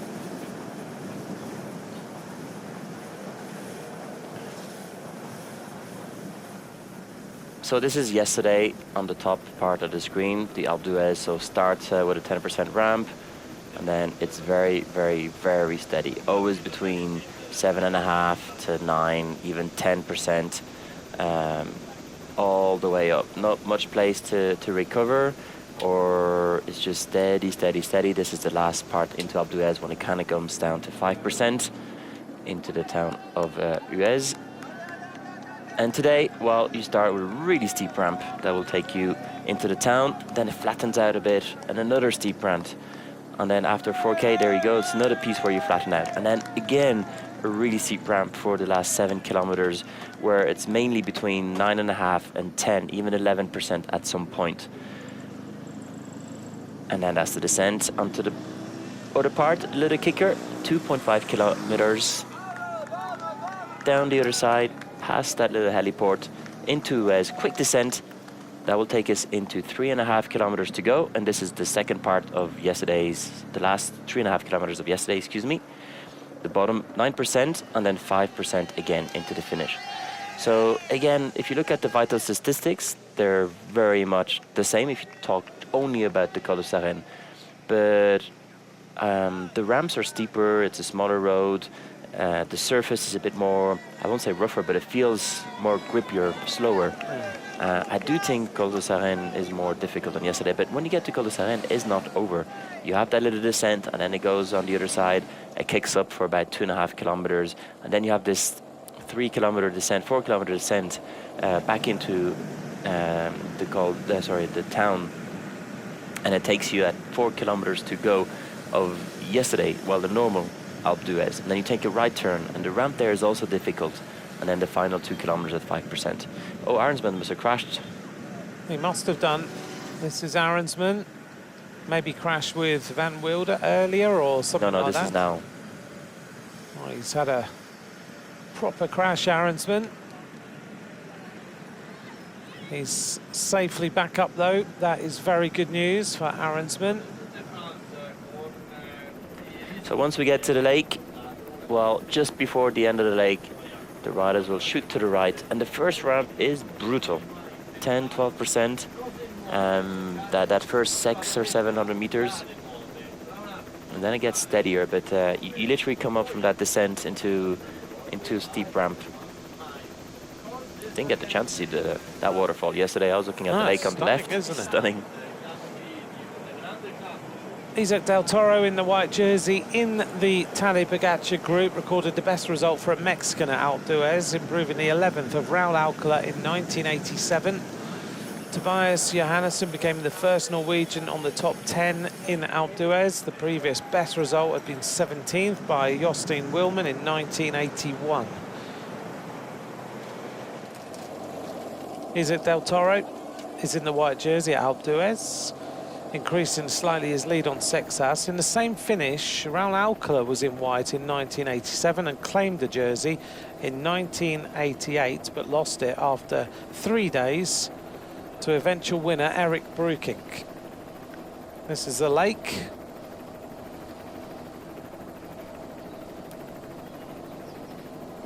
The lake we were just talking about a few moments ago, the Lake de Chambon.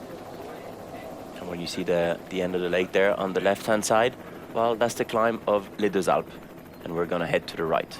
Sorry, on the left-hand side is Les Deux Alpes, we're going to head to the right. The dam here was built around about 1929 to 1935. The reservoir began to fill. It actually submerged the former villages of Le Chambon, Le Dauphine and Le Parisette. At the time, it was the highest dam in Europe. A chapel is built there to be a memorial to the 30 or so workers who died during the construction of the dam itself.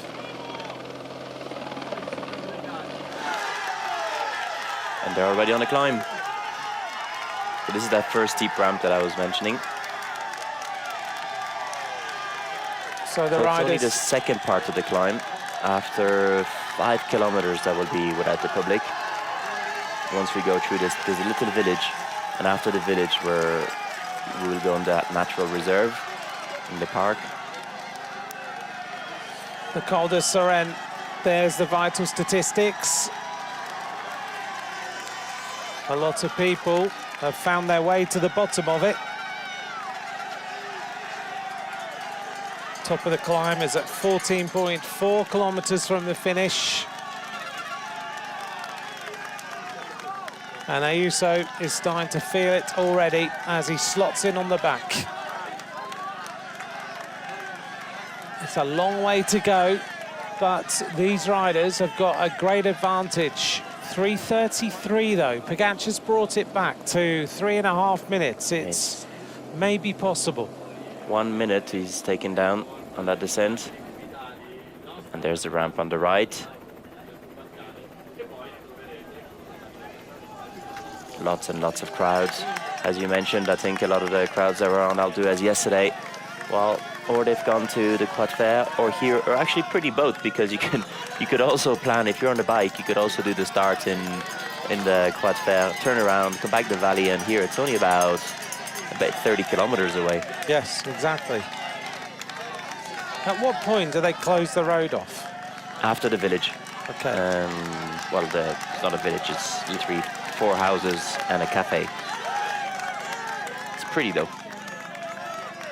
Jai Hindley leads. He went past the kangaroos at the side of the road then. The Aussie fans cheering him on. There's another load of Aussies on the right. He just took a little glimpse. Richard Carapaz coming up alongside Sepp Kuss and Juan Ayuso, the main animators of today's final stage in the mountains. So remember, they go up to 14.4, a little descent, and then it's up the final climb. It's part of Alpe d'Huez. Carapaz on the front. Jai Hindley looking comfortable today. Yeah, it looks like they're not really riding together. They're riding at a steady pace. Again, Ayuso coming to the front now, 11%. Ayuso starting to move. Jai Hindley does the same. Hindley's looking good today, I have to say. He looks to me like Hindley now attacks. Big attack of Jai Hindley.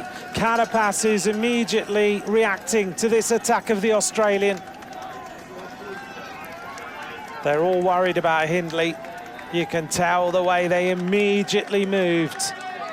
Sepp Kuss on the back. Look at Pogačar and the speed that Pogačar's come into this climb. Ayuso is in the front group. Del Toro in the white jersey behind. There's your statistics. Prodom now going to take this on. Sexas is talking into the race radio. I think he wants to make life very hard for Isaac Del Toro and try and put himself on the podium. Prodom's gone a little bit too hard. Yeah, his distance is on. Remco's looking really good. Prodom's been amazing in this race. He has this really strong acceleration. Every time he comes to the front, those 7-8 minutes that he does a pull, he creates a lot of damage to the point where Sexas doesn't like that acceleration. Prodom but checks this is also over the his reason shoulder. why I would have let everybody ride in the valley. I know it's Tadej Pogačar, but the moment is like, why ride for free? Let those riders ride, because they're not going to make it easy on you. They want to drop Del Toro. There he goes again, takes the front. Pogačar looks across at Prodom and immediately Remco Evenepoel gets onto the wheels. Sexas is there. Can Del Toro defend this lead in the white jersey? He's going to come under fire, surely. 24 seconds. Sexas wants the podium. Has he got it in the legs? The 19-year-old who has ridden a very conservative 3 weeks of racing. It's been impressive. Del Toro has been the holder of this jersey for so long. Whoa, there's a death stare. And straight away in the radio, like, boss just like told me very off.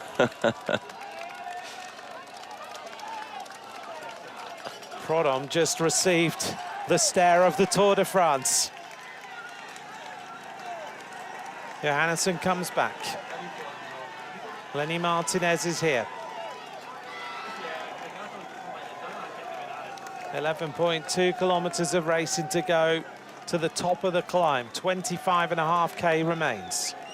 Front of the race, Hindley, Sepp Kuss, Carapaz and Ayuso. But Pogačar takes control again. Yeah, he really wants to dictate his own pace on this climb. He can talk with Del Toro.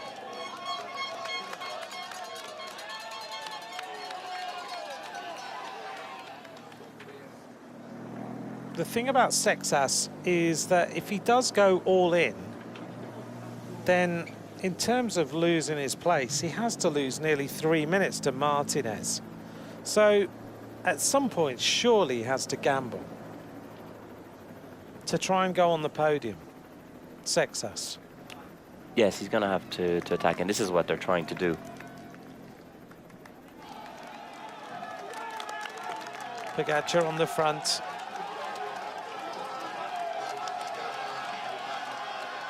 Still dictating the pace. Maxime Van Gils coming up alongside. Del Toro out the saddle again. There's Piganzoli about to be picked up. Yeah, just loads and loads and loads of crowds. Piganzoli, he did a good ride. Go up the road all day. Here's Jai Hindley, another massive attack from the Australian. Hindley goes clear. He wants to win this stage. Hindley has left Carapaz, Kuss and Ayuso. Kuss trying to ride his way back again. Jai Hindley is all in for the stage. Yeah, it's a big effort there, but Sepp Kuss just managed to close the gap. They got rid of Ayuso. Yeah, Ayuso's feeling it now. Juan Ayuso is right on his limit this afternoon now. He's suffered a few times on this stage. Sepp Kuss has just attacked. Sepp Kuss attacks on the right-hand side of the road. He starts to go clear. They're going to put Ayuso to the sword. Hindley jumps onto the wheel of Sepp Kuss. Rarely do we get the chance to see the Australian Hindley ride like this. Normally, he's the helper for Remco Evenepoel.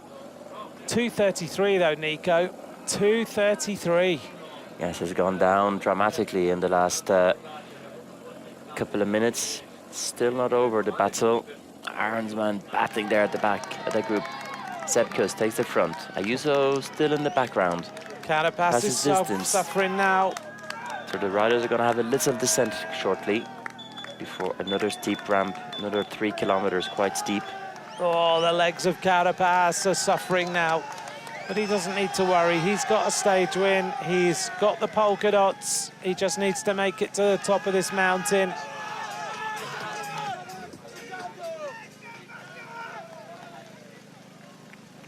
Hindley forcing the tempo now. Two pure climbers at the head of the race. Takes on a little bit of bottle, pulls it over. Kuss looks around. Carapaz is still fighting, as he does. He hasn't given up. Carapaz out of the saddle, slightly bigger gear. Hindley is riding the way we've seen him do when he has been a team leader today. It's good to see Jai Hindley at this level again.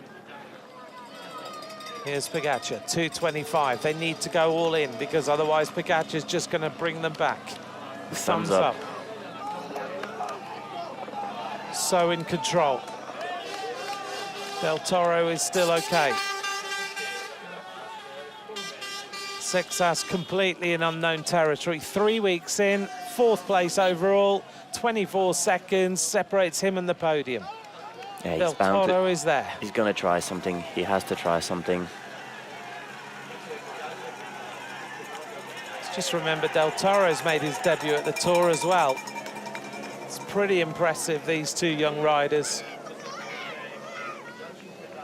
And Sepp Kuss. Oh, now he starts to ride away. The attack of Sepp Kuss. Big attack of the American. Going clear now of Jai Hindley.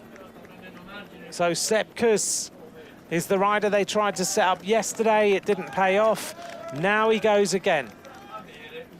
Hindley just trying to limit the loss here, but Sepp Kuss, with that smooth pedaling style, searching for his next stage win in the Tour. Yeah, they're really all there within 12 seconds, these three riders. Carapaz making his way back onto Hindley. Sepp Kuss in that group of riders who've won stages in the Giro, the Tour and La Vuelta. His last stage win in the Tour, 2021, when he won into Andorra la Vella. Hindley takes a little bottle on board. Carapaz coming up to him. For a while it looked like Hindley was the authoritative figure in here, but now he's starting to go backwards. Carapaz coming up to Jai Hindley.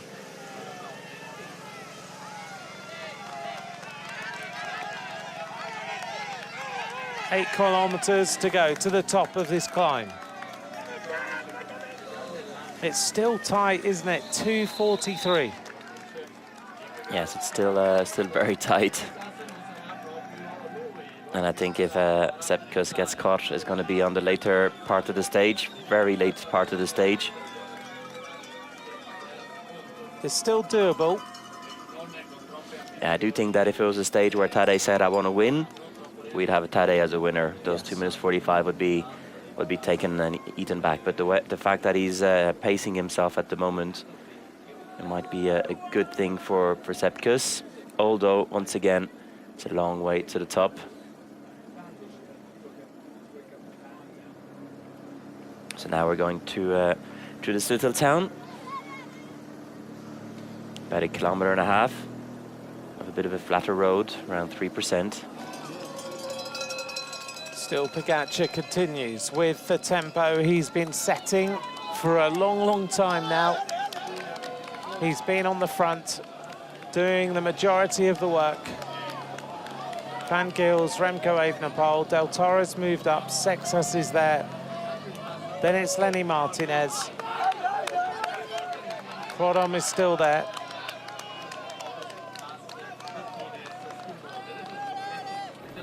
Oh, that's Van Gils. He's had enough now. That's it, he's gone deep, Van Gils. Tadej, Remco still there, looks behind. He's got Del Toro on the wheel.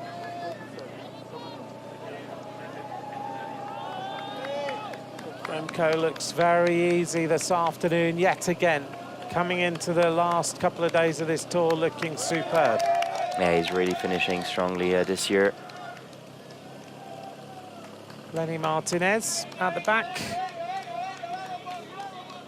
Actually been almost an inspiration for Ayuso, who said, look at Remco last year.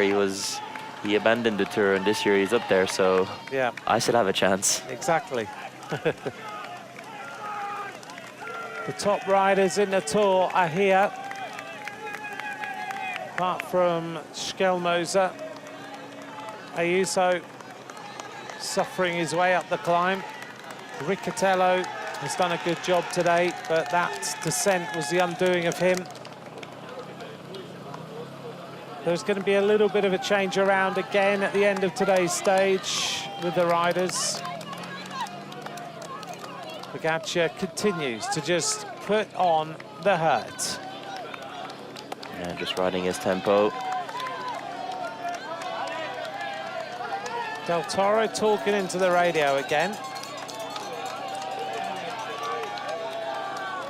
Sexas just behind with Prodom. And this is good for Johansson, who's able to hang on to the train. Yeah, because he's 13th overall, and he's 50 minutes down. I mean, he needs a lot of time to move into the top places, but you'd never know. Yeah, 20 minutes is not going to happen today, but it's good for the morale when you're able to follow the leaders group. 6.8% kilometers to go for Sepp Kuss, who's 15 seconds ahead of the polka dot jersey of Carapaz. And the gap very stable around the 3-minute mark with the yellow jersey. He's climbing well, Sepp Kuss hasn't lost much in the last couple of kilometers. Won a stage of the Giro this year. Well, and they were on their way to Jonas taking the overall victory. Before that, it had been a long time. Vuelta Burgos in 2024. He won his stage of the Tour de France, stage 15 in 2021.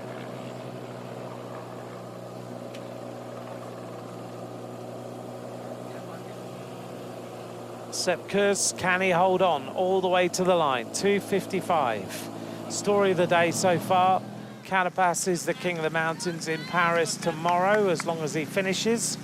And we have also seen Mads Pedersen take more points in the green jersey competition.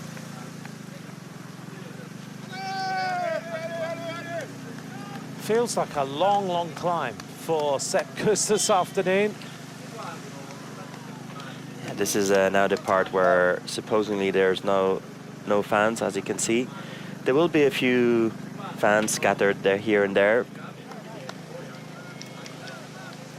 somehow there's always a way to get around. He'll always find a way onto a climb. There was a couple of camper vans parked, so I don't think they totally pushed him. I think it was under control, but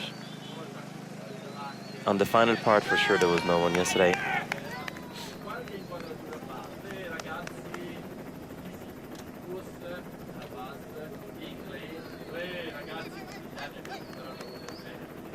Final stage of the Tour before Paris.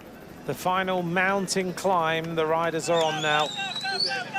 Then they go just over the top of this little descent and then up the final part of Alpe d'Huez to the finish line, exactly the same finish line as we had yesterday.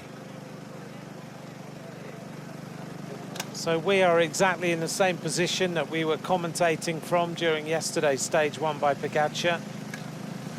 So let's see how this plays out. Really steep little section towards the end. Now they start. Decathlon start to put the pressure on with Prudhomme and Sexas.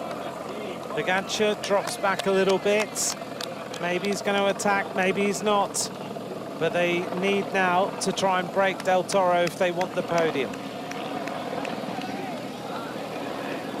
This is a critical moment in the white jersey and the podium battle. Sexas is now asking his team to put the pressure on, and Pogačar is coming up alongside Del Toro to ride with him, to give him morale, to keep him going and help him out. Pogačar comes alongside Del Toro, now he drops back in behind him. Eccitello in the middle, just about to be caught by his teammates. No, Sexas can't stay on the wheel of Prudhomme. He's too strong. It's too much for him, I think. I don't think he likes that change of rhythm that that Prudhomme has. No. But I have to say, I knew Prudhomme was a good rider, but he's really impressed me this last week of the Tour, the way he's capable of riding. I think he's been one of the riders of the Tour. If you want a domestique league table or something like that. Yeah, I think definitely in the surprises of the Tour, in those revelations of the Tour. Yes. Talking to Sexas, all okay, yes. Little nod, Pogačar a little bit further back, having done a massive turn. Here comes Riccitello. Riccitello's going to come back and he's going to help Sexas now. So Decathlon are playing out their final plan of this year's Tour. Johansson on the back. Riccitello has been in the front of the race all day today for two reasons. One, to try and win the stage here, now to do the work he needed to do. Bottle for Sexas. Just waiting to grab it. There we go. Grabs the bottle. Pours it over his neck. Hindley and Carapaz are back with Sepp Kuss. They're just behind them now. Carapaz is about to catch Sepp Kuss. Hindley and Carapaz are advancing. 5 kilometers to go to the top.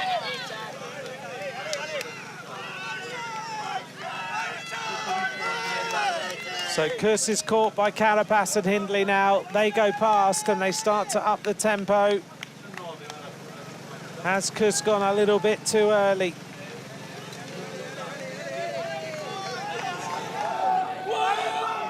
Now they really start to ride. But Del Toro still looks comfortable at this pace. The question is whether Sexas has got any jump, any acceleration, any ability to go away.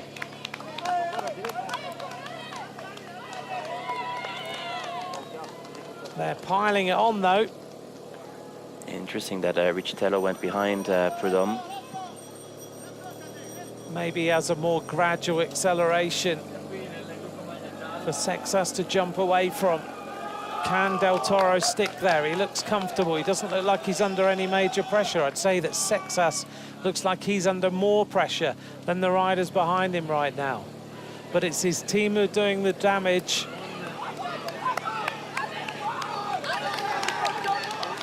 A huge moment here for Decathlon. Can they deliver what they're trying to do? Right now, the French are going wild, I think. 21 kilometers an hour. They are putting everything on the line. Yeah, Sexas. That looks like it's hurting a lot. Look at Riccitello. He's stamping on the pedals too. Behind, they're dropping Johannesson. He's starting to feel it. 4.4 kilometers to the top.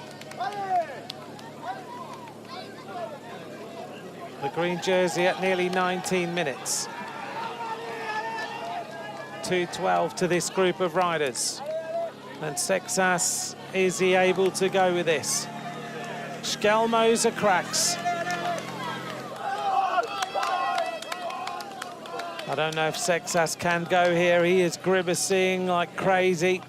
Del Toro looks like he might put him to the sword. The decathlon riders are trying to set their leader up. Prodom swings off. Yeah, there's a big pull there by Prodom. He just has that 5-7 minutes are really, really good. Perfect to set up an attack or a plan. Schelmoser makes it back to the group. Schelmoser 6th overall. At what point does Sexas try? Sepp Kuss now starting to feel the pressure of Hindley and Carapaz. I'm starting to get the sense of a possible stage win of the polka dot jersey. He still looks full of fight.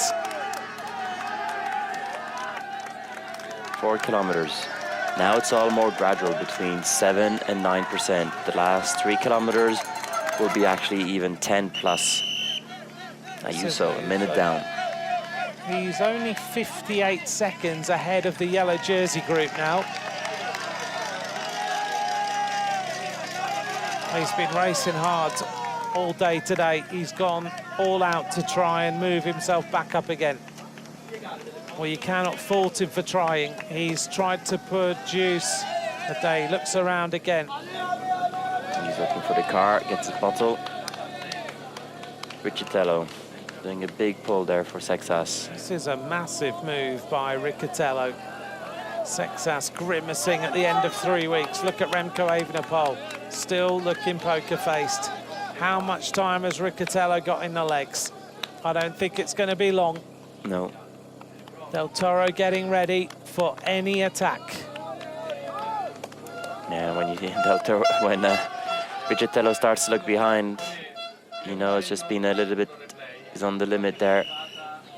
Yeah, but what is the plan? When he is done, because he's on the edge of being done now, does Sexas attack? Do they do like the other teams, where you finish with your last teammate and you go for it?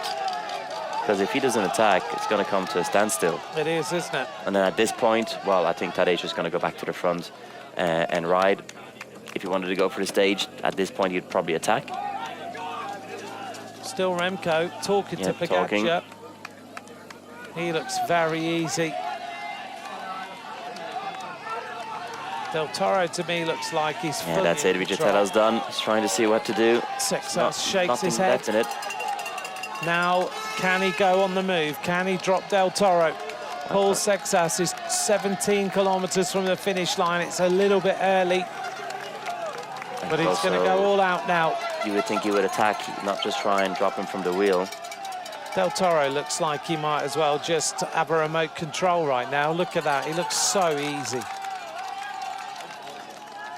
But he's also a rider who's not very expressive. We've seen him being dropped and the mouth is half full, half open, having a chat. Pogačar's going to come back to the front, you know. And that's probably cracking Sexas now when he's trying to do his pull. And these two having conversation behind on their plans. Del Toro and Pogačar talking away. The duo in the yellow and the white jersey. There's no radio going on. They're literally just riding along aside each other like they're out on a training ride, while Sexas tries to commit for the 3rd place overall. This is Sepp Kuss. Kuss has attacked. Well, we haven't seen this attack. No. Sepp Kuss goes clear again. And Carapaz hasn't given up, still trying to come back.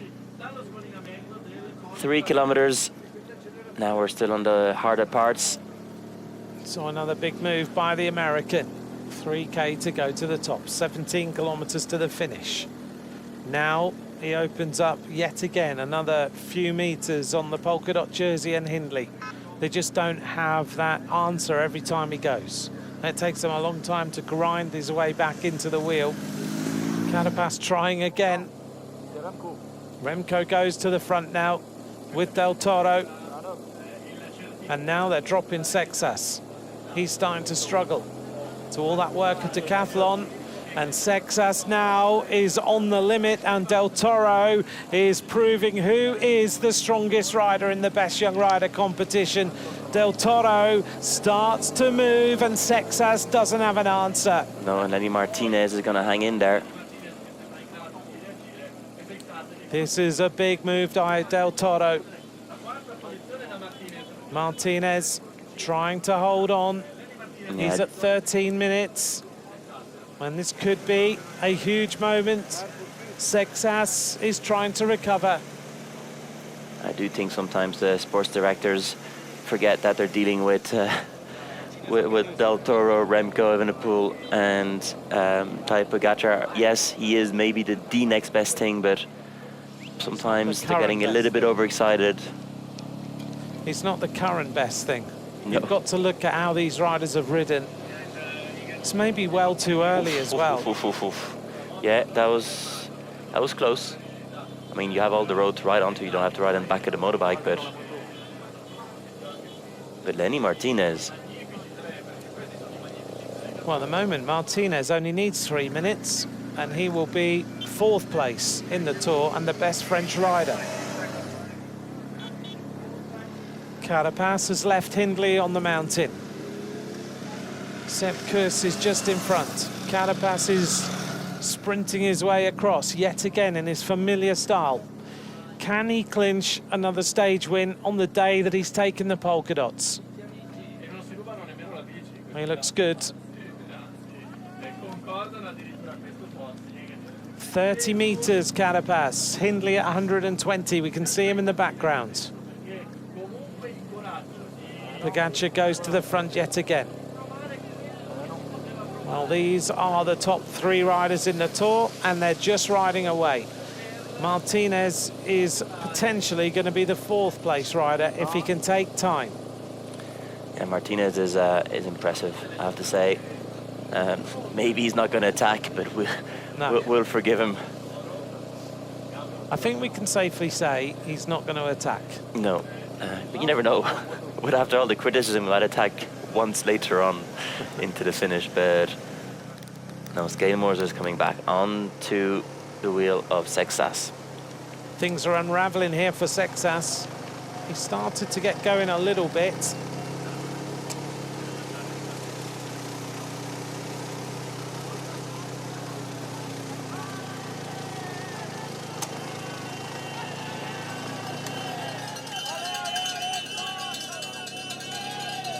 Well, tomorrow we found out just now that the route for stage 21 has been shortened to 89 kilometers because of the wildfires that are happening around in France and particularly the Gironde region.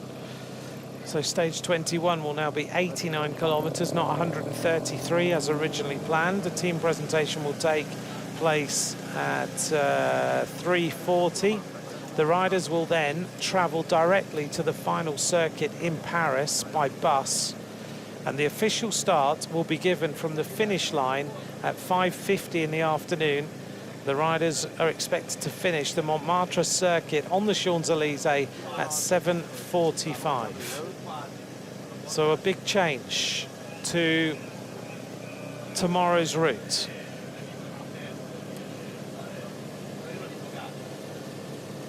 15.9 kilometers to go. Pogačar is 1:49 behind.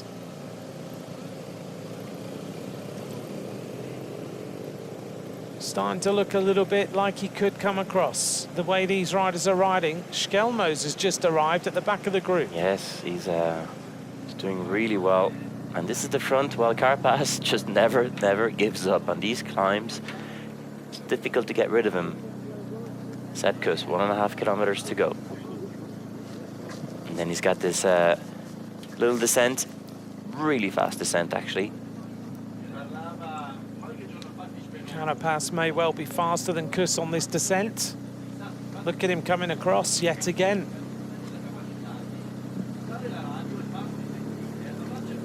.30 meters and closing. Hindley still not out of it, behind the cars.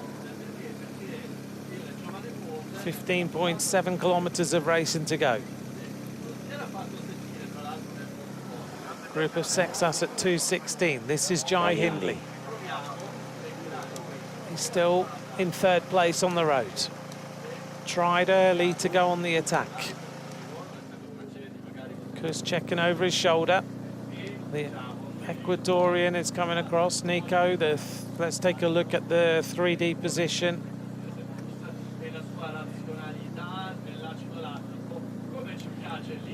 So here's the yellow jersey at 2 minutes 17.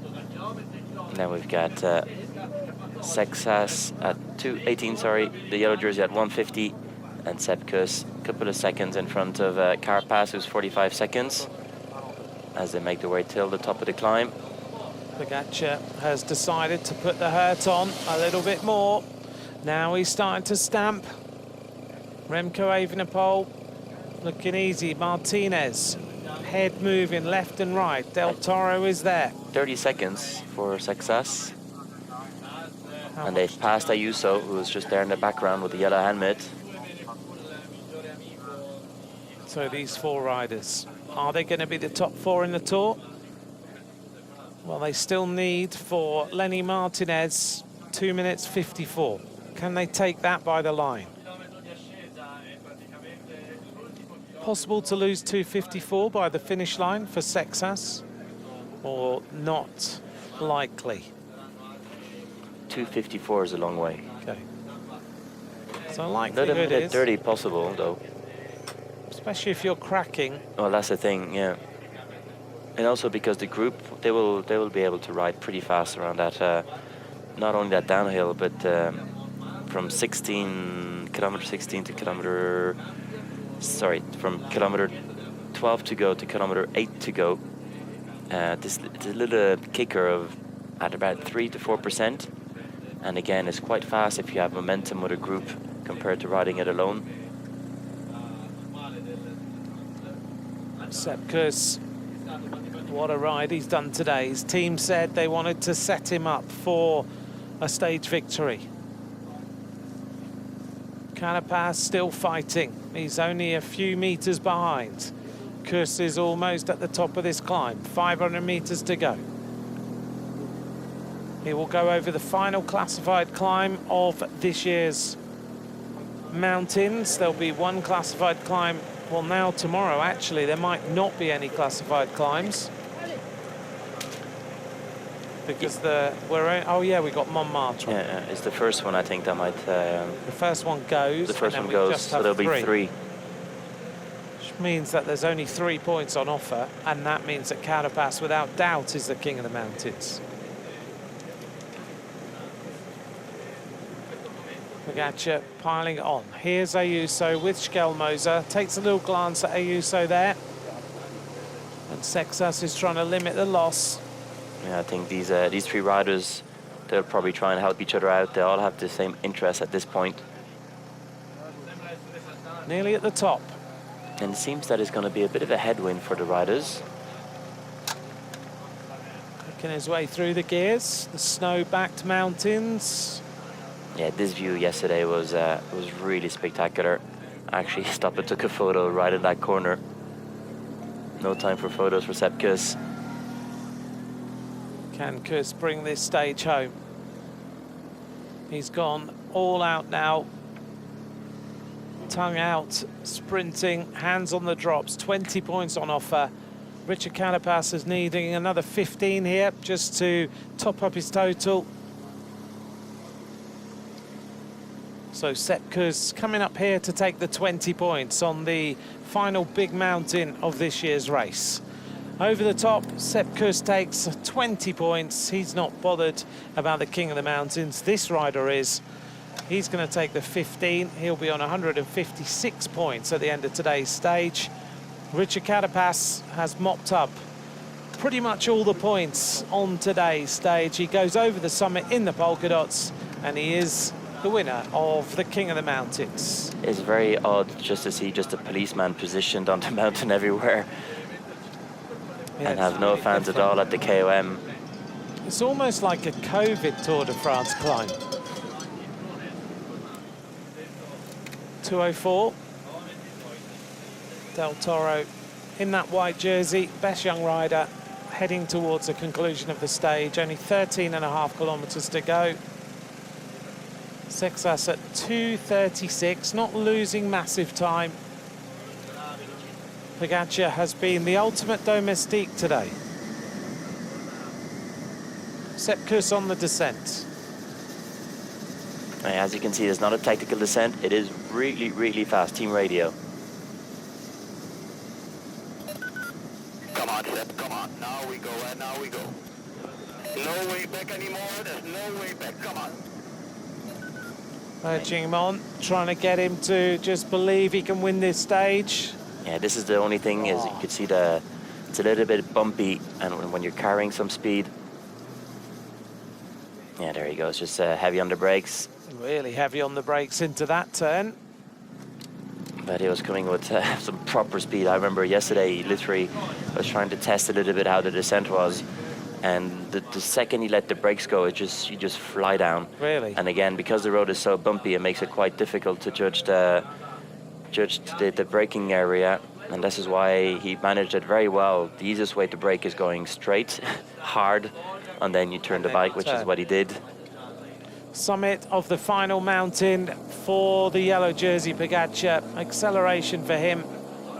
Behind him is Remco Evenepoel, the second place rider overall. Third, Del Toro, and then it is Martinez, who is trying now to secure fourth place. I don't think he's going to be able to do that. Sexas is still riding. He couldn't go with the accelerations. Sexas nearly at the summit now. His fourth place is starting to look more safe. Ayuso and Schelmoser just behind. And now they have to, Sexas is struggling there. He gives the elbow. He looks like really he's on the edge. He also doesn't want to bring the two riders with him. Lenny Martinez, again, doing extremely well to hang around with them. Fast downhill for the yellow jersey. Just got to get safely down this descent and then onto the final climb. Pogačar leading all the way down, his advantage 7:11 on Remco Evenepoel. Now they make their way down to the corners that we just saw a moment ago with the bumps, and he'll lean it in, and you can see the motorbike's just in front. No other riders right now. 2:04 as Sepp Kuss comes onto this hard little section. Yeah, this is just under 3 kilometers. All uphill. Yes, there's a bit of a flatter part coming into the other part, but this part here, you can just see there where the car is. It flattens a little bit. You get around that little rock, then it drags up again. There is no one out here. It's so strange to watch.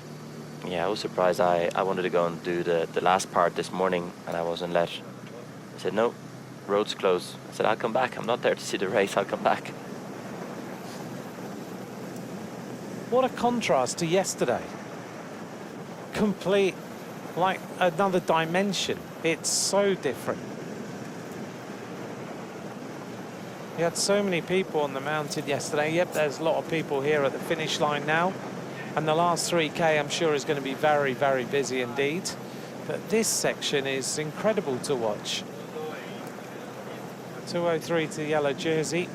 Jai Hindley at 1:36. They're going to catch Jai Hindley pretty soon. And here is Sepp Kuss. Must be quite difficult to ride this after that fast descent. Let's take a look Col de Seren, 20 points to Kuss, 15 to Carapaz, 12 to Hindley.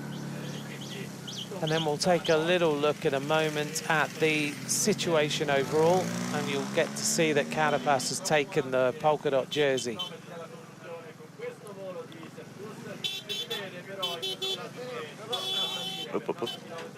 Motorbike coming up with some water. Carapaz is still not giving in. He's nearly there again. Yeah, he's really battling. 13 seconds. Gap is very stable as they reach the 10 kilometer to go. The motorbikes are passing though. So it looks like Carapaz is coming back yet again. How many lives has this man got? There's the gap. The camera makes it look a lot shorter. When we look here, Carapaz is 14 seconds behind. Out the saddle, trying to get some sort of momentum to come back to the front of the race. There's Sepp Kuss just going out of the shot on the left-hand side. There's Jai Hindley. He tried today. It was good to see the Australian at the front of the Tour de France, 3 weeks in, and still giving everything. At this day, it's starting to look really good for the two riders in front. It's not done. It's going to be extremely tight. It's going to be close, isn't it? 149. But it's still doable. With the riders at the level of Sepp Kuss and Carapaz. If it was any other rider from a breakaway, normal breakaway, I'd say, oh, it's going to be tough. But the way these two climbers have been going, although Carapaz is already on his third breakaway in 3 days. Yes. But you also don't have Lenny Martinez as a little bit of baggage. Look at Carapaz, every time out the saddle, sprinting for all he is worth. Sepp Kuss trying to hold him off. Wiesma coming to the end of the race after a stage victory on day one, nothing since, and now coming up with a possible stage victory. And they've been riding well. In a funny way, I think they've been riding better without a GC rider. Yes. I am not always a fan of the Wiesma Lease bike tactics when it comes to riding with Jonas Vingegaard, but I have to say the way they've been riding, having the riders in the breakaway, putting him in the position for the last 3 or 4 days, have been really exciting to watch. Yeah. Didn't get the opening yesterday, but today it's looking really good. But Carapaz is still hanging around as they make their way back into a zone where the spectators can be.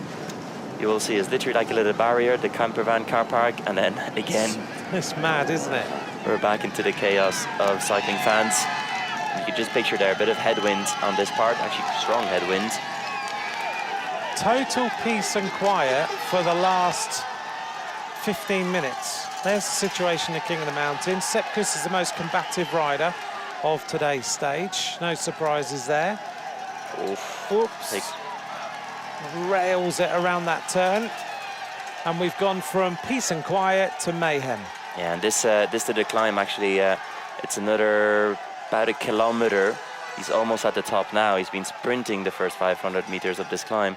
But that stings after the descent, after the last of the piece. After this, well, it's a 4 kilometer downhill. He's going to go through the town of Alpe d'Huez, turn left, go down for about 2 kilometers more, turn right, and then up the final 3.5 kilometers that he will know by heart. He's done it before, he's done it yesterday. Sepp Kuss, 13 seconds. The gap is identical. Fighting, actually slowly going down. He's lost 2 or 3 seconds. It's a mano a mano between these two riders. They know there's the stage win of the Tour de France. It's a great battle between two champions. Sepp Kuss at the front, Carapaz in the polka dots. Every time you look in the camera shot, there's this little figure of Carapaz on the drop, sprinting, trying to close the gap. It's such a good battle for the final mountain stage. Yeah, it's great to have this battle on the final stage. What a finale. 7.8 kilometers to go. The ultimate domestique of the Tour de France is the yellow jersey. What a day out he's had. They've taken another 20 seconds on this part. He wants to put Del Toro across the line first for the stage win. Yes, I wouldn't I wouldn't rule Remco Evenepoel on a sprint like this. He's beaten him the last time up, was it the Plateau de Saint-Lusson? Yes. Slowly but surely, Pogačar is bringing these riders back into the game. 1 minute 30.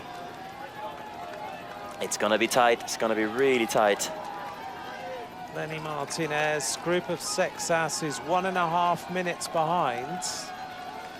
So Lenny Martinez still needed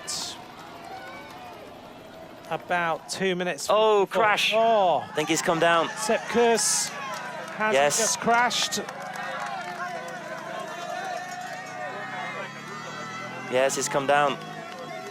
Sepp Kuss has crashed. He hits the deck. Carapaz now can come back into this game. Just overshot it, I think. We didn't see that shot. No. But Carapaz is only a few seconds. It must have been...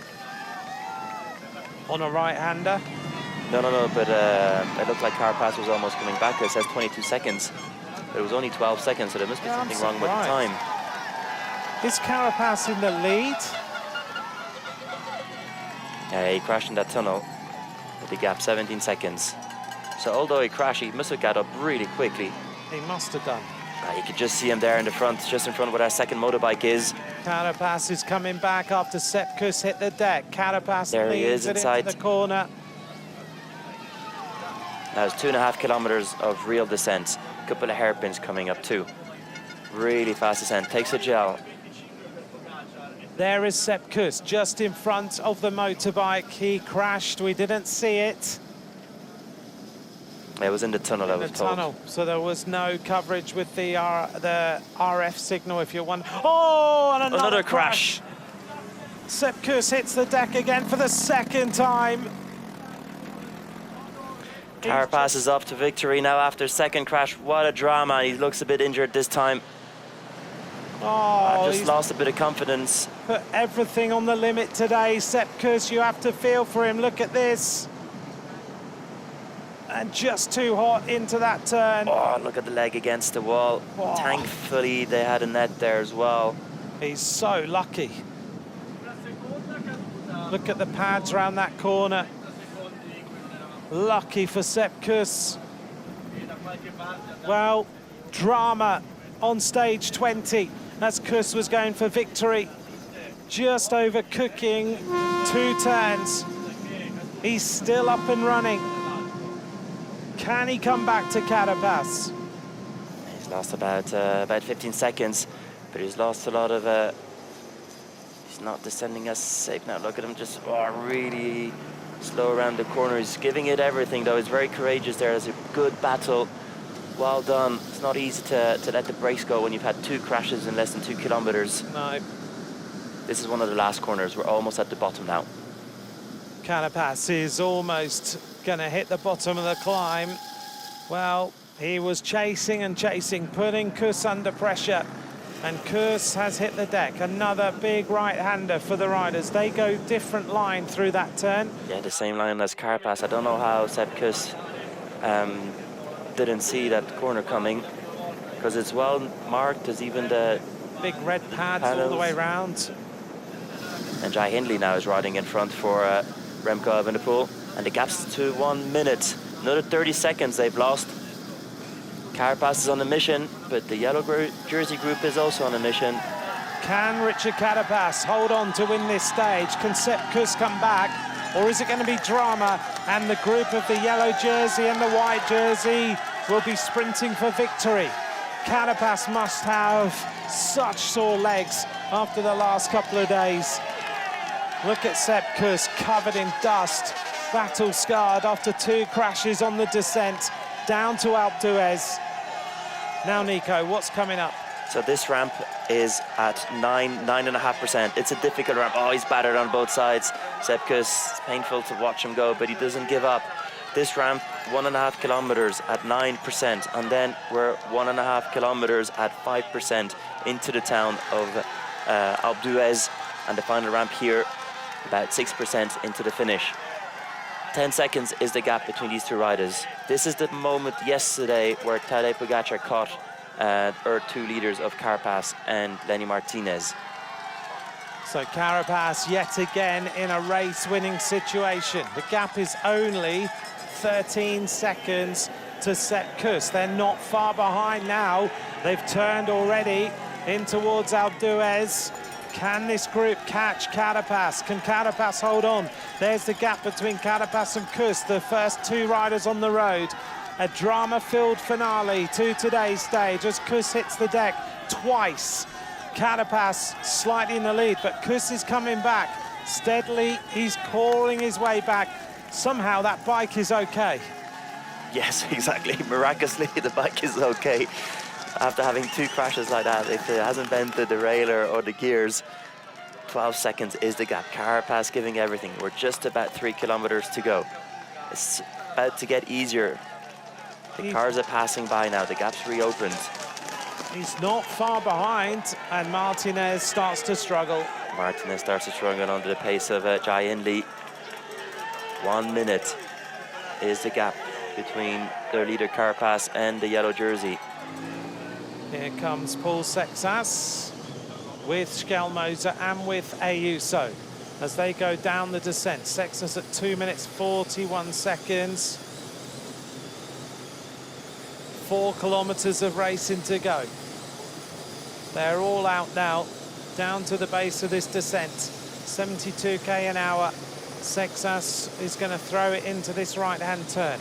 This is the final left and right. Remco Evenepoel starts to apply the pressure. Drop Del Toro, I think. He knows there's going to be a possible stage win just up the road, and Del Toro is hauling himself onto the wheel. Remco Evenepoel takes another look. Real gritted determination from the Belgian, and Remco Evenepoel is starting to ride away. Big acceleration. Now Tadej has to think, what do I do? He says to Del Toro, on my wheel now, I'll take you back. He's going to try and pace him. He's really doing a big job there to try and help Del Toro not only secure the white jersey, but go for the stage or as close as possible. Big effort by Remco Evenepoel, who is in the shape of his life. There's the gap, 90 meters between Carapaz and Kuss. It's 101 to Tadej Pogačar, who is dropping Del Toro. He's just almost holding himself back right now. He wants to bring Del Toro to the finish, but at the same time, Remco Evenepoel's just riding away. Well, thankfully, he's got quite some time on Remco Evenepoel. He can afford to lose a bit of seconds today, but not too much. Not going to... Del Toro almost screaming in pain right now. This is such a difficult final climb for him, but it will secure him 3rd place in the Tour de France on his debut. Remco Evenepoel now in a hunt to try and win the stage. 2.2 kilometers to go to the line. Yeah, he knows it's possible. He's giving everything. He knows he can win his 3rd stage in this Tour de France, but the gap is still 50 seconds to Carapaz.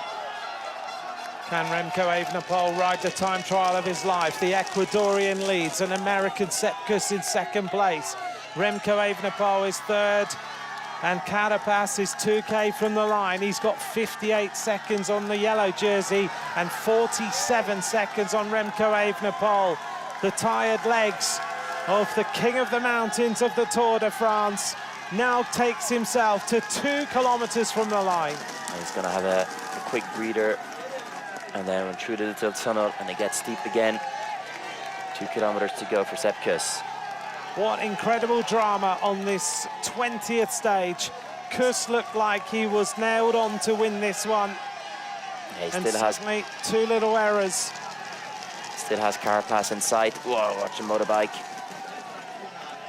20 seconds, but look at Remco. He's coming across. He's coming across very quickly. He's taken almost, was it 30 seconds in that kilometer? He has. The yellow jersey is now at 15 seconds behind Remco Evenepoel, who is piling on the pressure now as he tries to get across to win the stage. Here's Pogačar with Del Toro locked in on the wheel. The 2 UAE Team Emirates XRG riders, 1st and 3rd in the Tour, allied in their battle to Alpe d'Huez. in a weird situation. It kind of is like, but not the same.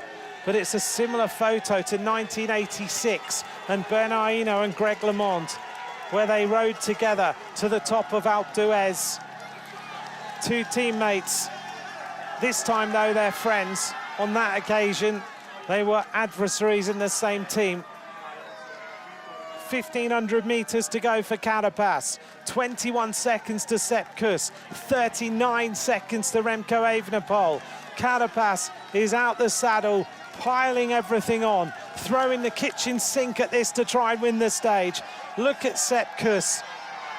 2 crashes in less than a kilometre. Yeah, but very courageous, haven't given it up. He's still giving absolutely everything to try not only win, but also maybe keep his second place, knowing that Remco Evenepoel is only 15 seconds behind him. Carapaz stamping on the pedals now. Left, right, the familiar style of the Ecuadorian as he flies around this corner. Only 1,100 meters remain on this 20th stage to Alpe d'Huez. He's looking very good for his second win in this Tour de France. It's 3rd overall. Gets out of the saddle, sees the 1 kilometer to go. He knows it's going to be a tiny little moment where he can recover before we go into the final straight. There he is, out of the saddle, using all the body, all the power he's got left. This is the most important kilometer of his ultimate Tour de France. He's going to get the points, the leader's jersey in Paris for the mountains. 950 meters, 36 seconds to Remco Evenepoel. It's looking a little bit short for Remco Evenepoel. He's not going to catch him, but he's probably going to catch Sepp Kuss. Whoa, he takes it wide around the last corner. Look at Kuss in front. Remco Evenepoel might just run out of time. It's 820 meters now to the finish of stage 20. The mountains are coming to a close. Remco Evenepoel is capitalizing on the incredible form he's got. This rider is going to finish second in the Tour de France for Belgium. He can see Kuss. Look at Carapaz, fires his way around the next turn. He's got 500 meters to go, and soon he will see the finish line. What a day in the mountains, the Queen stage of the Tour de France. It has been brutal, taking the riders over the hors category climbs back up here to Alpe d'Huez. It's a double header, and Richard Carapaz is featured in both of them. Round the final turn. What an incredible day to Alpe d'Huez. A drama-filled stage. Carapaz looks around now. He checks one more time. He sits up and he gets ready to celebrate. Polka dot power in Alpe d'Huez. Carapaz wins his second stage. And we're coming in for the sprint for second place. Remco Evenepoel comes in really fast behind him. Is he going to try and get him over the line? Sepp Kuss gives everything he's got. Yes, Remco's just going to go around him for second. Remco Evenepoel, second in the Tour de France, is going to sprint in here to the finish to take second on the stage and take back a little bit of time. That's academic, but this rider has shown that he is without doubt the second best rider in the Tour. Sepp Kuss, what drama, what an incredible finish.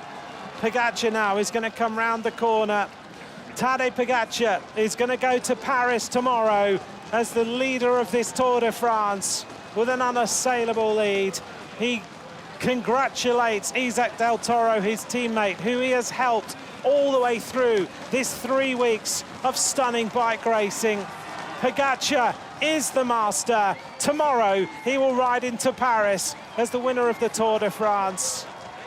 They sit up and they celebrate. Del Toro will be third overall as Martinez closes in. What a day in the mountains, as you mentioned, as you said. We were talking about the grand finale. Well, I think we had a brilliant treat today. And these riders still fighting for the last place in the top 5. Richard Carapaz, an emotional rider here at the line. He will be the polka dot jersey of the Tour. He told us in Barcelona, I want to have the King of the Mountains jersey, and he's done it. But he's also won the 20th stage. Juan Ayuso today has been a class act. He went out to try and move up in the general classification after the disappointment of yesterday. Jai Hindley, the Australian, he took it on. He won't believe what happened on the run-in. Hindley, his teammate Remco Evenepoel, second on the stage. Hindley, one of the main animators of stage 20.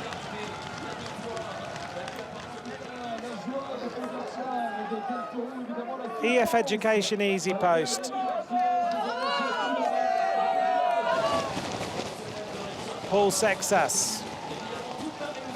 He's going to be 4th place overall in the Tour. The team tried to take it on. He didn't have the legs to finish it off, but that's no surprise. This 19-year-old French rider is going to be 4th in the Tour de France tomorrow in Paris. That is exceptional. Schelmoser and Ayuso sprinting for the finish line. The dream of the white jersey hasn't happened for Sexas, but 4th in the Tour. You can be proud of that. 100%. I think when he's going to look back tonight or even tomorrow morning and realize he was 4th in the Tour in his first Tour de France, it is like chapeau. Pogacar, a little bit of urban riding. I have to say, our technical zone is quite technical. It is today. What an incredible end to the stage. Ja? Koliko je dolga? Here's Richard Carapaz finishing today's stage. He never, ever gave up all day. Led across all the major mountains. Secured the polka dot jersey, wins the stage. If he had a bingo card this morning, he crossed them all off.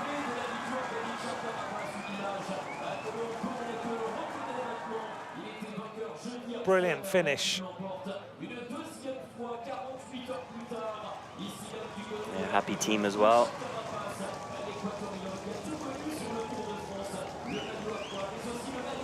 An absolutely stunning end to today's stage.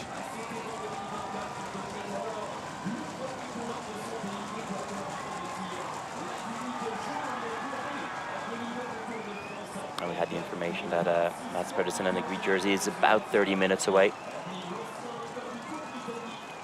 As we see again, the joy of Carapaz. Let's take a look at the result of today's stage. Carapaz wins in just under 5 hours, ahead of Remco Evenepoel in second, Sepp Kuss crashing on the run-in twice to finish 3rd. Pogacar, Del Toro, Martinez. Sexas finishes in 10th place.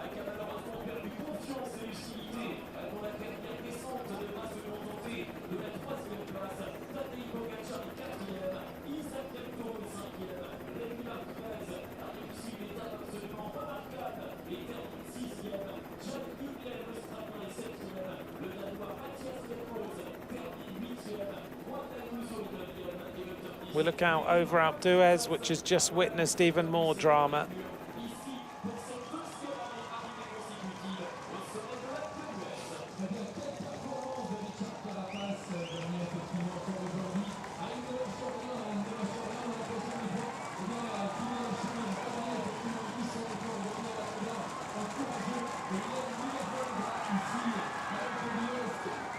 What a victory.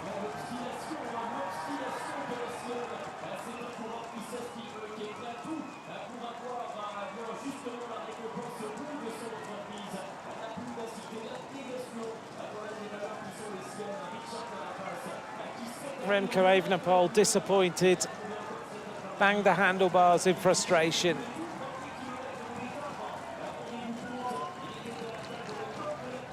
Second on the day.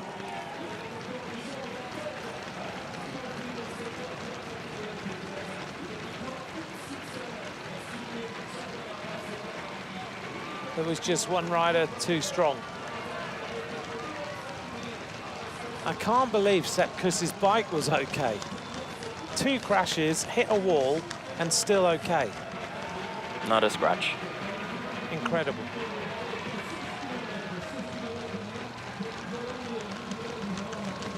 That was unfortunate. Brilliant ride by him today. It was, wasn't it?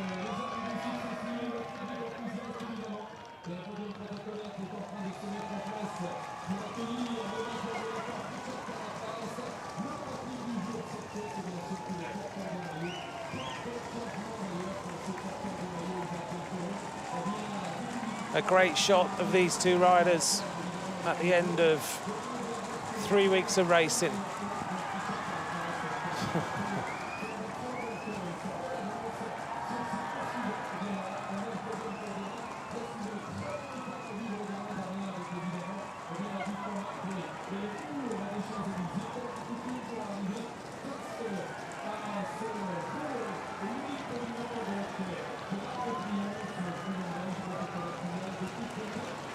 Riders are coming in all the time now. Here's Prudhomme.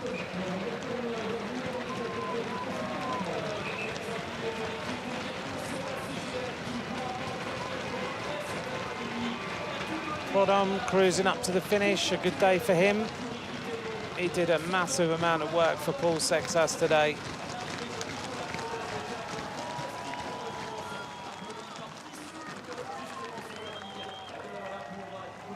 Well, the moment that these two cross the line in first and third place in the Tour overall.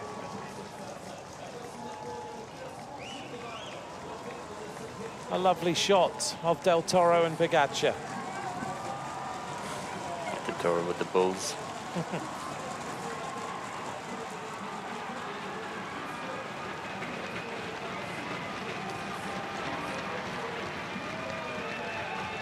Still more riders coming in. Tish Benoot. He's scarred as well after his crash with Piganzoli. Next rider sprinting in, Tom Pidcock. Pidcock looking to secure his top 10. Michael Storer, I'm just looking, Piganzoli doesn't challenge Pidcock. I think Pidcock's going to be okay, you know, for his top 10 in the Tour. Yeah, there was quite some gaps.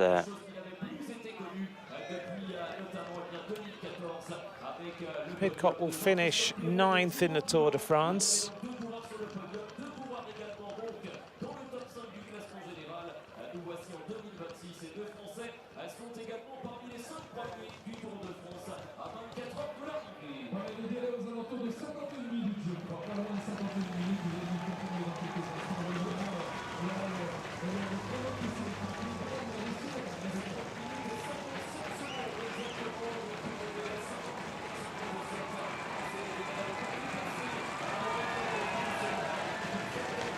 He will have learned a massive amount in 3 weeks, won't he?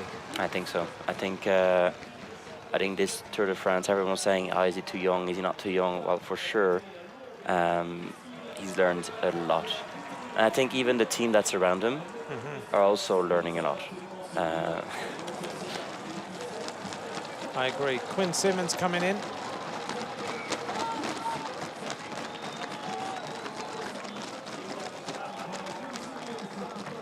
Quinn Simmons finishes.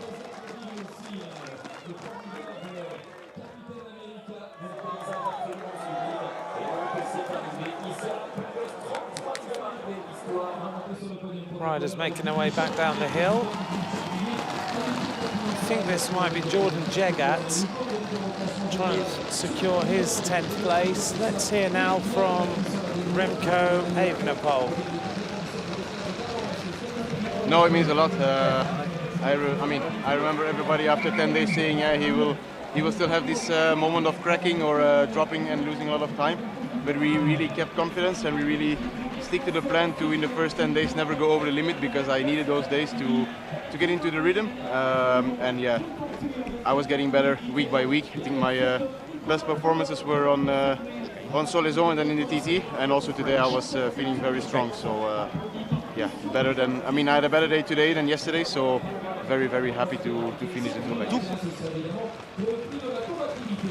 Dan O'Connor coming in, Remco Evenepoel. He's managed his effort well, hasn't he?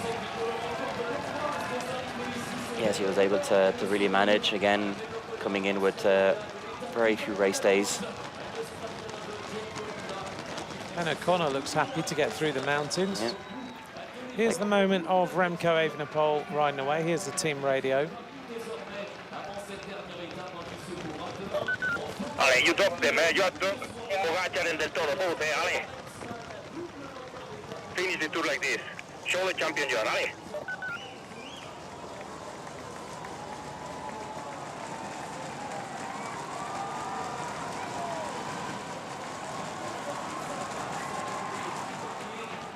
So tomorrow in Paris, we're going to have a very different kind of lineup as to how things are going to play out. The stage will be 89 kilometers. Here's Maxime Van Gils.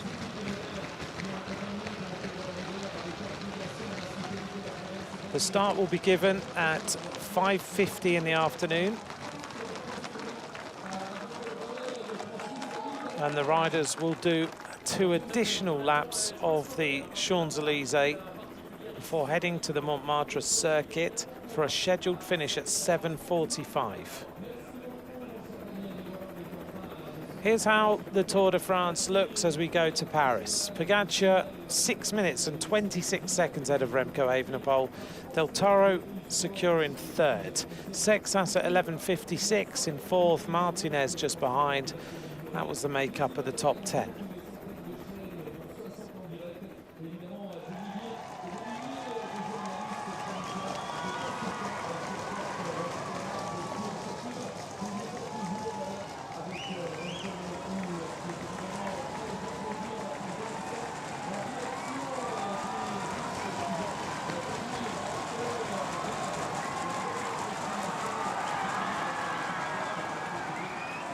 Well, this morning we spoke about our favourites and his name came up quite a lot.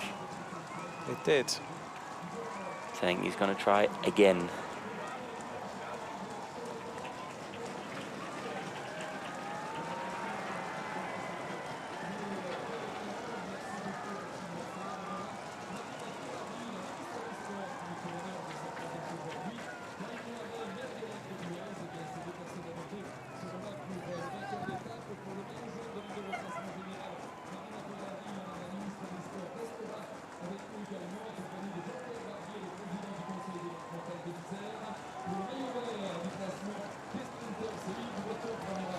Today, no one running behind him. No, a nice clear road this time, which is nice.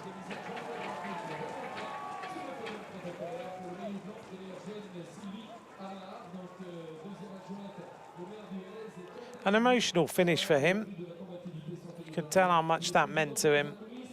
All out, all day. I mean, if we go back, the first time I noted down Carapaz, he went on the attack with 140k to go. Literally from the lower slopes of the Le Croix de Fer. Incredible. We're going to hear now from Paul Sexas.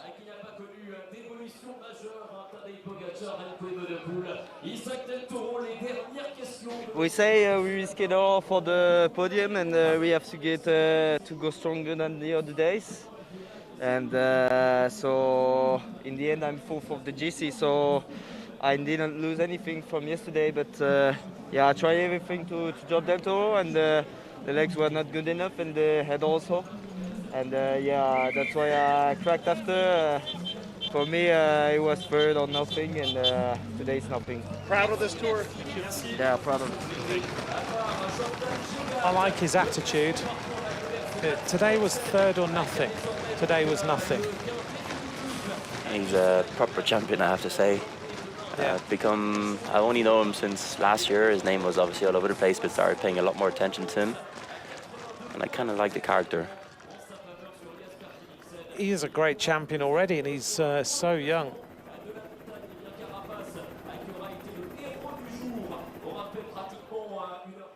Richard Carapaz, sabes que has ganado una etapa de Do you know that you've won hoy? Development stage day? Bueno, había un momento que ni yo me lo creía. There was moments where I didn't believe it. Muy duro para mí porque It was extremely difficult for me today. Al inicio estaba peleando por el jersey, no sabía que era difícil. At the beginning I was going for the polka Después, dogs. cuando hemos pasado ya los dos primeros puertos, But once we passed the first 2 climbs, ha sido ya, ok, voy a intentar ganar la etapa. nah, I changed my mindset and said, okay, now I need to maybe go for the stage win as well. Tenía dos corredores que habían ganado grandes vueltas, ¿no? Jai Hindley. It was difficult. I was with 2 riders who won Grand Tour stages, Grand Tours in the past. Muy duro de roer, He estado siempre al límite, al límite, I was always on the limit. Y en la bajada no sé qué ha pasado y I don't know what happened in the downhill, but it came down. He seguido, pero ha sido muy duro aquí. I followed, and it was so difficult. Los últimos metros. Sí, porque sabía que por detrás venía I really went all the way to the line because I know they were coming from behind. 10 segundos tras mío. That Sepkus was only about 10 seconds behind. I really suffered the last 4 kilometers of the Alpe d'Huez. Durísimo. It was just difficult. 33 años, pero un joven. 33 years old, sí, but you're still young. Al final para mí ha sido hermoso, ¿no? I think today was beautiful. Aquí to win here conmemorativo, ¿no? Creo is something you would always remember. Nada, sin más, me lo merezco porque he luchado muchísimo. I think I deserve it because I fought so hard all the time. 2 stage wins and a jersey. You can't really want more. Ha sido un tour de ensueño, ¿no? Yes, it's been a dream En tour. Barcelona no estaba para una general. I knew in Barcelona that I wasn't going to be able to go for the GC. I knew I wanted to go for stages. Lo hemos logrado, ¿no? El último día, llevarnos el maillot. And we worked hard and got the jersey on the last day and 2 stages. Really happy. And tomorrow you'll be on the podium another time in Paris. ¿No? Creo que nada, hoy ha sido un tour impresionante. It's been an incredible tour. Quienes me siguen en casa. People who follow me even at home. It's just, I think everyone's Viva Ecuador, yes. Well, beautiful interview with Richard Carapaz. He's such a popular bike rider. He said to us in Barcelona, I'm going after stages, and if I could get the polka dot jersey again, that would be a dream. Well, the dream has happened. What a performance today, all in to try and take the jersey and then also win on Alpe d'Huez. That's a crowning moment of your career. That's pretty special.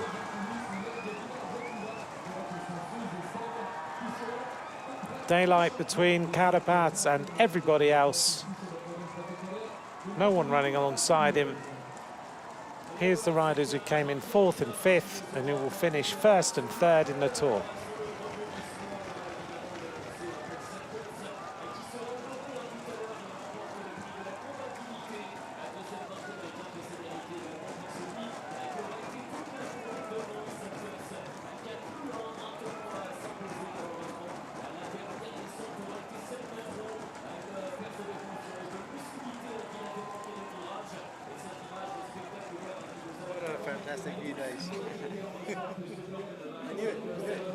We're going to hear now from Jai Hindley after his performance today.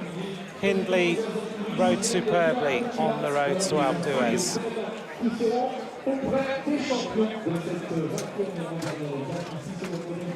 It's fantastic for the team and for you. You've been in the front and Remco secured the 2nd place. Well, no, it was a crazy hard day out, but yeah, I tried to go for the stage, and when that wasn't an option, then I tried to help Remco, and yeah, really happy that he can keep the podium place coming into the last day. It's really a team effort. Yeah, that's for sure. It's been a very tough 3 weeks, but yeah, really proud of how we rode as a team, and really grateful for all our staff, all our team, committed every day, and yeah, in the end we have quite a nice result coming into the last day, so yeah, super proud. Last question about this stage. It was the most difficult of this Tour de France, and at the end you did it in the lead, in the front. Yeah, it was a really hard day. Actually, every day this Tour de France was pretty bloody hard, mate. So, yeah, pretty happy to wrap it up. Jai Hindley summarising it the way I think most people would summarise it. What a race. Has been seriously tough.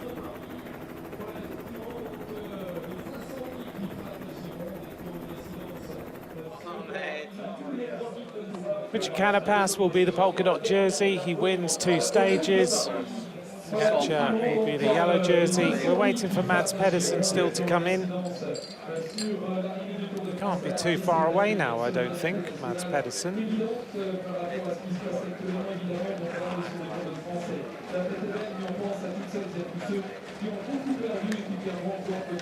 Derek G. West has just come in for the team of Lidl Trek.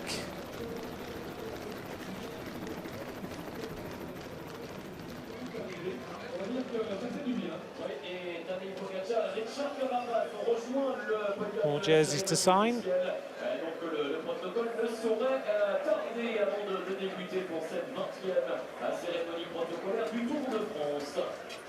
Merci de cette information toujours précieuse, mon cher Damien. On va attendre avec impatience. Riders making their way down to the buses to get off this mountain now.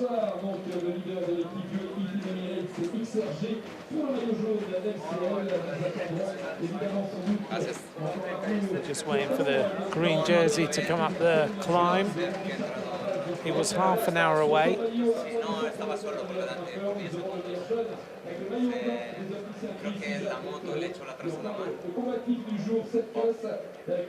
So Carapaz and Del Toro just reflecting on the stage. Getting out about the motorbikes, that's what he was doing. He said what? He was saying that the motorbike gave a bit of a hand to Sepp Kuss, and he was battling behind at 10 seconds and he couldn't close the gap and he could see the motorbike. That was a... Time to reflect on a big day out. And recover. Yes, absolutely. He's gone deep. Because they started attacking each other very early on the bottom of Col de Sarenne. There was still 27 kilometers to go when they started attacking. Yeah, well, I had Carapaz attacking first of all at 140, then at 72, then he attacked at 65, and then on the Sarenne. He attacked so many times today.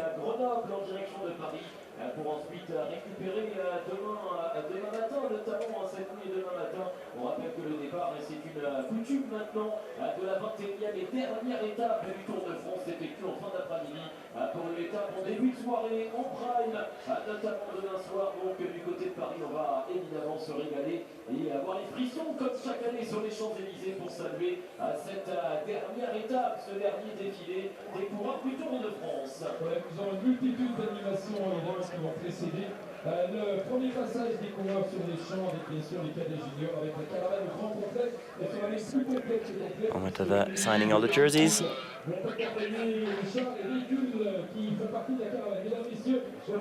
Whatever happened to Netflix?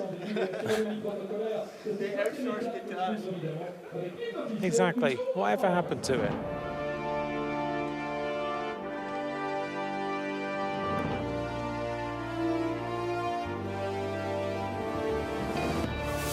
We're ready for the presentation of today's stage.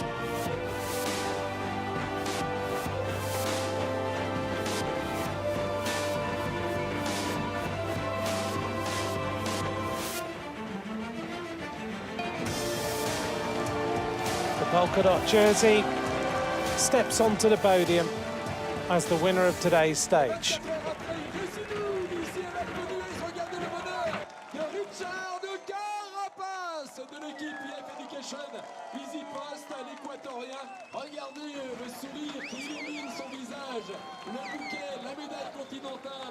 Richard Carapaz wins today's stage. A fantastic performance in the polka dot jersey, and the flowers are going in the crowd.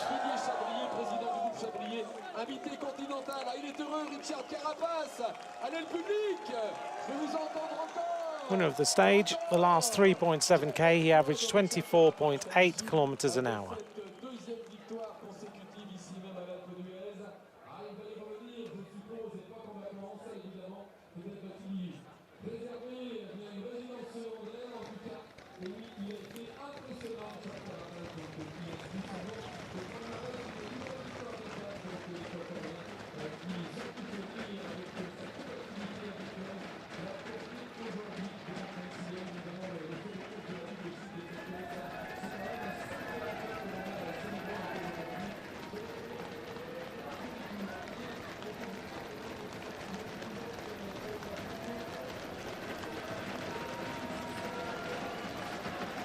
Carapaz, Evenepoel, Kuss, Pogacar, Del Toro.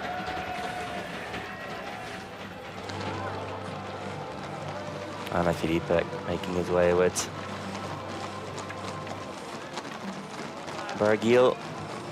Another Tour de France under their belts. Smiling away.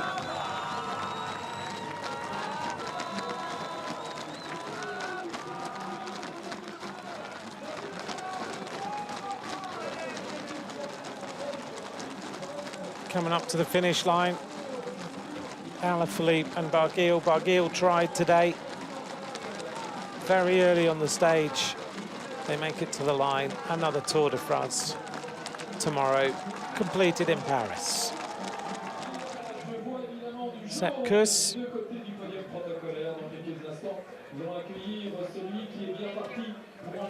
I'm sure he's wondering what might have been.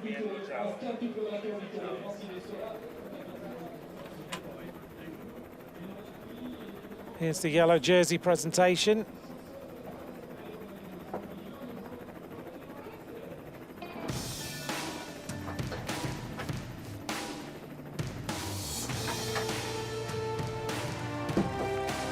Tadej Pogacar in the yellow jersey with 1 day of racing to go. Et oui, le maillot jaune jusqu'à demain, Paris pour un 5e sacre. C'est Tadej Pogacar, le leader de l'équipe Emirates, XRG Lotto. It's been a long 3 weeks of racing. Tadej Pogacar at the end of toiling across the mountains, the time trials and everything else. Pogacar will go into Paris tomorrow. His average speed on the Col de Sérène, 22 kilometers an hour. Comme Jacques Anquetil, évidemment, comme Bernard Hinault, comme Miguel Indurain, et évidemment comme un certain Eddy Merckx, auquel on lui prête beaucoup de ressemblance dans le côté cannibale du personnage, même s'il sait se mettre au service de ses coéquipiers, ce qui a été le cas aussi. Still haven't seen Mads Pedersen yet.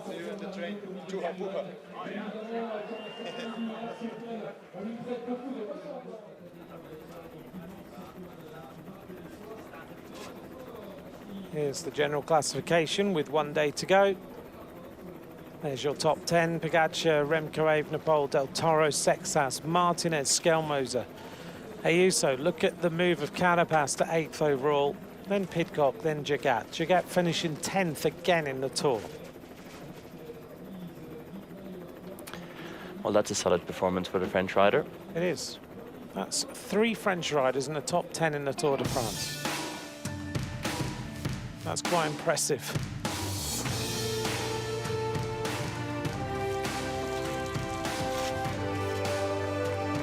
Carapaz in the polka dots, into Paris tomorrow. De ce Tour de France, c'est Richard Carapaz, le coureur venu d'Équateur pour triompher sur ce Tour de France. Quel panache, quel talent et quelle sympathie. Regardez ce beau sourire. King of the Mountains tomorrow on the Champs-Élysées. Centre Leclerc, le bouquet de fleurs, les félicitations de l'hôte et l'hôtesse en présence d'Anne-Sophie Boiton, adhérente Centre Leclerc de Barbier. Cannot be beaten now. Président du département de l'Isère, Jean-Pierre Barbier. Jean-Pierre Barbier, adieu évidemment, et on serait à moins de cette belle arrivée encore. Voilà Richard Carapaz. Ah, il est bien sur le coup. Ah, il sent bien. Il est tellement bien que vous allez l'applaudir encore. Average speed on the Galibier, 21.7 kilometers an hour.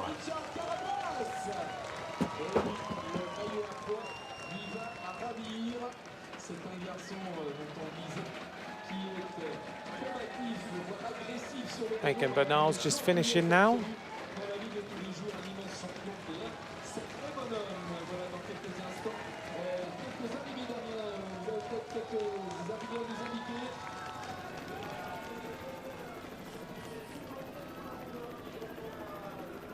Here's the King of the Mountains, Carapaz with 56-point advantage on Pogacar.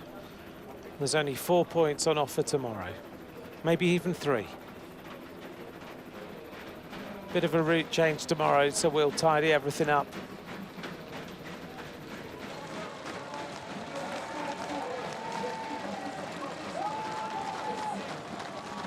Yates, Grosschartner, Here comes Egan Bernal to the line.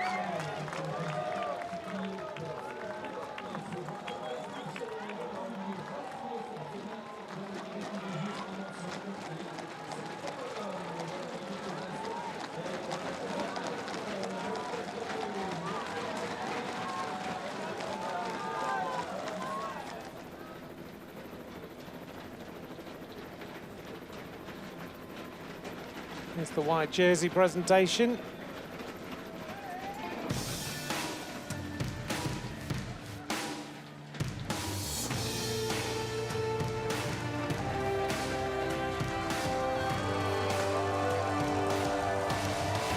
Iso Del Toro in the white jersey.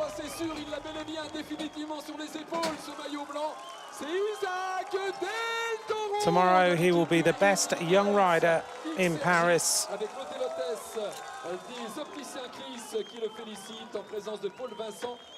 His debut in the Tour, and he's in the white jersey with 1 day to go. De l'autre côté du podium, voilà Isaac Del Toro, le Mexicain talentueux, 22 ans seulement, et un maillot blanc de meilleur jeune, une 3e place sur le podium protocolaire. Maximum speed today, all the 8s. Imaginez un peu, premier Tour de France, finir 3e, c'est quand même une sacrée performance. Donc il nous a évidemment encore épaté tout au long de cette 3e semaine. Il était évidemment donc fort, très très fort, Isaac Del Toro. Sur le podium protocolaire, demain sur les Champs-Élysées.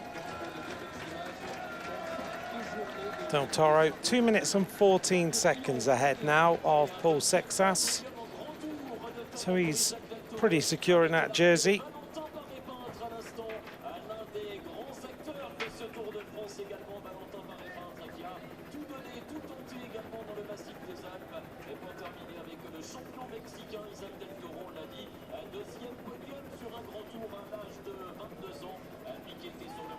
Alpe d'Huez is where the Etape du Tour was held. Here's Valentin Barry-Pant. We've enjoyed watching him over the last 3 weeks. Ultimately, Carapaz was too strong for the King of the Mountains.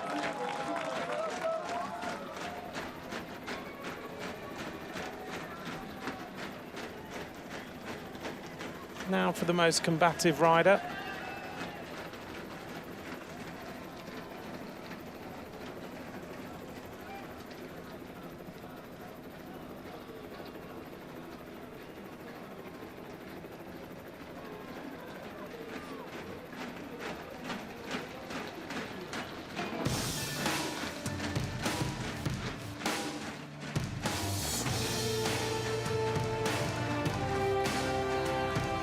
Most combative rider of today's stage. Sepp Kuss, very well deserved, was on his way to a stage win. 2 crashes in the final kilometres, unfortunately, but he really took the race on today. So did the rest of his team. Here wear the gold numbers tomorrow on the Champs-Élysées.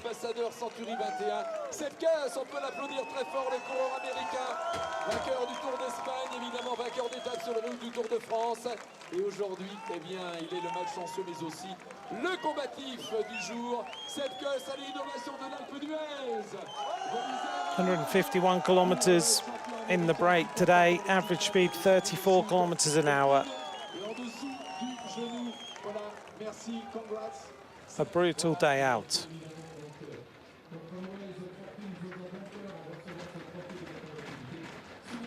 Get his tooth fixed next week.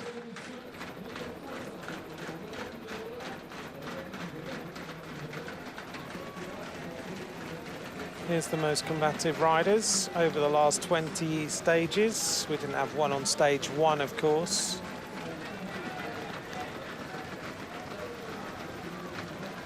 Or on the time trial on stage 16.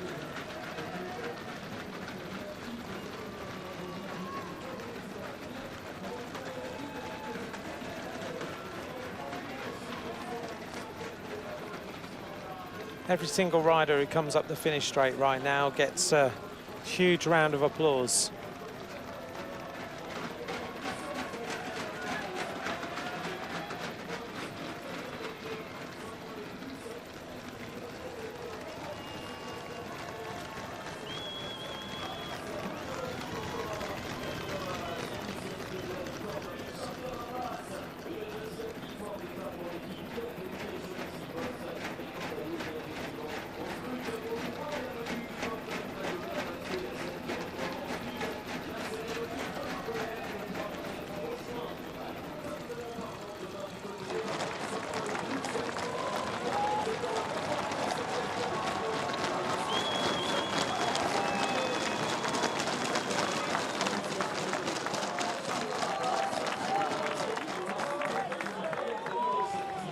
Another member of Tadej Pogacar's team, Niels Pollitt.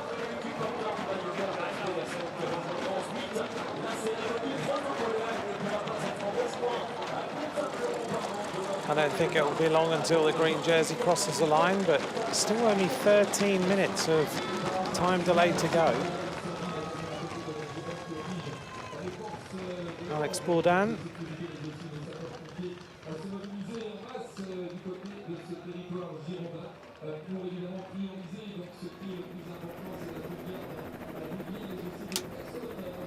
Let's hear now from Tadej Pogacar.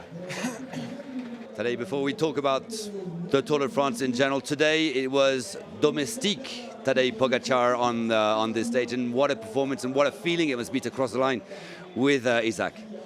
Yeah, no, I mean, yeah, now maybe people will talk how I helped Isaac to arrive on podium, but first of all, he helped me to arrive in the yellow, and the team even more, the riders.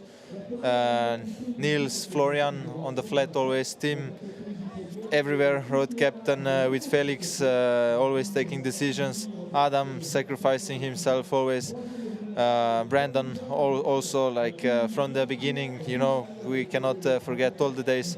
So yeah, it's not today it was an honor to ride for Isaac the last 2 hours or 1 hour and a half of the race. So yeah, I did it with pleasure, and I realized how hard it is to work for somebody else. And to cross the line like that with Isaac, hand in hand, doing the Torito, that's special. Yeah, I think that's to bring him to come together through the line on Alpe d'Huez, I think is quite memorable achievement. 88 kilometers to go on this Tour de France, but I think it's fair to say that you have won the Tour de France in an impressive way. I mean, I did really good this tour. The whole team did super good, but was also some bad luck of competitors. So it's the tour, 3 weeks. A lot of shit can happen, and we made it through with the team. And tomorrow is the last 88 kilometers in Paris, and there will be the one last show. And because you're a competitor, you want to win that one, unlike last year. Let's see how we feel tomorrow, and no risk, but there's no out this year there, so one less big competitor for Champs-Élysées with Montmartre, but it's not the big goal. But if I will have good legs, I will, and if I don't risk, I can try. Well, congratulations for today. The green jersey is just making his way to the line.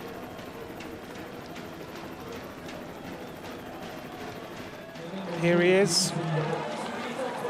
He's got one job to do tomorrow, but he's pretty much there.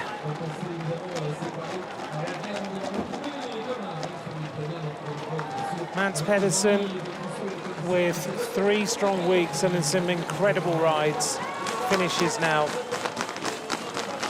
with his teammates Bartek and also Tom Scoynes, alongside a former teammate in Alex Kirsch.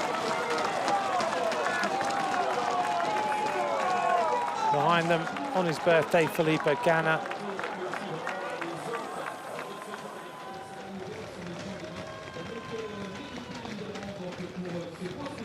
We're going to hear now from another member of Tadej Pogacar's team. We're going to hear from Adam Yates.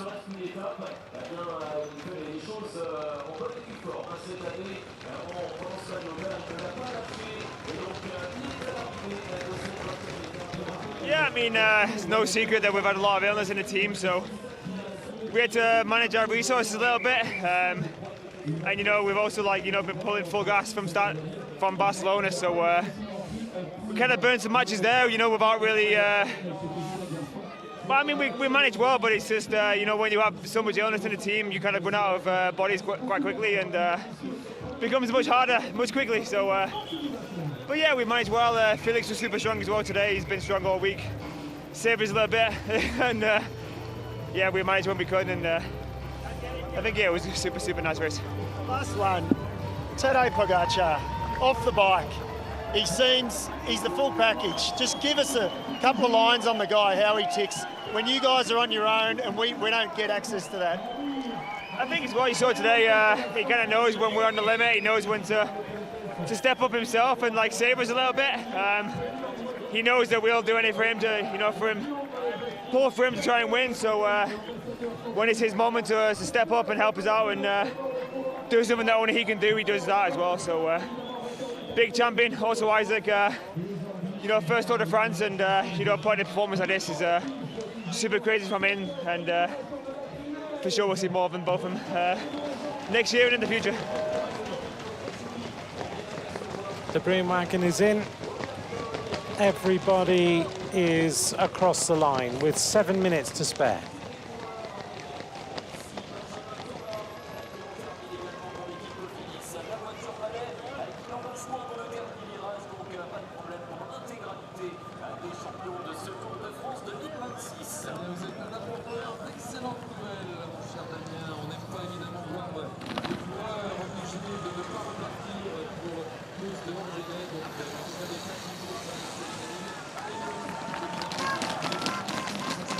Here's the broom wagon just coming up the final straight.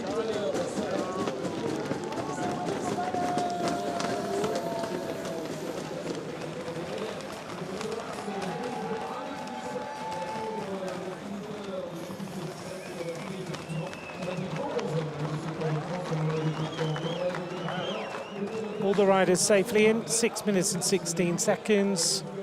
Now they can make their way to Paris.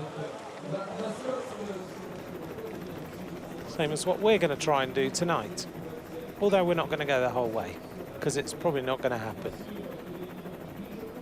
Lidl Trek, 36 minutes and 57 seconds ahead of UAE. So Lidl Trek are going to be the team winners tomorrow on the Paris Champs-Élysées. We're going to hear now from Sean Quinn of EF Education Easy Post. His teammate Carapaz won today.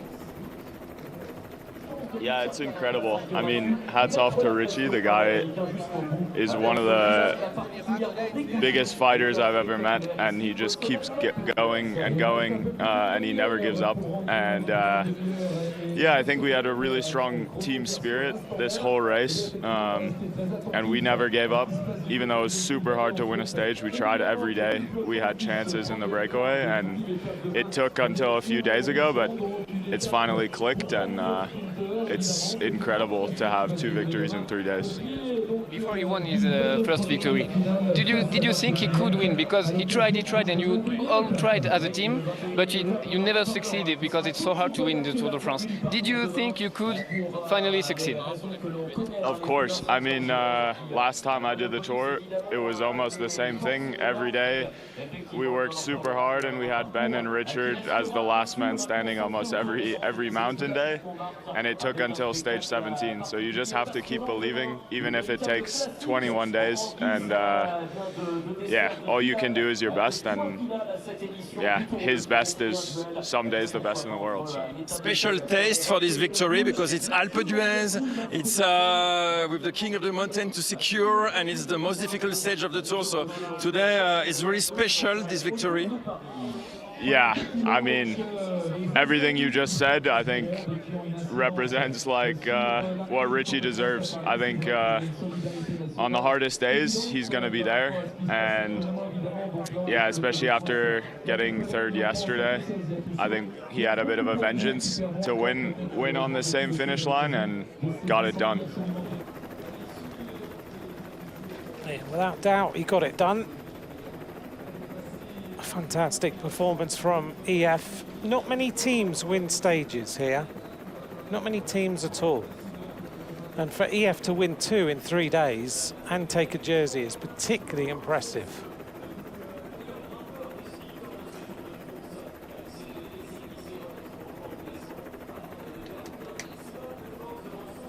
Everybody's just waiting for the green jersey. And then it's going to be a hot foot down the mountain. And in the evacuation, they're going to take the riders who are going to get trains tomorrow to Paris.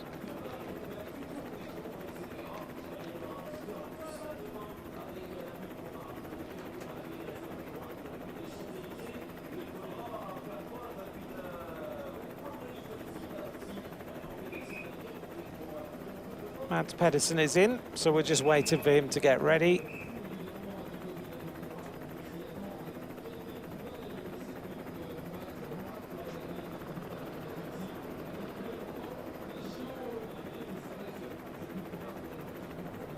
I hope you've enjoyed the 3 weeks of racing. There's been twists and turns and different tales along the way.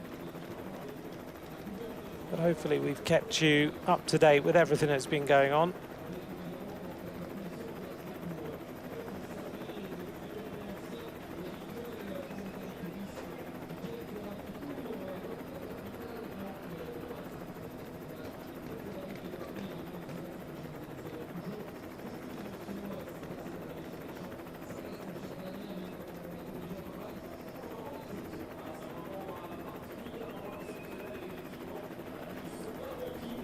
And we just wait now for Mads Pedersen.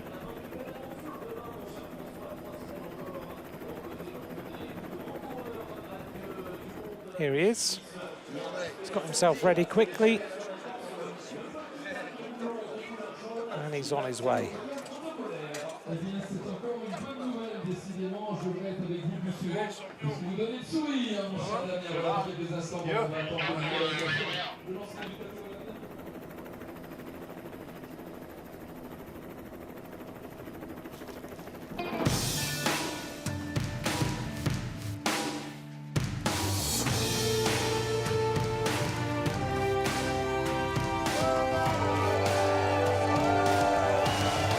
Mads Pedersen in the green jersey.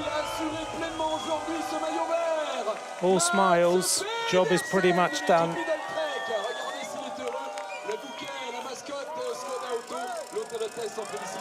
Mads Pedersen, the leader of the green jersey with 1 day to go.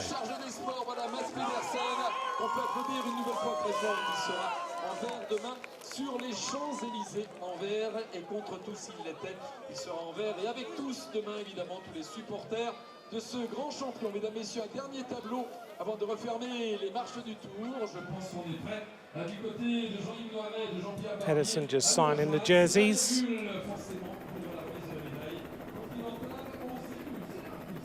Let's take a look at the classification.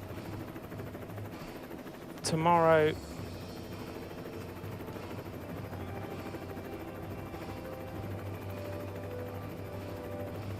I think there's not quite enough points for Philipsen to do what he needs to do.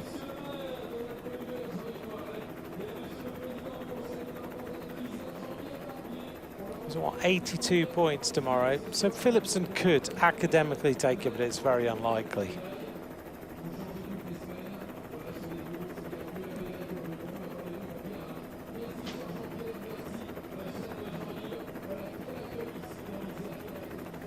And the presentation to the mayor. Thought he got a medal yesterday, but we're going to give him another one.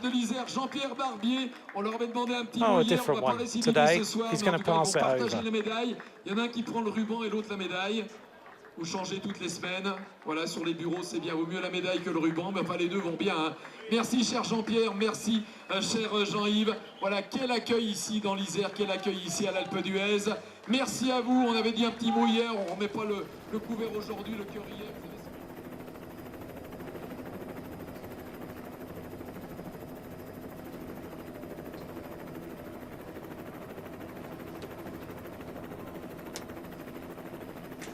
I hope you're ready for tomorrow's stage. It will be a late afternoon into the evening stage that we have in Paris. We're going to start at sometime after 5. Let's take a look.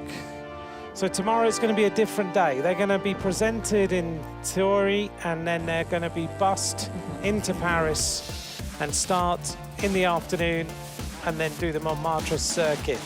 So things might look a little bit different than they look on this map. The start line will be on the finish line. Tomorrow's stage will now be 89 kilometres of racing. Well, today we had the final mounted stage. Tadej Pogačar in the yellow jersey, he defended well. Carapaz was the rider of the day. He secures the polka dots and another stage in the Tour de France, and the top three's decided with Pogačar, Remco Evenepoel and Paul Sexas. We're going into Paris now. We'll see you tomorrow for the final day of this edition of the Tour. From Nicholas Roach and me, Anthony McCrossan, thanks for joining us. We'll have a trip to Paris now. We'll see you tomorrow on the Champs-Élysées. Bye for now.